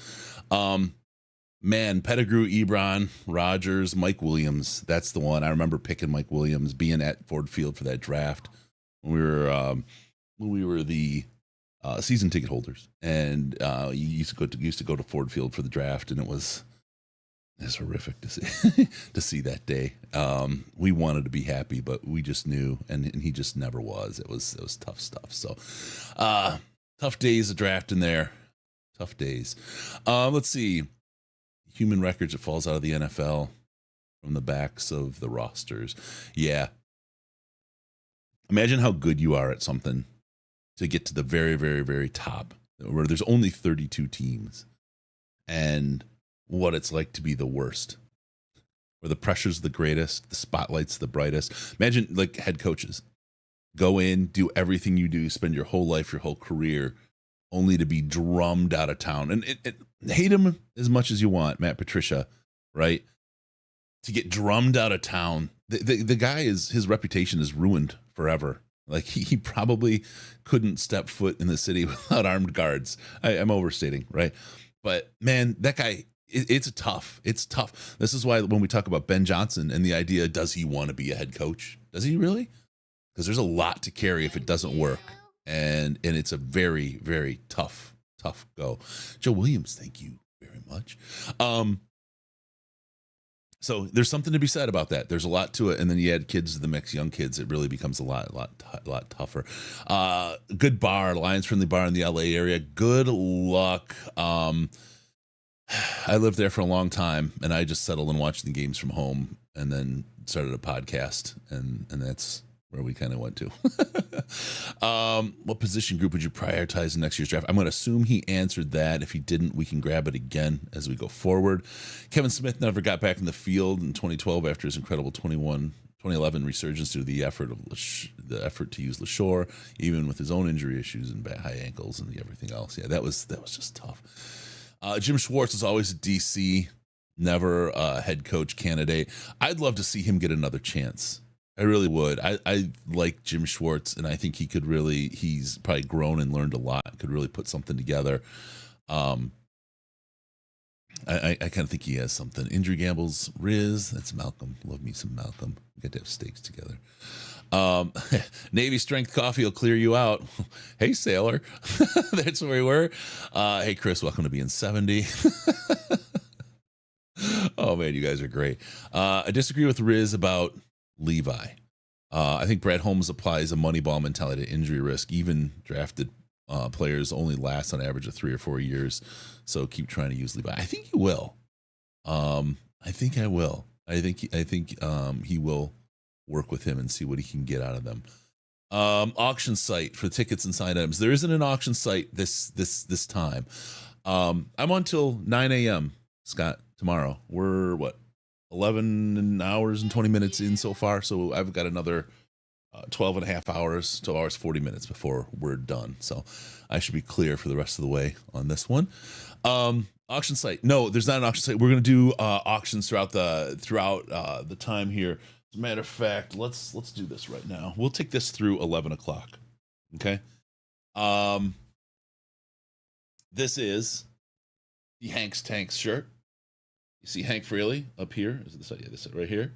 He signed it. And then as we get up and we see all the tanks, we've got our Decker, we got our Jonah Jackson, Frank Ragnow, Vaitai, sorry. And of course, Penei Sewell. They've all signed the shirt. They're happy to do it. They love the shirt. They had a lot of fun, really enjoyed them. We'll put this up. And all you have to do is in the comments, put shirt, and you can multi-bid, and we'll go through and we'll find out who bid the most for the shirt, and whoever donated the most to St. Jude through stjude.org/DLP. We will get them the shirt as a prize at the end, and it'd be a good way to raise money. And I think to get a really neat piece of history from the Detroit Lions, that magic offensive line of ours, and be able to put that together. So there you go. Set up a section on the Slack about Lions bars. It's not a bad idea. I think I think we'll put a Lions bars channel together. Riz, go ahead and keep doing your thing. I got your audio on in the background, just so you know. So you may not want to belch too loudly, but if you want to be on, just throw me a thumbs up, and I can show your face. If you want to eat in peace, you can do that too. I'm done now. I inhaled my nudge. I'm good. Yeah. Okay, let's bring Rizzy back. There he is. I don't think Schwartz wants another head coaching job. Jason, this is a great example, right? He may well not. He may well have had enough, but then again, everyone tells me that Ben Johnson's going to absolutely be a head coach because it's all the money. It's only the money. These guys got a lot of money. Hey, how much is money? How much is enough? Thank you, baby. How much is enough? Mm-hmm. And that's a different answer for everybody, right? Right. How much is enough, and what goes with what enough is. So I'll say this for Jim Schwartz. I think that Jim Schwartz will be picky. I don't think he's going to take just any job. He's going to want a place where he knows that ownership will work with him, because he worked for the Lions at a time when ownership was not an asset. Be nice. Yeah. Would you think having about a general manager with him? Sorry, I jumped in while you're still talking. No, go ahead. Would you think about bringing back your cocktail of the week segment? You did it a year or two ago. I want to do that again. I absolutely want to bring that back. That was a lot of fun. I really love brewing up cocktails and sharing them. And that Resurrection one, Riz Erection. Yes. That was Resurrection. Nobody wants my erection. Certainly not my wife. That thing is delicious. I still make those, and when I make it with you can make it if you make it with like a Bacardi white rum. It's super bright and blue, and it looks like Kool-Aid, and it's powerful and delicious. I make it with this local St. Pete's spiced rum, and it's got this nutmeg and it is fall. It is absolutely a fall drink. It's Thanksgiving, it's Christmas, it's everything in between. It's fantastic, and it's blue. I'm enthralled with blue drinks, but I'll definitely think about that. Riz, remind me, I got to do my cocktail of the week segment again, because that was a lot of fun. Oh yeah, I'll give it a shot. Yeah, got to mix in some. I know you're not a tequila guy, but I am. I enjoy tequila. I'm on a Paloma kick right now. They are so good to me. Oh man, what's the George Clooney tequila? I just got a bottle of that. Yeah. Casamigos. That might be it. Casamigos. Yes. I tried a snifter of that once. It was good. That's the best tequila I've had. I mean, I drank it straight, no lemon, no salt, no nothing. Just drank it. Mm-hmm. Where were we? Philadelphia area, and went to an Italian restaurant that was an Italian guy and his wife. The Italian guy was in back cooking. Great restaurant. And one of my colleagues is from Italy, so he was speaking with them in the mother tongue, and they just loved that they had a native right from the country, and they were all talking back and forth doing the thing. Great time. It was near the end of the night. The owner comes out with a bottle of tequila. He's wearing like a white beater t-shirt. He's cooking in the back, right? She's there. He starts he only speaks Italian, right? He broke in English a little bit, but it was very almost unintelligible, but it was okay. And he's pouring shots of tequila, and they don't even serve alcohol there. It's like we brought our own bottles of wine because they don't serve it, but they'll do a corking fee thing. He comes out with a bottle of tequila, starts pouring it, and it's at Casamigos. I'm pretty sure it's at Casamigos. And we were drinking it was like, wow, this is really, really good. So I wound up getting a bottle of it, but very, very, very good stuff. So really like that. One of one bros. I would do that, but I'm not going to put it on. But that is funny, and that is totally funny. Yep. There's something to be said for your thoughts on servant leadership. Ben might look at it and say, "I can really help elevate and lead a bunch of people, and I want to try." Yeah, I think he can get everything he wants, and he said it a number of times. He is absolutely ecstatic in the job he's in. So there you are. Now, I've talked. Nothing's changed. It's not to say that at the end of the season things might change. People's attitudes change. We'll, keep the thermometer in there. We'll keep the thermometer in there. But as of right now, there's nothing he could want differently. He's very, very happy where he's at and has all the right things. Why would you, when you're making all the money and you get all the stuff, why would you throw that risk to the wind for more money when you're fine and happy? You know what I mean? There's something to be said for doing something that you love. The other thing is, and this came up, and my friend and old former coworker at somewhere where we used to work, we wrote to John McMullen. He's a Philly sports guy. Mm-hmm. When they fired Josh McDaniels this week, and he tweeted out and I believe this very strongly myself, don't hire a head coach who's a scheme guy. Yeah. Number one quality, and we've seen this with Dan Campbell. I'm hearing audio. Leadership and managing people. That's what head coaching is all about. That is what distinguishes good head coaches from guys who are really smart and great coordinators but can't become good head coaches. For sure. I don't know Ben Johnson well enough to say that he couldn't do that. I certainly think he's got some leadership qualities. I've watched him in practice. I've watched him during training camp. I've seen him. I don't think it's foreign to him or necessarily like unnatural to him, but I do think I know that he would need somebody with him to be he would need like a good assistant head coach who has head coaching experience to help him run those things.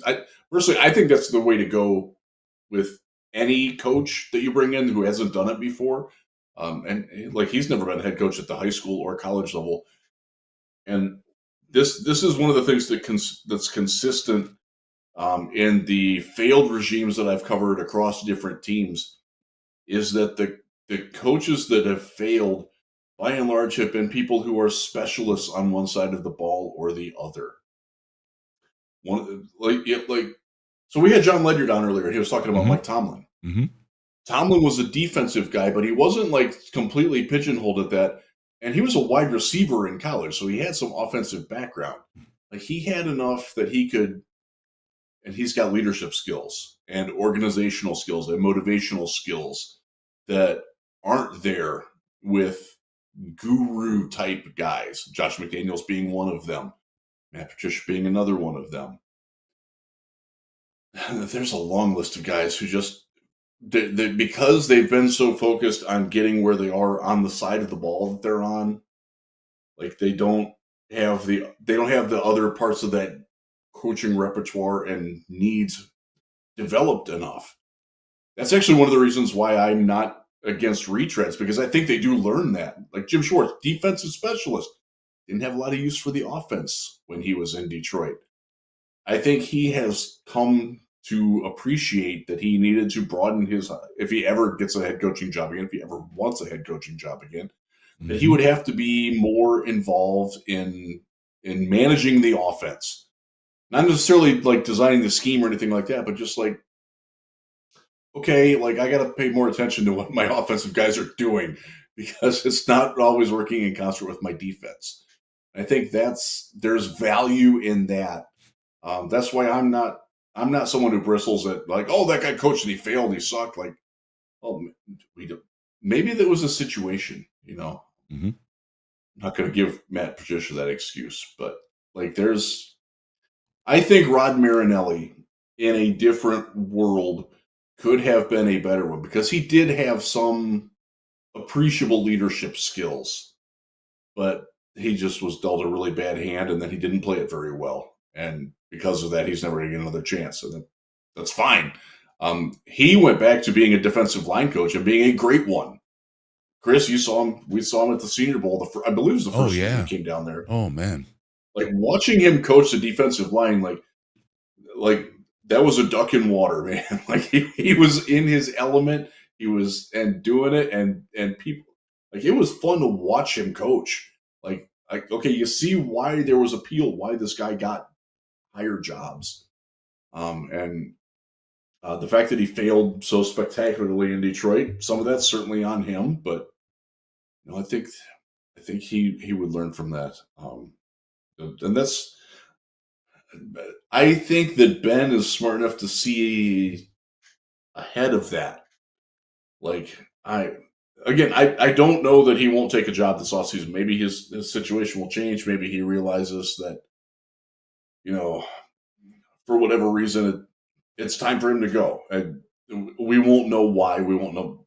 And money might be part of that, might not be. I don't know. But like at this point, it's been pretty convincingly told from in the building that, like, as Chris has stated, he's really happy where he's at. He's secure at where he's at. He likes the quarterback. He likes the head coach. He likes the organization. He likes his assistants that he works with, guys like Brunell and Tanner Engstrand. Like, it's as good as a situation as he's ever going to have. Yeah. And my understanding, and I get this from Chris, but also independent of Chris from other people that are in there, like he has an appreciation for that. And that makes me happy. And the other thing I would say with that is if he does wind up leaving, I think that bodes well for the Lions to be able to replace him because there is that strength. He's not taking away everything with him. He's taking, like Ben Johnson, he's very creative and good at what he does, certainly. But I would not be like bereft if he left. I'd be happy for him. I would be curious whether it's Tanner Engstrand or Scotty Montgomery who gets the job as the OC. That's a debate we might have to have in the offseason, and until then, we're just talking out of our butts about it. So I'm not going to worry about that. But I hear people saying, "Oh, I see him going to the Chargers because they've got Herbert." Well, he's at the Lions and he's got Goff, and a whole team, and a culture, and you're talking about going to a place that historically has had ownership that didn't care about the fans and decided to head up to LA.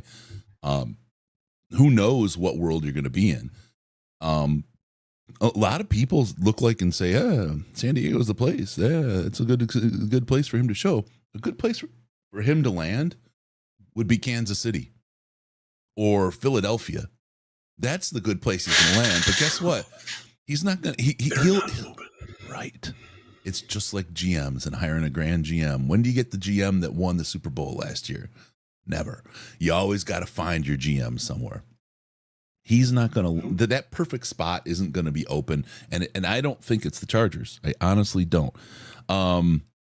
It's a situation where he's very, very happy. You have to understand. I mean, people it's almost like they want him to leave or think he has to, right? Nobody has to. There's plenty of people that have been coordinators at the top of their career and been perfectly happy. Why is it now that we're on this? Oh, these young coaches. Oh, it's all young coaches, and they have to leave. Nobody has to. There's a whole world of people that have a job that don't want to be promoted, no matter what industry it is, and they're just really, really good at what they do. They really, really like the lifestyle it affords them, and they're fine with the pay they get. That exists a lot in this world, and while it's a very, very competitive business, again, to uproot the entirety of your family as a parent. And this is another thing. A lot of people that are talking like he's got to go somewhere. Oh, obviously he's going somewhere. Just are likely don't have a family or kids or a situation like that. There's some that do, but the majority of people, it's just not the case. The whole young coach dynamic is completely different than a Bill Parcells heading down to Miami, right? It's completely different. Everything's gone for him as far as family. They're all grown and gone. He's just going to pick up and go anywhere, right? That's fine for someone like that. Sean McVay to head up and go and head. He didn't have a wife or kids or anything else, right? It's a really, really big deal to make that kind of move and do something, especially when you have something as sweet as he has right now. So right now, I just do not see him doing anything. I don't see any of that. Oh, look, here's an example. It's not sports. We're not talking $1 million. But Brandon, I was very happy for 30 years to be a mail carrier. I saw the problems and the issues that postmasters and management above them had. I didn't want any of it. 100%. Some people are very happy at the place they are, and that's okay. It's okay. Yes. Why would you not want to be happy? Ben Johnson does have kids, and he has a brand new one. A brand new one. And he's also got an elementary schooler. Why would you? And again, I go back to Nagy and his son playing high school ball when things were going bad in Chicago, and the absolute crap show of how his kid was treated because of how bad the Bears were doing and the impact that it had. No, I don't know how I would be able to react as a parent in a way that was at all wouldn't jeopardize my job at the coach, even though it was already jeopardized. I don't know how I could react to people like that. I don't have that kind of self-control. If you do something like that to my child at that age, who's just playing a freaking high school sport, I have no patience. Do not mess with my people, right? That's just my one rule. I protect my people 100% of the time, and it is to your detriment to do anything to mess with them. Nobody wants that. Nobody wants that for the people they care about the most. And to be the cause of that, you moved me here, Dad. You put me in this position with these people, you and your team. No, you don't want that. It takes a very special kind of desire. And that desire, it's almost a little bit of narcissism, a little bit of selfishness, which head coaches have to take that and do that to your family. Because you're doing that to them. You may convince yourself it's for them, but it's not like he's hungry. It's not like his job's at risk. It's not like any of that. And that's what I'm telling people. I bet, Ben Johnson will have a long, illustrious career in the NFL and could very well spend 10 years with the Detroit Lions in this role. Could very well. He may be in one of the few positions with this brand new GM, this brand new young head coach, both of them young, where this team of people could stay together for a long time. Look at Belichick and Josh McDaniels and Matt Patricia, how long they were together as a group before any of them moved on. Why does everybody think, 2 years, gotta go? Like, why is that so locked in people's heads? I just don't get it. I think a lot of it is that they, in general, you see the hot young coordinator and you want to go with it. I think the other thing is that there's a lack of. The NFL has really gotten away from hiring college coaches to become pro head coaches. And that used to be like the other pipeline. So now you try to sell a retread coach like Jim Schwartz or Bill O'Brien to your team, to your fan base, to your players, or like, hey, you've seen what Ben Johnson has done in Detroit. There's a couple other hotshot young people. Actually, one of them is Jonathan Gannon, who's out in Arizona now. And I'm not going to say that that's a good football team, but I think they're being well coached. And compare that to like Ron Rivera, great coach in Carolina, incredible football guy. I am a big Ron Rivera fan. Damn, man, it ain't working in Washington. It just isn't. Now, it might not all be on him. They've had an ownership change. They've had some weird stuff go on. Yeah, and I think that's where the appeal of a guy like Ben Johnson comes from, because you don't know that he can't. Yep. And that's what you're banking on. It's people that like news and like action, and it's the same mentality of, you got to do something at the trade deadline. It's got to happen right now. The window's going to close. Oh my God. It's this artificial, it's It's almost a sales pitch. You got to go now. This deal's going to go away. This fear of missing out kind of action, forcing people to do things. The smart people are patient people.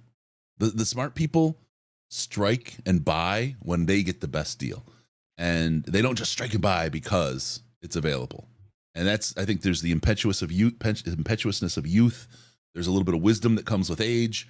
And I'm not saying old people are smarter than young people or wiser, because there's examples of both being the opposite. But just kind of taking that stereotype, just the people that are so anxious for all this action and move and chess pieces and all this, have these grand schemes going on. The world works a little differently when you have a family and when you have a job that you absolutely love. And you have there's no future in doubt. There's no risk to be here. There's literally no risk.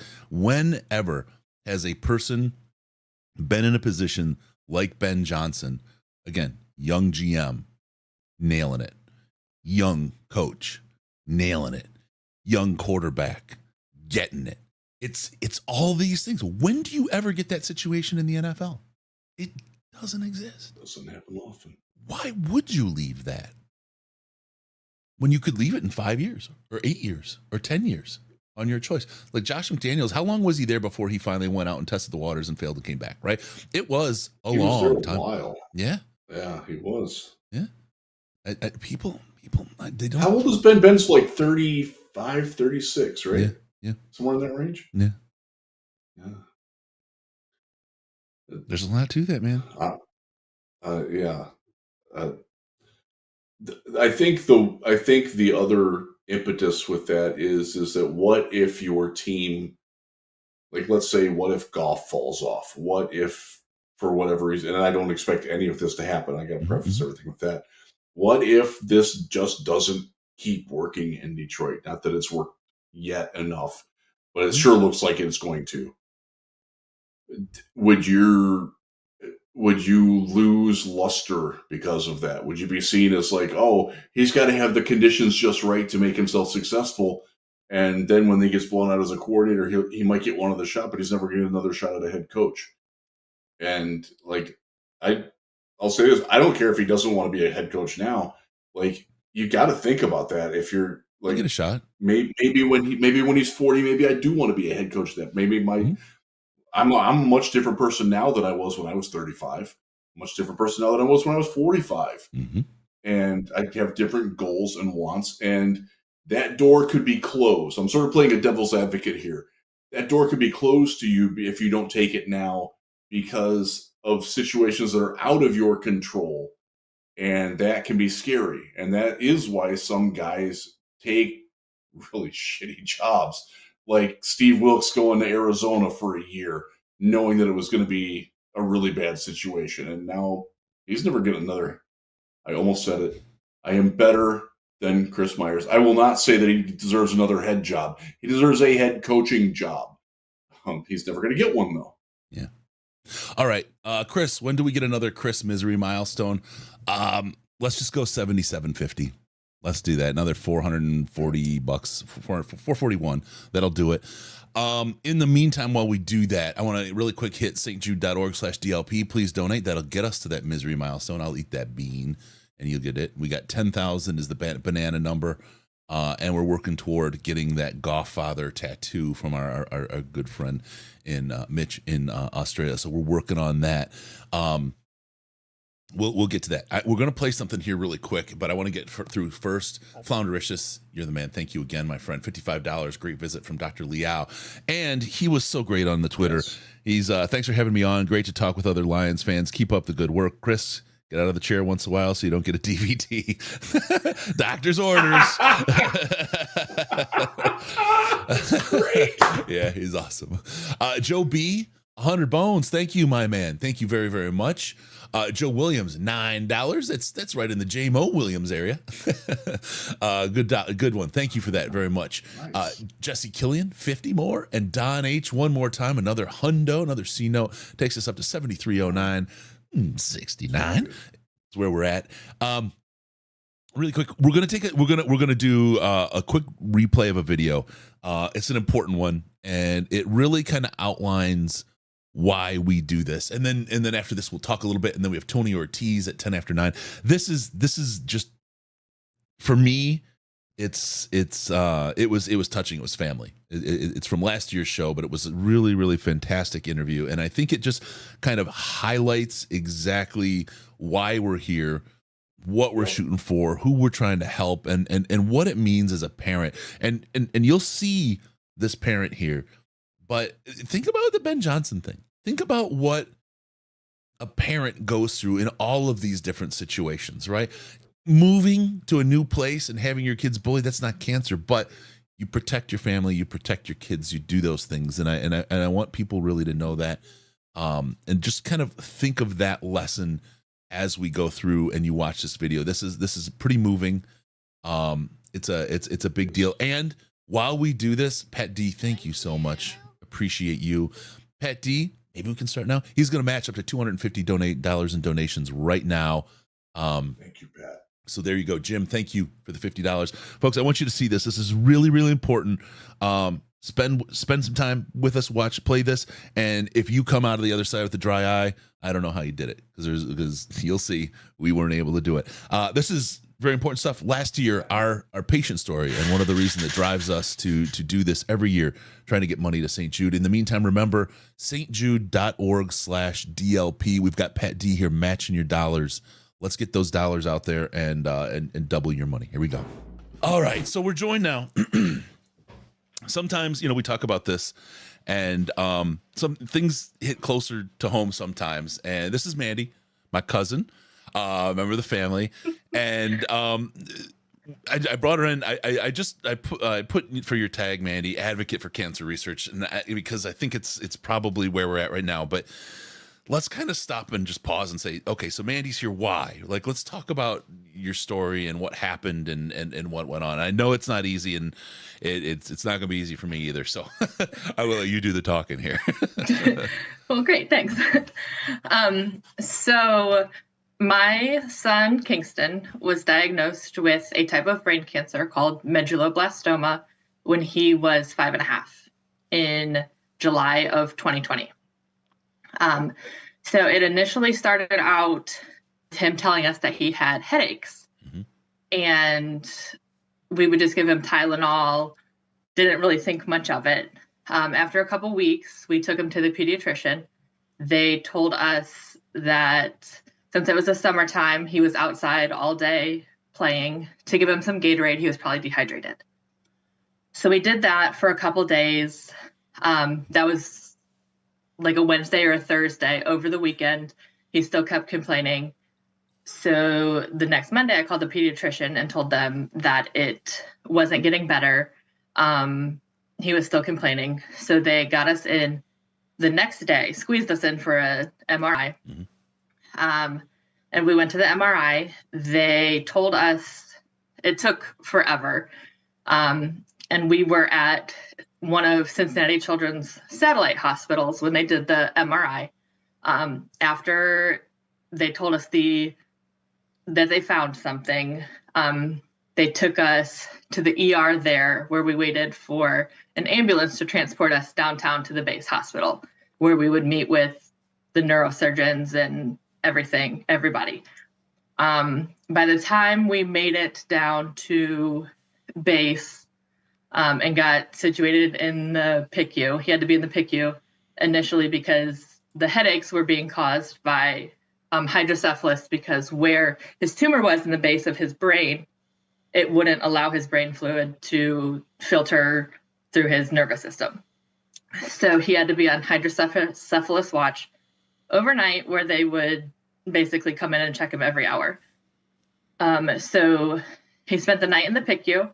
The next day we met with neurosurgery at 8 a.m. They had a room already ready for him.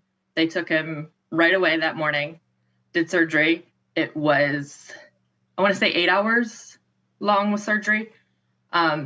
They were able to get the whole tumor. He only had one tumor. He didn't have any metastases or anything like that, which was good. They said the tumor was about the size of a plum. So they got the whole tumor. They had to do a craniotomy laminectomy, take part of his vertebrae, cut into his skull, everything to get into it. So it was a pretty extensive surgery.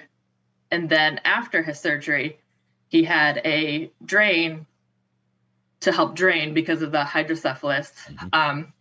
And he had that for a couple weeks until they could put a permanent shunt in where it would drain down into his abdomen. Shortly after his surgery, he developed posterior fossa syndrome, which is becoming more common in kids with medulla. And basically, he couldn't walk, couldn't talk, couldn't feed himself, couldn't do anything. And that was probably within 2 days after surgery, all of that developed. So he spent a couple more days in the PICU, and then they moved us down to the neuro floor until they actually put his shunt in. And then they moved us to inpatient rehab, where he would go to rehab twice a day.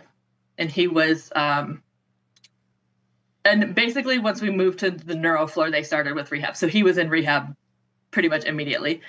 His case of posterior fossa syndrome wasn't as severe as a lot of kids. He was talking within 2 weeks, back to speaking full sentences and everything. And a lot of kids that have posterior fossa syndrome don't talk or walk for year afterwards. They lose like all ability to do anything for themselves. So he was really lucky in that case. We ended up staying in the hospital inpatient for 49 days. After about 40-ish days, they transferred us up to one of their base hospitals that has their proton radiation. So that way we could still be inpatient and they wouldn't have to transport us back and forth. So we were inpatient there. He was getting proton radiation every day. He did that for 30 days. And he was released in the middle of that. So every morning we would have to come back to the hospital for his radiation. And since he was so young and you have to stay still for radiation, he had to be sedated 5 days a week for it. So it wasn't just like a in and out procedure. It was 2 or 3 hours long every day. So he got 30 rounds of radiation. And after that, he had about a month off. And then he started chemo. And the kind of, so medulloblastoma has 4 subtypes. And the kind that he had was the most aggressive, and it had a gene amplification that made it even more aggressive. So we chose to do high risk radiation and chemo to make sure we got everything. So once he started chemo, he would be inpatient for 4 days to get his medicine, and then we would be released. And then we would come back once a week. They would do blood draws to make sure his counts were okay. And he would get an extra dose of chemo on like day 7 or 10 or something like that. So it was constant doctor's appointments every week for that also. And he was also receiving out PT, OT, and speech. So that was twice a week to go for that. And I tried my best to get him to have everything so we could do 1 trip a day for everything, but sometimes it didn't work out. But we're lucky that we were close enough that it wasn't really a big deal. If we had to go a long distance to multiple hospitals multiple times a week. Yep. So he had 6 rounds of chemo. So from November through April, he was in at least once a week. Sometimes he was in longer if he developed a fever when his counts were 0. So he was neutropenic, and he would have to stay until his counts would go above 250, which sometimes took 2 weeks. So in addition to his week of chemo that he was inpatient, he would be in for longer. So April was his last chemo. And then he was done with treatment, and they determined he had no evidence of disease as of April 2021. After that, he had every 3 months he would get an MRI just to make sure everything was still clear. Still clean. On his 6-month MRI, they would do brain and spine. So they found a spot on his liver on his 6-month MRI, and they scheduled him for an abdominal MRI just to make sure. They said that it's probably just something like a fatty liver left over from surgery or something, or his chemo or something like that. So they scheduled it for like 3 weeks out. By the time we got in for his abdominal MRI, he had multiple metastases throughout his abdominal cavity and pleural cavity. And so what they think had happened was, in between radiation and chemo somewhere, some tumor cells traveled from his shunt through his abdomen and were dispersed in his spinal fluid that drained from that. And that's extremely rare. Yeah. So we discussed a game plan, and it was hard because 30% of kids that have medulla relapse. And once they relapse, it's very, very rare for them to fully be cured. There aren't really many protocols out there that are like solidified as to curing it. Everything is just research based. And especially with his relapse, there was hardly anything that they knew that they could try. And they even biopsied part of it to be sure that it was medulloblastoma, just so that way they weren't dealing with a secondary cancer, which is common in kids that get chemo and radiation.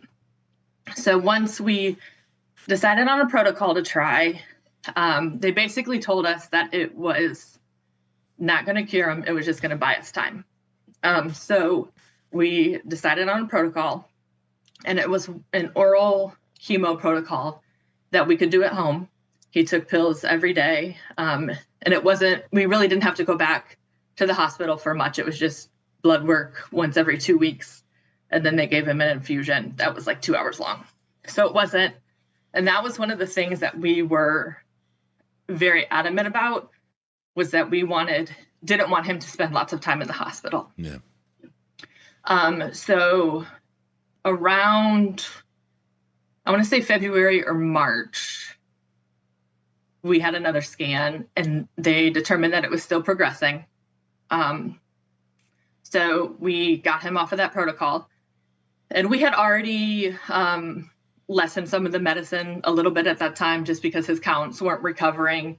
So we were already doing some medicines at 75%. And so it wasn't really advantageous to keep doing that protocol. So as a last ditch effort, we tried this drug called Lutathera. And basically what it is it's a injectable radiation that targets certain cells that he had for his tumor. He did that at the end of March, but at that point it was already too much. We did notice some differences because he was like jaundice and stuff because of the tumors on his liver were so big. Right. And about a week after his Lutathera, he did start looking better. So we were hopeful. But then he just developed ascites, and it was like too much fluid in his abdomen. And then he unfortunately passed away April 29th of this year. So he had a 1.5 year battle. That is one of the most difficult stories to hear. And I appreciate you sharing it, because I know how hard it is. And nobody should ever have to go through what you or Kingston went through. And it's heartbreaking. And I'm working here. It's everybody's touched in some way. Their family, friends, someone they know has cancer, and it's just so much harder with children. And it's one of the key reasons we started this whole thing. That's why we do this every year. And, Mandy, you guys weren't patients at St. Jude. You didn't use the services of St. Jude. But like they have research going on right now with medulloblastoma. They have a clinical trial going on right now. And all this money that we're trying to raise and put together here is to help kids like Kingston and people like Mandy to be able to not have to be here in a place that makes us unhappy, to have a little bit more fun and a little bit more smiles and all that. So, Mandy, I know it's hard, and I appreciate you sharing your story. And it's close. It means No problem. Because when he relapsed, I actually went to the website that has all of the trials out right now, and went through each and every one of them and tried to see if he qualified, because there's all kinds of parameters that you have to meet to qualify. Yep. So I picked out every single one that I thought he would qualify and discussed it with his doctors. And we talked about a whole bunch of different options. And so it's good that there's options out there for parents to be able to put their kids in trials to help other kids. Yep. That's exactly it. That's all we can do is keep working to get there. And hopefully one day, things like this will help other people avoid this, and we can be the people that help break ground to save others. It's one of the few things we can take away. Mandy, universally, the folks watching, sending prayers and love and everything. Sorry for your loss, and remember Kingston.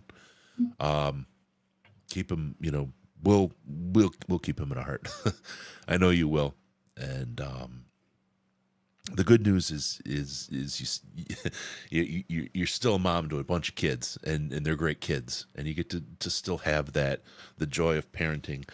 You never make up for the loss. Nothing ever fills that hole, and you know that. But family, friends, and trying to do good for in the world is what we get. So I just want to thank you, Mandy, so much for coming on and sharing your story. It's hard and it's brave, but it's something that we want to do so people can really see and understand why we do this and what it means to the people that are out there and suffering and having a hard time. So, Riz, I don't know if you have anything to say.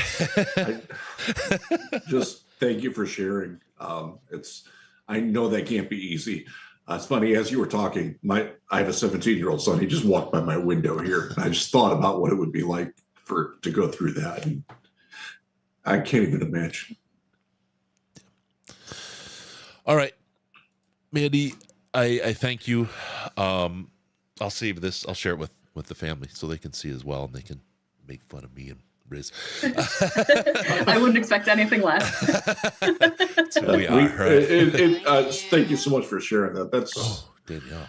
And to get through it the way you have, and having other kids, like, I can't imagine how your life just like stops. And it's like you talked about, like you go to the doctor one day and then the next day he's having, like, that's unbelievable that he can that it goes like that. But that's what and you cancer never does. expect it to happen to you. Like, that's the last thing in your mind when you're taking your kid to an MRI. Yeah. Wow. All right, Mandy, thank you. We're gonna move. We're gonna go to try to do some silly stuff. I don't know how you go to fill in a room with balloons and stuff like that, but we're gonna try. I appreciate you again to bearing your soul and bringing your heart, and look forward to seeing you soon. Okay. No problem. Thank you guys for doing what you're doing. All right. Thanks, Mandy. Thanks. Mandy. All right. That's I need a minute. That's why we're here. that's why we're doing it. Thank you, guys. Yeah, thank you, Thanks, Mandy. Mandy. All right. That's exactly right. That's why we do it. And I'm gonna need to That's grab a little something here. just the idea of, we're both dads, and a lot of the people that are playing along with us today have kids, and our kids are older now, but just the thought of GE 35150, thank you. Anonymous 20, thank you. Lost Cause 64, For Mojo, Dave Blaylock, he passed on December 20th.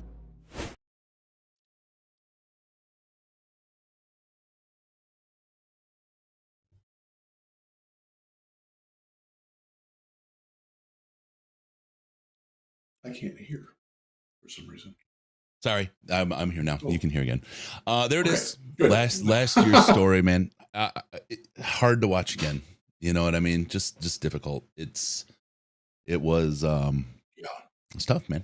It's tough. And this is we put it out there because we want people to see what families are going through and understand how you can help and how much it means when you kind of hear the story from a parent and watching their child go through that. Pat D, there a lot of donations came in. Thank you all so much. Pat D with the doubling of the donations. The people match, great. The babies need the money. A parent's worst nightmare. I'm glad you all can do this for the babies. When my Matt was 3 months old, we had a cancer scare. Turned out to be something serious, but not cancer, and it was fixable. Worst experience ever. Heart breaks for these families. Absolutely, man. It is tough. It is as hard as things can be. I just can't imagine it. I have to go through and say thank you to everybody. AJP, $50. Robert Drum, $50. Jeff Gibson, 100. Anonymous, 50. Anonymous, 1234. He did that again. Don Mayhew, 100. Pete, $100. Hard to remember a time before the DLP. I've been here since the beginning, and you guys make a Lions fan even better. Thank you for supporting such a great cause. And 100 from Anonymous as well. Thank you all for donating, and everybody for just for understanding. Again, we don't come around trying to make people feel bad or, squeeze your heart but sometimes you do. Sometimes you do that to help people kind of part with a couple of bucks. Tough times right now for a lot of people. Inflation's out there, all those other things, but it's an important cause, and people need help. And while things are difficult for us, we can't forget about others and doing what we can to help other people out there while they're having some tough times, man. It's and I appreciate you all, everybody from $1 to $1,000 on down. It's very, very much appreciated. Jason, thank you for getting us to the appropriate number. Love you guys. Keep up the great work. Riley Dawson, Jason. Thank you. That was 100 from Riley. Anonymous, 50. Thank you, Jason, for $100.66. Let's get to 50K. We are now up to $8,372.69 because that's who we are. Thank you all. Appreciate you. All right, levity. Well, we've got one of the most levacious. I make another word up. If I can't do longevity, I'll use. I don't think that's a word, Chris. Yeah, tonight it is. We got Tony Ortiz coming up, who's one of our faves. He's an absolutely fantastic human being. Tony. He's fun. He's funny. Sideline reporter, formerly for WWJ. I got to get his name typed in so I get his bona fides up there. And current daytime personality and host at WWJ. Sorry. News Radio 950 WWJ. Got to do it in the news radio guy voice. That's the street reporter voice, right?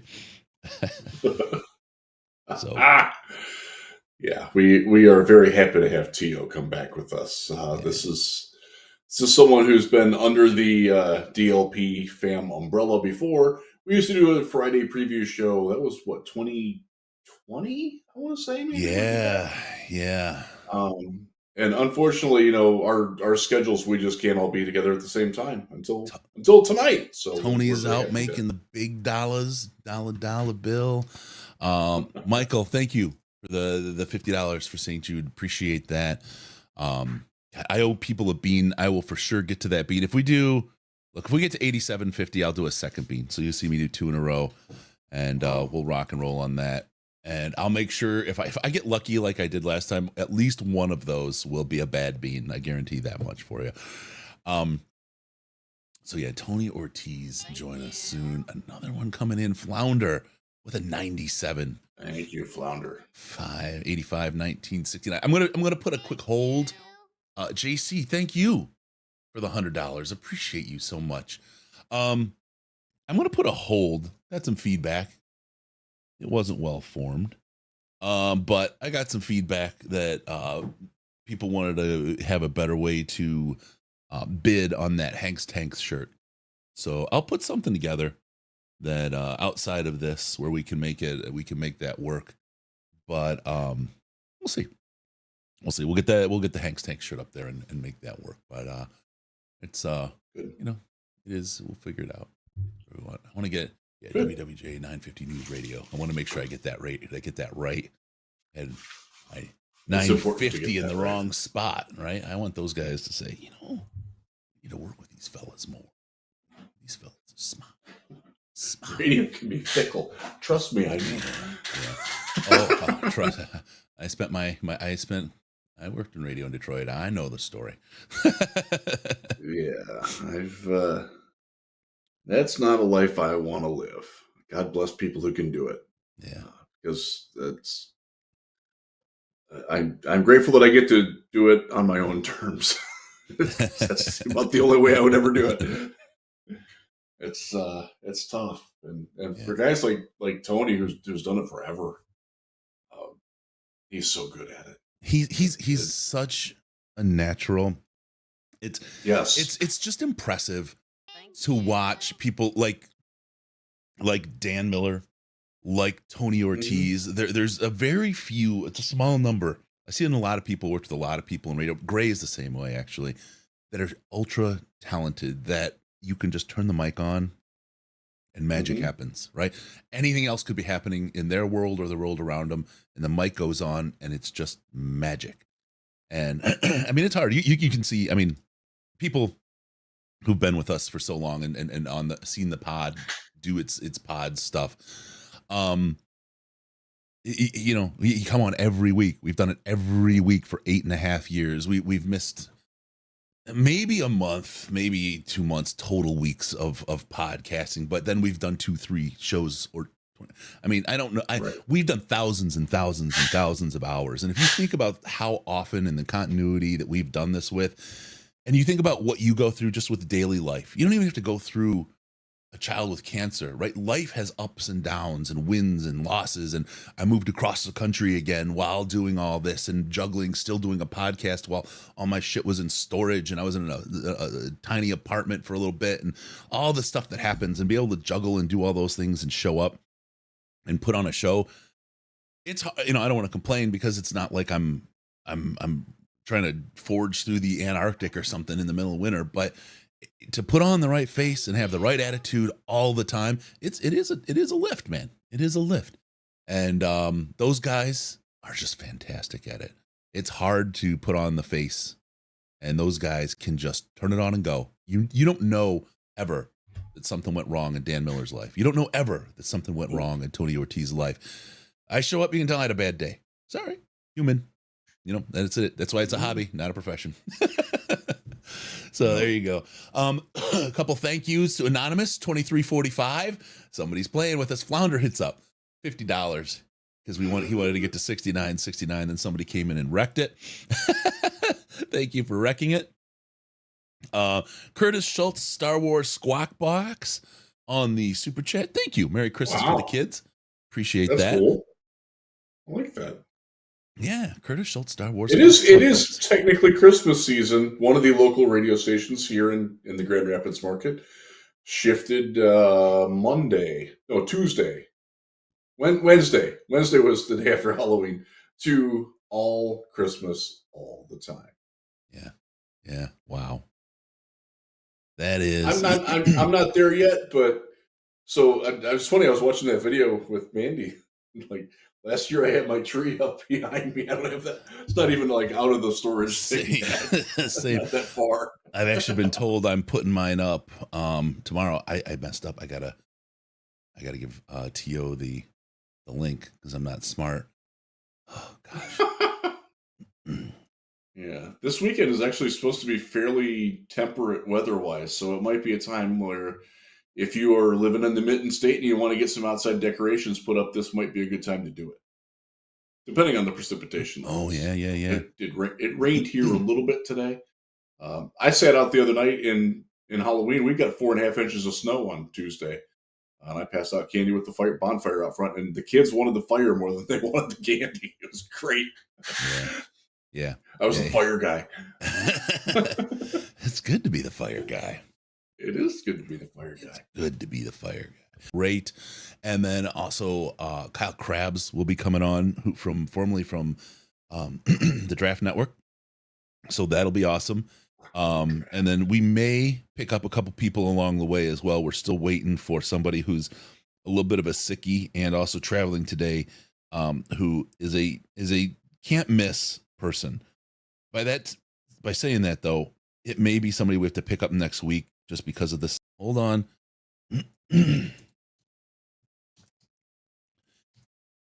All right.